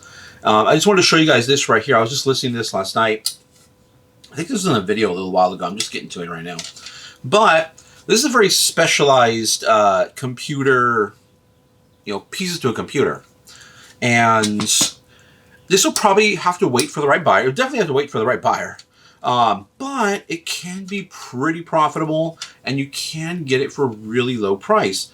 Now, this is a hard drive cage, or what goes inside what will hold hard drives inside your computer case. And why do people need these? To add hard drives. Then you might think, well, hard drives are kind of, old, obsolete. Everybody's moving to, what we call flash. What's in your phones, flash, solid state drives. So no moving parts, basically. And hard drives have moving parts. However, there is a use case for all types of hardware, even old hardware. You see me pick up old hardware. There's still use cases for that stuff. But so I build a lot of computers. I go on little computer, like little kicks where every so often I'll start building computers. I'll just, get the bug and I'll just start building. And then I'll slow down. Right now I'm in a slow down period. I haven't built a new computer in a bit. So, who knows? They'll come around again. We'll see. But a few years ago, I was building out my my media server, and I found a really cool case. I was looking for an older case, tall, tower style case, and I found one locally, but it was missing hard drive cages for it. And these are very specific to the brand. This is by a company called Thermal Take. And sometimes they'll fit in multiple, styles of cases from that brand, but sometimes they're very specific to that actually one style. And if it was a popular enough style, there might be a lot out there. So I bought a large tower case, and I needed to put multiple hard drives in there to store all my movies, music, and all that. So the case I liked and I wanted didn't come with any of these. So I had to order these online. And where did I go? eBay. However, these are OEM, or original, to the manufacturer. I had to order replicas basically from they came from China because I couldn't find any that actually fit my case. So I had to order replicas, and it was about $10 a piece. However, if you do have the originals, these can go for a lot more. Now, what can also go for a good amount, and what you could buy relatively cheap, are these right here. And these are hard drive sleds. They call them sleds. It's basically just what the hard drive goes into, and you screw it down, and then you can secure it into the little cage right there. Individually, they're probably about $10 a piece, but you could probably bundle these up. By the way, I listed those two for $30 each. So, but it's gonna wait. We're gonna have to wait for the right buyer. You know, I got them relatively cheap, so I'm okay with that, and it's something I like to resell. But as far as like the sleds, what I just showed you right now, these little sleds, if you see these, you know, they all kind of look the same. They all have, you know, pretty much the same shape. You know, they're very, you have all the cutouts because, you know, to remain relatively lightweight and increase airflow around the drives because the drives can get hot. But it'll have, you know, spots to screw down a hard drive. It'll usually have like a maker's name on the front. But if you look at what sleds go for, I'm going to show you right now. You know, there's all kinds of different hard drive sleds. There's even sleds for server cases as well too. Not all, you know, all kinds of cases can accept hard drives. The smaller you get, you know, then it requires you probably to use more of a solid state drive, but more tower styles will all have the ability to hold hard drives, including servers. But look at some of the prices on these sleds here. Let me just show you guys here. That zooms in.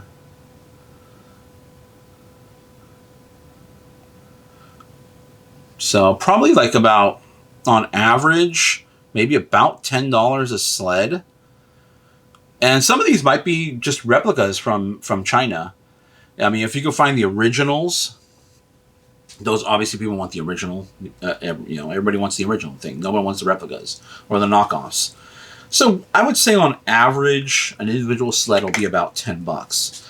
But if you go find a bunch of these all at once, and you could probably get these relatively, I mean, it's just a cheap piece of plastic. Really, that's all it is. But it was designed to hold a hard drive for a specific use case or go with a specific case or maker. So look out for these. Just a specialized piece that can be worth some money. Okay. The other piece of advice I can give, and I did that in this video, was walking away from a deal. If the deal isn't right, if it doesn't feel right, if it's, you know, something like electronics, you know, and you see I deal a lot in electronics, you really have to buy them at an incredibly low price, because if you can't test it, you have no idea if it works or doesn't work. You know, there have been many times where I brought electronics back home and try to test them out. They don't work. So a lot of times what I'll do is I'll look to see what it's going for parts or not working. I don't like to, you know, sell a ton of not working stuff just because it doesn't, you know, it doesn't sell that fast. And I don't want to be just a junk dealer either. So you could look to see what it's selling for parts, and then go from there. But then base what you're going to pay for them off of that. Usually, though, the sellers that I encounter, especially at the flea market, will always want to price it at a working price, as if it's a completely brand new working device, which it would be great if it was, but you can't, you know, as a reseller, you're there to buy items to resell. You can't go by that at all. You have to go by what it sells for parts, or just stay away from it completely. Like I did with those watches, I completely just, you know, it made sense at about $30 because those watches, those are the Pebble smartwatches, the first smartwatch that I remember really came out, I believe. Then they had a bunch of, you know, later on they had a bunch of versions, and on average for parts they should sell for right around $10. The data will look kind of deceiving because it'll show you a bunch of solds that happened for parts recently, but based on my experience selling those, they don't move fast at all. They will sit there in your inventory forever, and people will constantly try to talk you down and try to get them for dirt cheap. You can hold out, but I prefer just not buy them in the first place. So I have purchased them from time to time when I've been able to bundle them in deals and, you know, get them for $1 or less, and then I'll throw them up for parts. If they work, great. If they don't, obviously I put it for parts. And that's what I was assuming with most of those. And they didn't have the charger. Those smartwatches require a very specific charger, and I wasn't really going to invest in any chargers if I didn't, you know, if I wasn't going to get a good enough deal on the bundle. And the one charger they had there, I was trying to, it might have gone to a different model, but it wasn't working for the smartwatch they had the most of, or that model that they had the most of there. And then that other guy, that other guy that was there in the video buying like the guitar and little keyboard thing. I mean, he's there at the flea market all the time. He's a vendor there at the flea market. And one of the things he does a lot is buy from other vendors that he knows that sell at cheap prices, and he'll buy from them and then take them over to his booth and mark up the price. His booth is, at or and above eBay prices. But, which you could do whatever you want, if that's just another form of reselling. Obviously, you can buy from other people, and just what I do, I buy from other people, but I put it online instead. And you could do that there. However, I just don't care for his, pushiness. And you heard him there in the video. And it was like, they said $3 for that little. I believe that was like some sort of like a MIDI or mixer or something. I'm not 100% sure, that little keyboard thing. But I probably should have picked it up. But they initially said $3, and I think he said $2. Like he's finagling over, the dollar, which, I always talk about,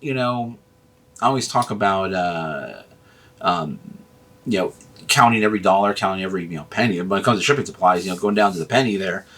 But the fact that, because I know him and I know that flea market, I know what he's going to do. He's probably going to sell that keyboard for $60 to $70 is probably what he's going to ask. I'm completely familiar with with his booth, what he sells. I walk by it all the time. Occasionally, I'll throw out an offer once in a while just to see, if I can somehow get a good deal, but it never happens. So, and I just don't like the pushiness, and I just got out of the situation. I was thinking of just trying to maybe negotiate a little bit more, but I was getting out of there. I was like, I could tell they were getting kind of frustrated with him as well too. He buys for them pretty regularly.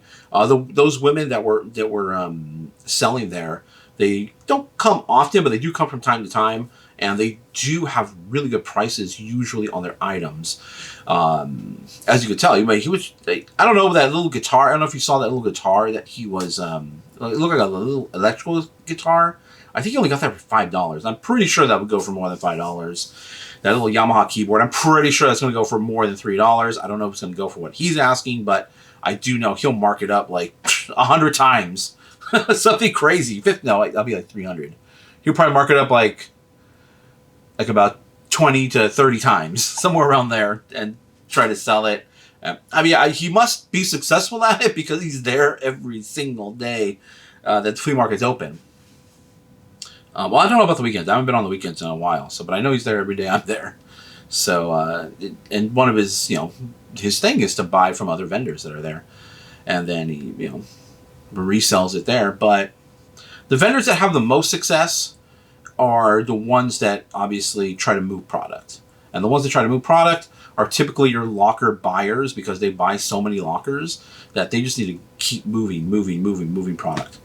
Okay, but backing out of a deal is also some great advice, because you could just, you could be throwing your money away into a deal and not make it back fast enough.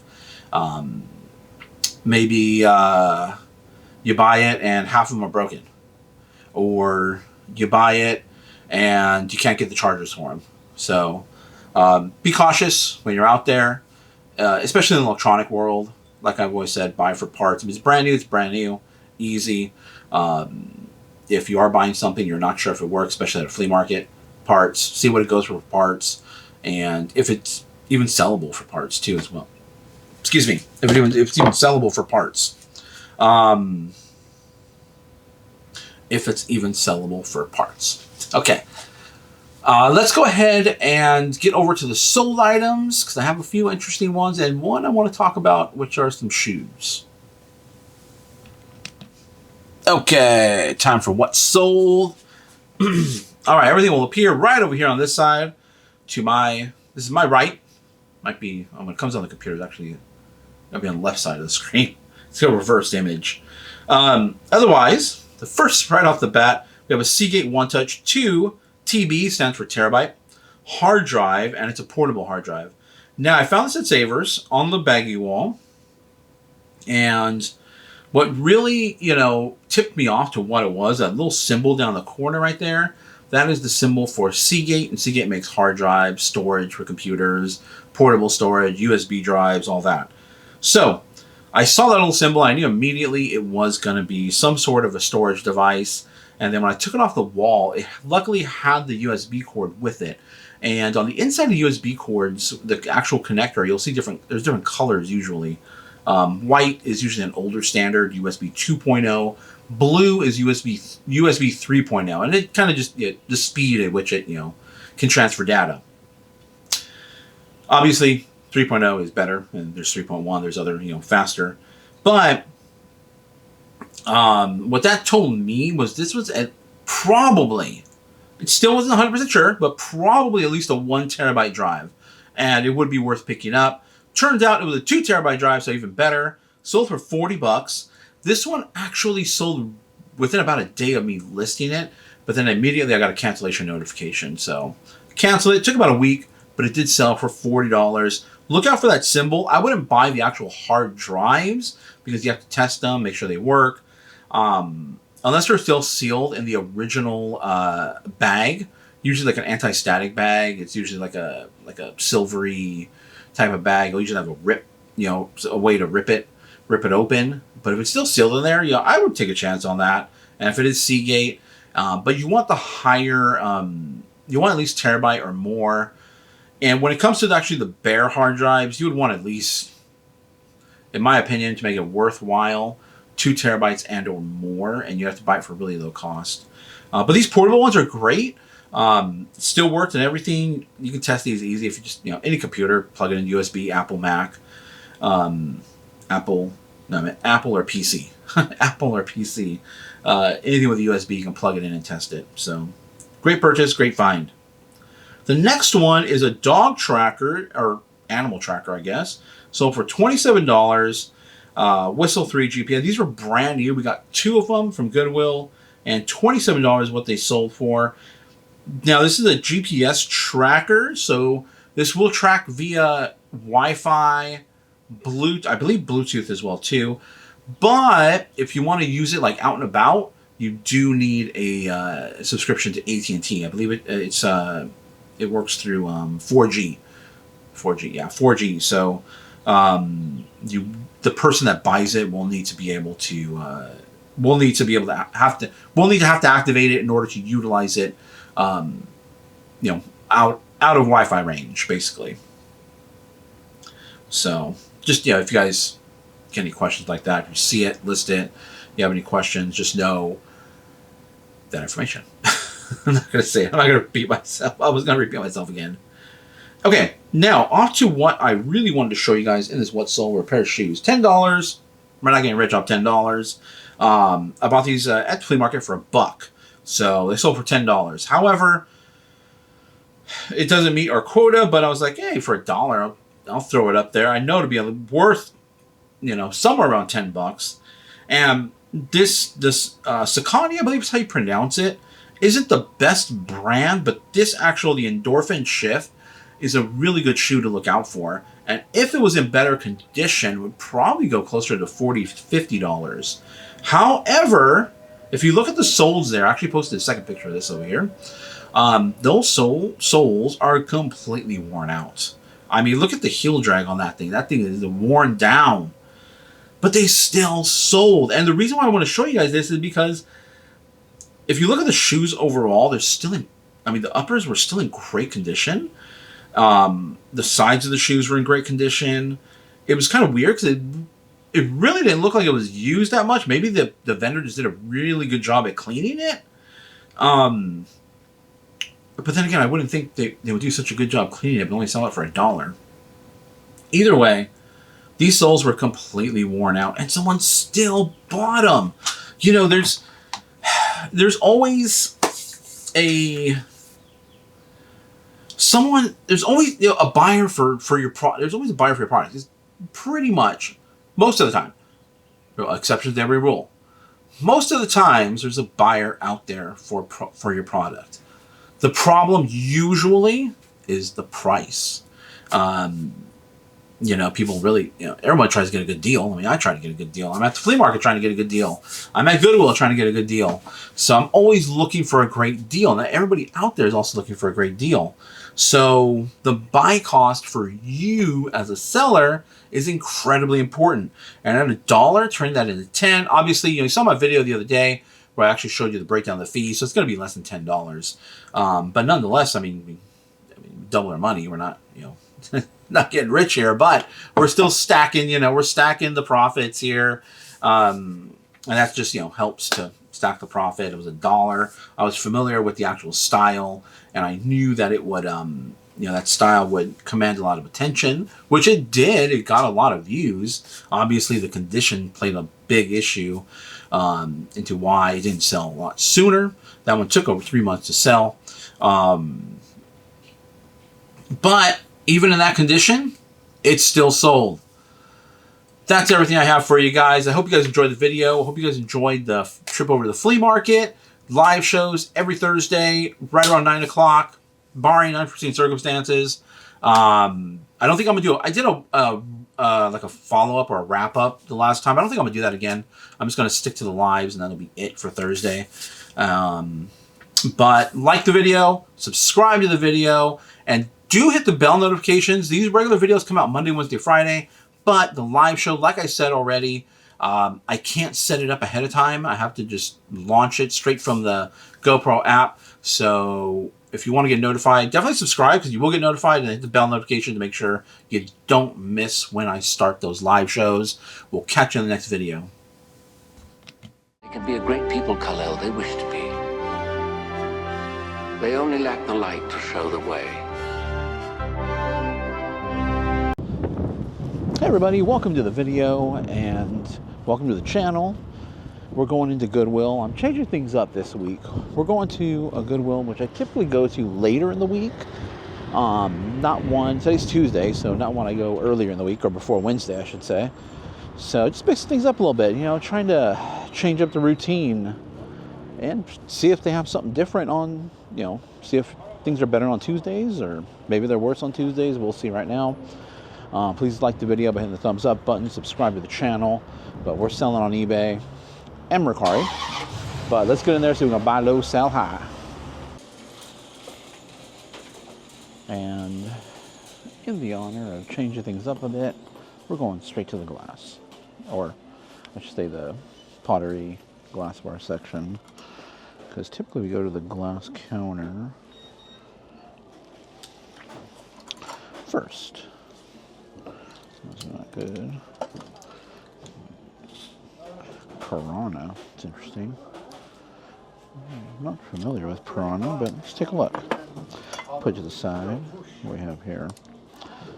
Foster Grant. Foster Grant. Iron Man.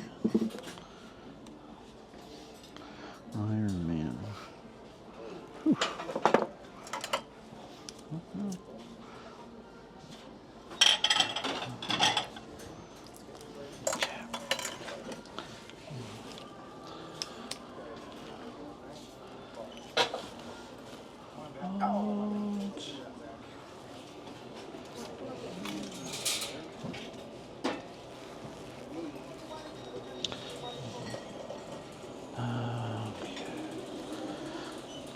Okay, we'll take a look at those. A bunch of chickens. I was at another Goodwill earlier today, and they had a bunch of chickens. And the roosters over there, it's weird. Okay, let's get back on routine. I just saw that cart there, so I was like, I have to take a look. Those brooks are pretty good, but not for $65.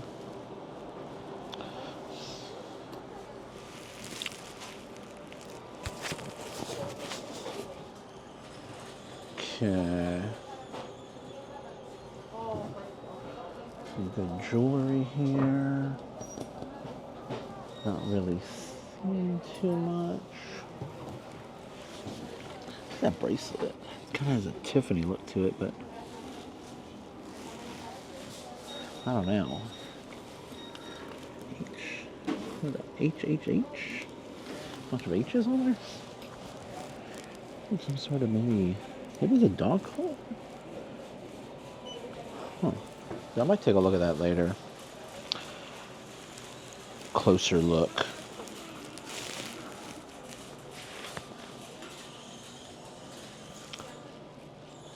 What is this? Minecraft.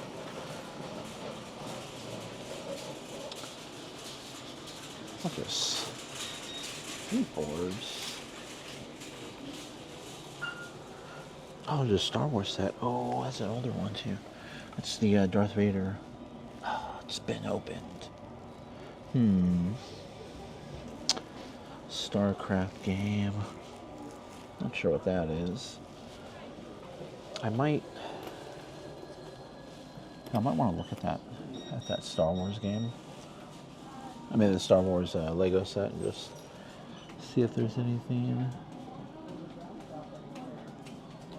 cool about it. Maybe it's still sealed on the inside. Alright, what I'm going to do, I'm going to try to find some from the new gym. I'll find someone to help me here. Okay, so we went ahead and went through the glass. Let me show you what I picked up in the glass, which was at $10 and some change.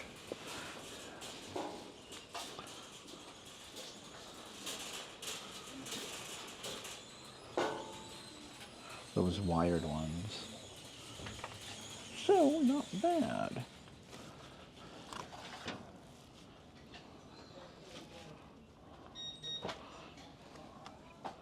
Let's look at that.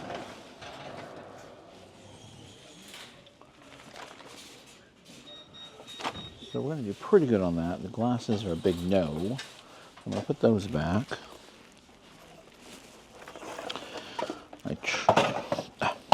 Got it. Oh, look at this sticker there. By the way, good pizza Italian place, Tony and Alba's. That was funny. It's stickers there. It's in San Jose. It's over off of Stevens Creek.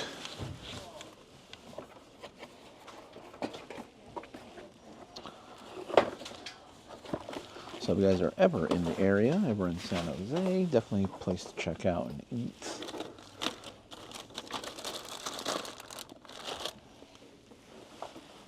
Okay.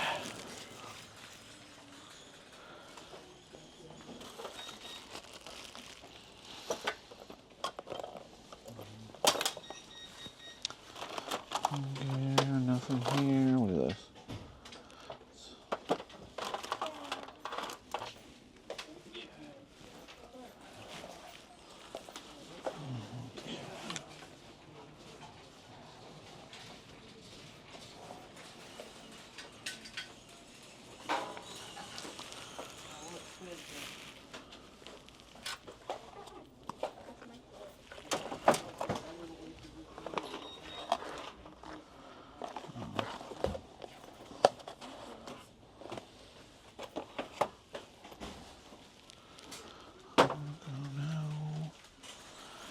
Words matter.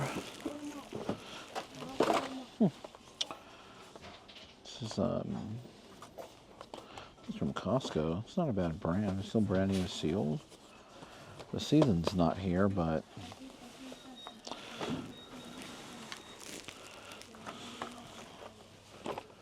rhinestone applicator kit.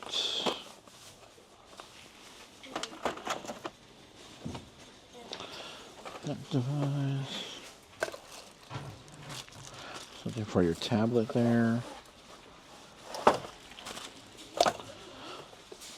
I believe this is sold at Target. Oil diffuser. $14.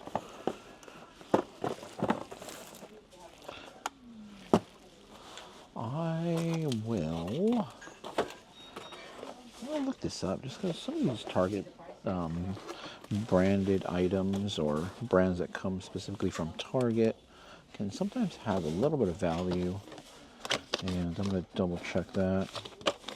Wireless charging base. This little, what's in this empty, no, not empty, but just plain white box, nothing there.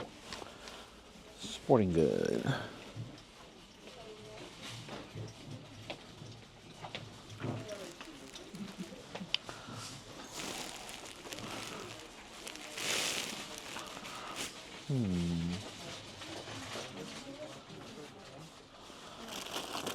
Light up baseball, that's interesting.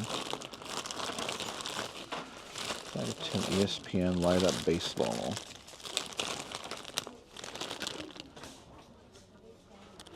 Well, let's take a look. Well, they might be worth it, but I feel it'll take a while to sell. These little guys. I think this is a fairly modern one, but I'm gonna take a look.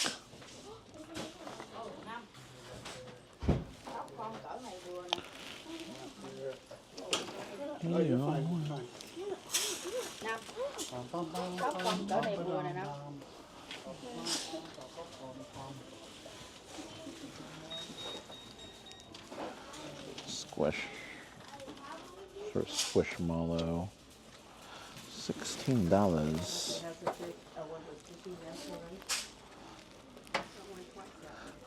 $5.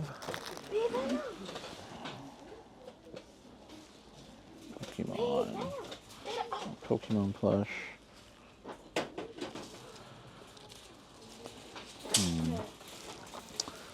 Ow.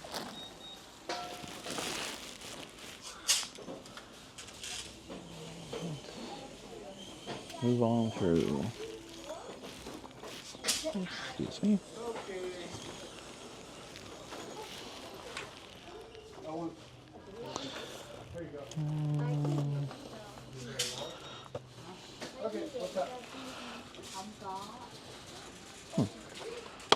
It's an RC.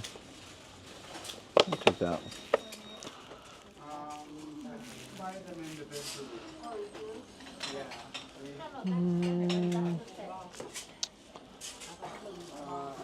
What is this? ESPN?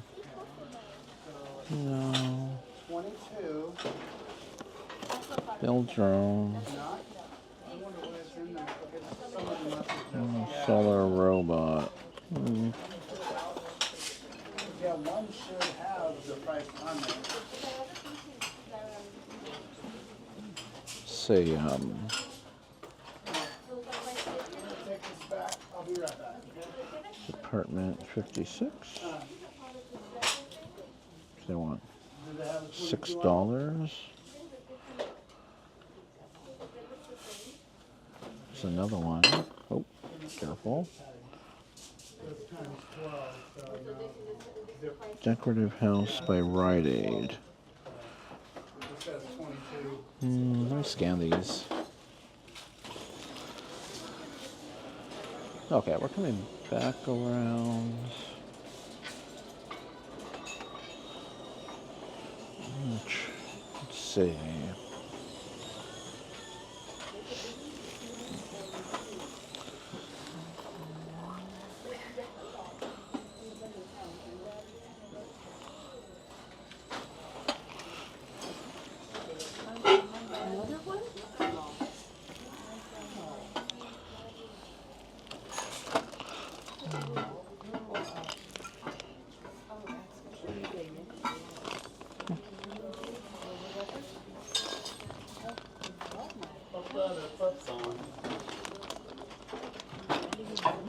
Okay, the manager helped me find the price, which is on one of these. So. Oh, it is? Okay. Yeah.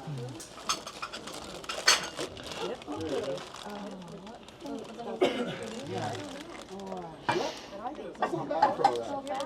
Yeah, that's actually really good. So. Yeah, if you want, yeah, not a problem. Yeah. So just find a good place for you to count.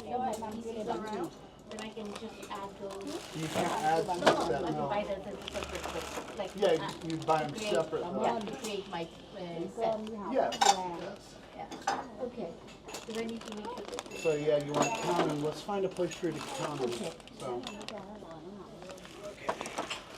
I know I see big plates inside and I see some small plates as well. Is that part of it too? Well, I think these plates and then these little ones are all part of the same thing. But that is sold separately, these are sold separately.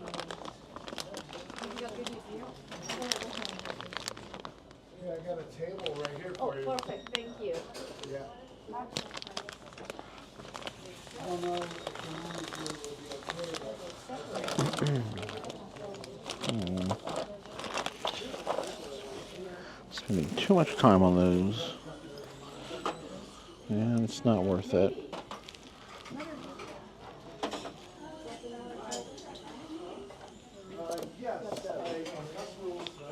I was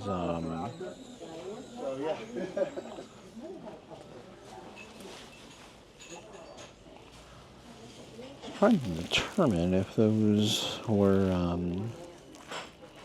Department 56 or Lemax. They might, I don't know, they might, it also says Rite Aid Group, and I looked that up. It's not really going for that much. I would pick up this tree because that's really cool, except it's got some chips in the resin there. I mean, they're just not,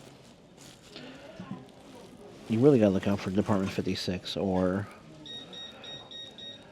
a Lemax. she'll be out to meet the woman at the dining room table. Just so you know. Okay. Little candle holder. See, look at these trees. Look, these trees are kind of cool, but they all got little chips on the end. And again, with these roosters, they're so weird. Did somebody donate these? Did they buy something out? Just so strange. At the other Goodwill today, too, there were all these roosters and stuff.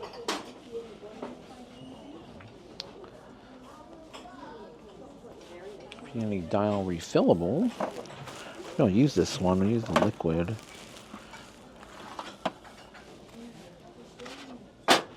No.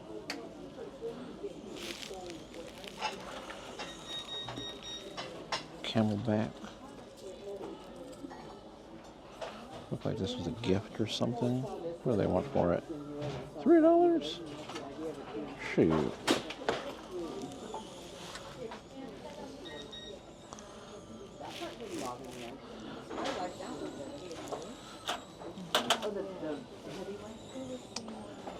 Alright, let's see. Is anything good here in the wood?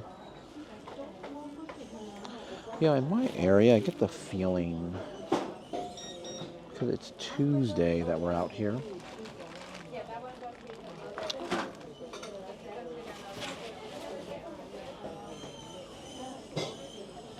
I'll finish my thought right now in a second. There's a buffalo, not to be confused with a bison. That's a buffalo. Look, two totally different animals. I'll always point that out because people always make that mistake.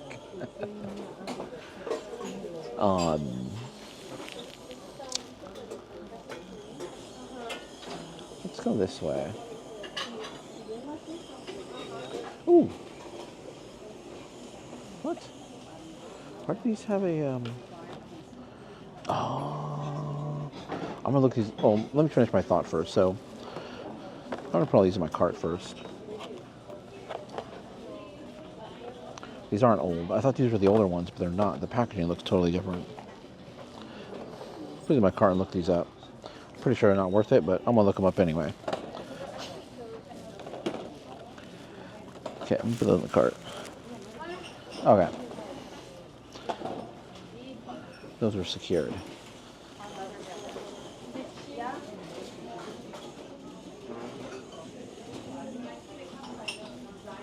So in my area, I get the sense that on Senior Tuesday, all the seniors people that get the discount. Start at Savers. First thing in the morning. So everything opens at 10 o'clock here. Savers, Goodwills, they open at 10. And I get the sense that they all start at Savers. Because Savers, when I've gone that early, Savers is always jam-packed.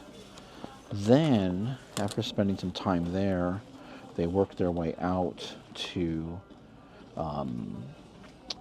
the other thrift stores, such as Goodwills, and I don't think mom and pop ones do sales on Tuesday, but they start fanning out to all the different Goodwills, because then Goodwills are starting to get packed. That's just my own personal feeling, just based on me visiting these places on Tuesdays. So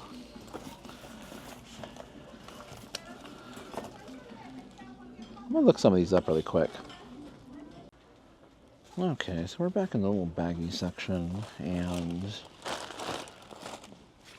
the as I suspected, the Star Trek toys are not going to be worth it.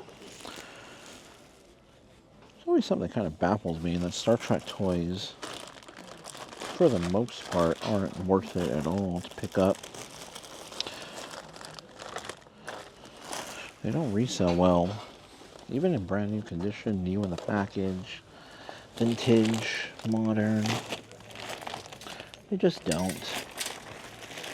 Just not really much of a the collectors for that just don't really pay up. And that's right. December diamonds. What's this? And that's silly. And so, from a resale perspective, it's not going to be worth it, but collector perspective, I don't know. I don't think I'm going to get them.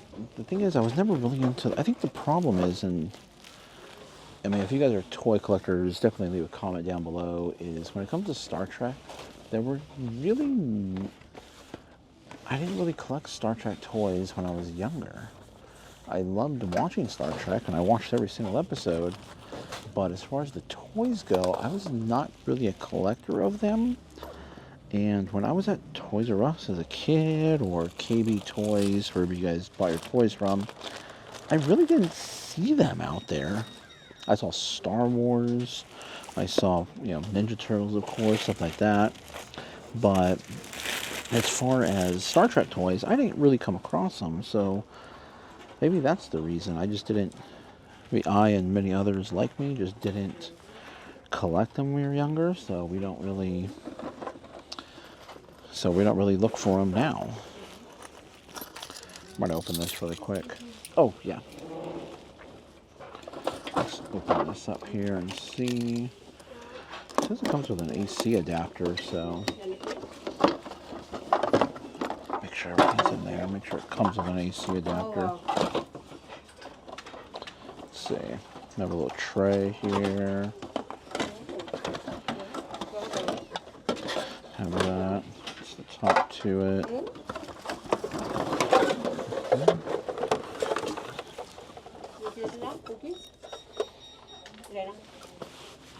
Looks like that's where the AC adapter would plug into. There's like a tag in there that says for batteries. Maybe you gotta buy it separately. Let's see. Bonus AC adapter. Coins can drop your.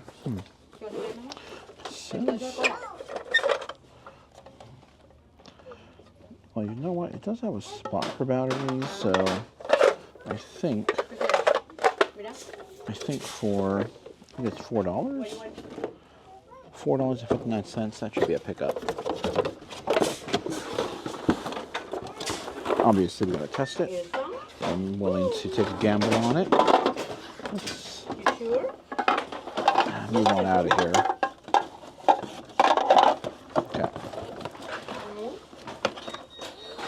Okay. Let's move on out of this aisle. Okay. What is this? Western Digital Media Center. Man, it's really wedged in there. Okay, it's an old like hard drive situation. All right, I'm gonna put some of this stuff back. I'm gonna go look around really quickly one more time, just to really jog through the glass and see if I see anything in there. Otherwise, that should be the end of this trip. Hey everybody, welcome to the end of the video. And I hope you guys enjoyed that trip over to Goodwill. That's one of the smaller Goodwills. We didn't pick up too much. But those coin banks, you saw in the video, those coin banks always sell. Every time I find them, I list them.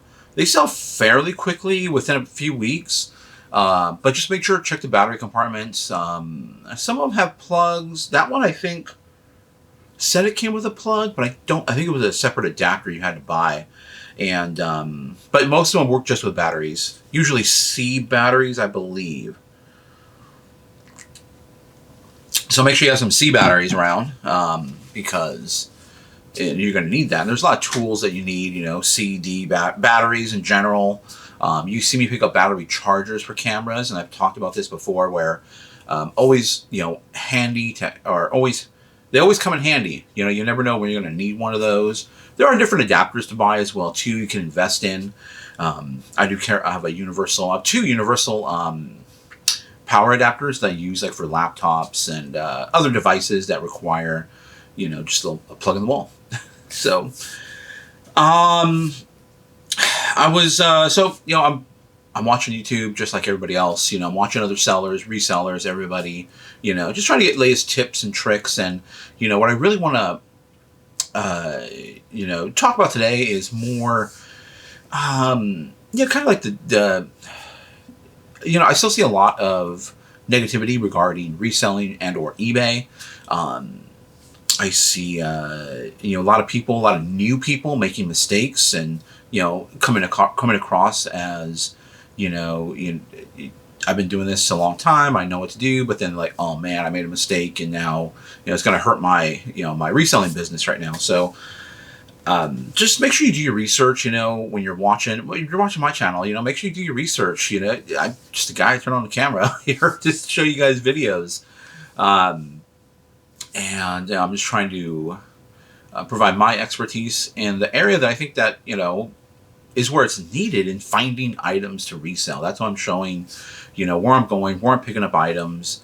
We could talk about the business aspect of things, but if you're not finding items, if you're not finding things that you're going to be able to resell, you've already, it's already a losing game. You got to find the right items to resell. And I hope that I'm finding, for you guys, I hope that I'm, just because of my diversity in what I sell, what I pick up, my knowledge base, I'm able to bounce around between a bunch of different categories and still find items to resell. Obviously, you guys know, you guys see in the videos, I tend to focus heavily on electronics. That's just one area that I'm comfortable with. And I went to school for computer engineering, and I just have an engineering mindset. I always focus on tinkering, things like that. But it also, that also applies to what I'm doing here on eBay and stuff, and reselling is, constantly trying to improve, constantly trying to find new ways to do things. That's why I'm out there watching other people. Yeah, some people are making mistakes, but sometimes they're doing some good stuff as well, and they found new ways to maybe use the eBay site, new items to resell. The latest bolos, as they call it. But bolos, the only problem with bolos is that they come and go. They'll be here for a moment and they'll be gone. Just like right now, the what do you call it? Little tiny Trader Joe bags, or like little miniature Trader Joe bags. That's going to come and go. If we're talking about electronic computer stuff, during the pandemic, what was really hot were graphics cards. They were just going through the roof. You can buy one at full retail and make double on it probably, because of cryptocurrency. Everybody's buying cryptocurrency and gaming as well too. But that has come down, way down actually. The graphics card market, just because I follow it so closely, is some of the higher end graphics cards were hovering around $1,000, $1,100, $1,200 a card, which retail, I think at the time was $5.99 if I remember correctly. And now those cards that used to sell for that price are below retail right now. So it's just pretty wild, like really below retail. I can get some great graphics cards that I was on the hunt for and maybe overpaid for during the pandemic. I can get them now for maybe like 1/3, 1/4 of the cost. So all these markets, everybody that's saying bolo, those bolos eventually come down. They don't stay bolos forever. The other one too, Glassy Baby. If anybody's familiar with Glassy Baby. Everyone's talking about Glassy Baby. It's still kind of hard to find out there in the wild. However, people are gonna be able to find it, and those bolos are gonna come down. Why? Because inventory is gonna start to go up, and everybody that wants one is gonna have one. Maybe they want a second one, but they're not going to pay as much as they did for the first one. So it's going to drive prices down. So yes, bolos are good. They're good to look out for, but your everyday items that just sell all the time. One of the reasons why clothing resellers are so successful is because everybody buys clothing. Everybody looks for clothing, Everybody looks for vintage clothing. Everybody looks for modern clothing. Everybody's looking for that latest new style. So that's why clothing resellers are so successful and why there's so many of them. But to me, it's just a flooded market, which is why I don't want to be too much into it. I'll dip my toes into it, but that's about it. It's just too flooded. There's too many people out over there. There would be too much that I need to do to maintain a competitive advantage. And I just don't. I want to go have fun. There is, the hardcore business people, and you can follow those people here on YouTube, the hardcore people who are grinding. This is a business. We got to treat it like a business. Got to do this. I'm not all about that. If I want that, I'll just go get a job. I'll go back, not go back or get more hours in my regular job. I'll work more than one day a week at the hospital if I want to do that. And just grind. I can work as many hours as I want at the hospital. Just grind 24/7, really. But that's not what I want. I don't want to grind. Make this a grind. Make this I want to have fun. I want to have fun while I'm doing this, and I want to be able to find cool, fun items. I'm looking. Like I've said, I'm looking for stuff from my childhood. my memories. I got that Voltron set, which is so cool. Not that I had. I had Legos when I was younger, and one set I'm really looking for is the Lego Forest Men. I have found bits and pieces of the set, but I'm really looking for a complete Forest Men set, primarily used, just because I'm gonna play with it and set it up. Yeah, exactly. I'm gonna play with it and set it up. But I found that Voltron. Now I didn't have the Lego Voltron. That's a new thing. But I was a huge fan of Voltron. I did have the original Voltron toys. Put them all together. Of course, with the person that broke the sword. Sword always snapped in half, I remember.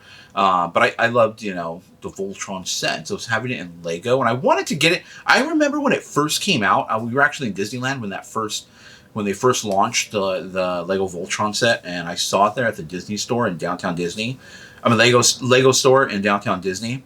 And I didn't buy it. I didn't pull the trigger back then. I don't know why. I was buying other sets at the time, and I was like, then eventually they discontinued it, and now you can't get it brand new retail, so you have to go to secondary market. And I'm glad I found it at the flea market and was able to add it to my collection. And so that's really just having fun with it is key, in my opinion, to keep it long term, to keep it going long term. Yeah, some people find fun in making the money, but to me. Okay, so you definitely want to... Hold on, sorry about that. Let's fix the battery here. Get the battery going. So, as I was saying, just having fun doing this job. And that brings me, enjoyment. Some people it might not, And I'm pretty sure the people that are watching are people that want to either get into it or have fun doing it or be able to have fun and, make money at the same time. So...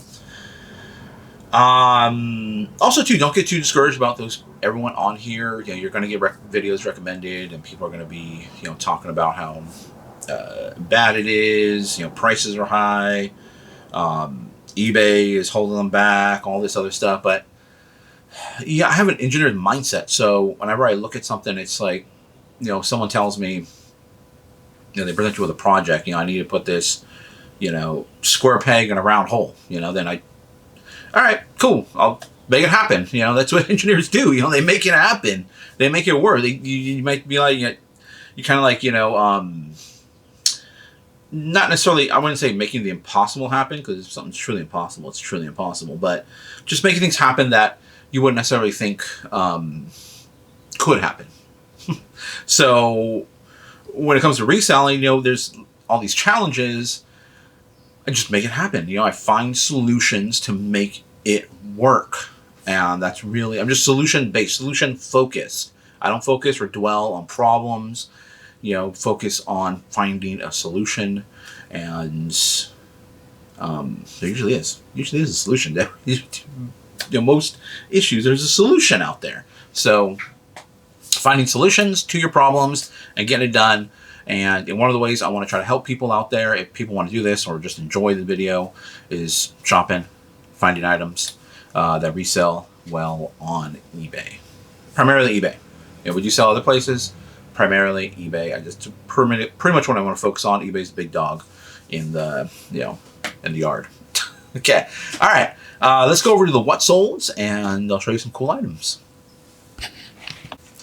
Okay, we're on to the what solds. If you guys have been here before, you know everything's going to pop up to my right. And I've talked about this before, but these Russian nesting dolls, definitely be on the lookout for these. You can usually get them for a really good price, and they'll sell from $20 on up. I did sell some recently. It only had 3 pieces in it. It was kind of broken, and it still sold for $15. So still a decent price, and you can still get them for pretty low. If I remember correctly, I got these at the Goodwill. I think they're around $3-ish or so, if I remember correctly. There might be a video on here too as well, on my channel, of me actually picking these up. But these nesting dolls sell incredibly well. Obviously, if you want to get the older ones do a lot better than, you know, the more modern ones. But the more, the better. This sold for $20. I was hoping it would go for a little bit more, but, you know, they shot me an offer at $20, and I was like, I got them such cheap prices. I already sold several of them off that I had picked up from this same trip that I got all these, and we're already making money. So pretty good. I'm willing to move it along. And if you look at this one goes like really tiny. Look how tiny that last one is. If you guys can see it in the picture, I think the bigger picture is down here, but it got really tiny. So I've never seen one like, well, I've seen them, but it's pretty rare you find the ones with actual tiny, because those always get lost. So next item is silverware. And I've talked about silverware, looking out for it, picking it up. It does really well. Look out for some major name brands like Oneida, Rogers. There's Rogers silverware, but it doesn't do that good. It's okay. If it's dirt cheap, I'll pick it up. But Rogers will sit for a long time. I just sold some, what did I sell? I think it was Rogers Atomic Star, which was a little bit more of an outlier. And that sold pretty well as well. Sold good. But the J.A. Hinkles is definitely a brand to look out for. This is a little bit more of a contemporary, modern, kind of minimalistic type of design. As you can see, it really doesn't have any design on the handle at all. So, but it is a good brand to look out for. It definitely has a nice heavy weight to it. And a set of 8, it sold for $20, so not bad. And if I remember correctly, I think I got this at the flea market, and I remember paying $5 for a huge bundle. So I have more forks. I've already sold other forks as well too, J.A. Hinkles. And this is a mix of salad and dinner forks. Salad forks are smaller forks. Dinner forks are the longer ones, and there's even smaller forks like for fish or shellfish, I should say. Okay. Then we sold a backpack. I'm also on the lookout for backpacks. Backpacks do incredibly well. Usually, you know, you got to sift through quite a few backpacks to find anything good. But we found this one. I'm not sure if I'm pronouncing it correctly, but it's Muto. It's a Korean martial arts backpack. I found it. It was in great condition, and it was great quality as well too, which is what prompted me to actually look it up. I was like, this nice quality backpack. It actually has like a rain covering for the bag on the bottom. It's a little zipper, and then you pull it out, and it'll actually cover the bag in an additional protection for rain. But just a really cool backpack, and $63. Backpacks do incredibly well. And one good thing and one thing I like about backpacks is I do carry a large padded poly bags that I use. They're multi-purpose, and I probably haven't said this recently, but when I buy shipping supplies, I buy supplies I can use in multiple scenarios. I don't buy like 12 by 10, 14 by 15, 20 by 10. No, I buy one size, usually oversized, because then I can use it for multiple different types of items, like items like this, items like portfolios, and I can switch this over to backpacks if I really need to, because this is going to go in a padded poly bag. That way you don't waste money on just supplies, and you just have a bunch of different sizes sitting around. Don't waste money on supplies. Okay, so really cool backpack. Definitely one to look out for. $63 is what it sold for. The other thing to always be on the lookout for, I used to pick this up a lot when I was younger when we were chasing autographs, are mini helmets. And mini helmets are great for autographs, getting autographs. Also great for display. You don't have the big full-size ones. These going to take up less space. And this actually had 2 colleges on it. 2 colleges kind of well known for their sports programs, LSU and Clemson. So it was just, I guess it was from the college football championship of 2020. I'm not too familiar with college football, but I do know the colleges to look out for when I see them out there. And this sold for $21, and we picked this up at Goodwill. This one took a little over 3 months to sell. This one took more like 4 months to sell. But eventually it did. It doesn't take up much space. It's small, fairly unbreakable, and should go pretty nicely in a small little box. But those are the what sold, and I hope the what solds are cool items that you haven't seen before. I know I threw in an extra one today just because my main video was a little bit short, so I thought I'd throw in an extra sold there to show you guys some more cool items. And I think that's it. Hit the like video by hitting the thumbs up. Subscribe to the video, and hit the bell notification, because we are dropping lives now every Thursday, barring unforeseen circumstances. Every Thursday, we're going to do a live show from the flea market, and about an hour and a half, usually how long it takes for the battery to die in the GoPro. And I can't set them up ahead of time, so I have to set them up on the spot, so you'll just get notified once it's live. So you definitely want to hit that bell notification there to catch those. There is a big-time locker buyer here in the area. He buys a lot of lockers, up in our state, and he came across some really great lockers recently. Bunch of vintage t-shirts, tons of vintage t-shirts. When I came across a whole bunch of Funkos, which aren't really that great, but he did come across a huge Funko lot, and he also came across a huge brand new lot of Nike shoes from I don't know. It was I was watching his video, and there were a bunch of shoes from Shoe Palace. It's a local retailer, and a bunch of Nike shoes, brand new in the box with receipts and everything. So he scored pretty big this past weekend. So we might run into him this Thursday, and I definitely want to, if he's there, we might see some amazing merchandise this Thursday. Are we going to be able to buy it? I don't know. We'll have to check his prices, because but he's a reseller too. He's making a living. He's out there trying to make a living. Obviously, I'm pretty sure he paid up for these lockers, and he's going to want to make his money back and profit as well too. And he primarily sells at the flea market. Hopefully, we will catch him this Thursday. I don't think he's been there the last few Thursdays. I know he's primarily there on Sundays, and he goes to other flea markets in the state as well too, or around us locally in the Bay Area, some like Central Valley, I think is what it's called, like Modesto-ish area in California. But hopefully we'll run into him, get a chance to chat with him for a bit, and see some of his amazing merchandise that he gets.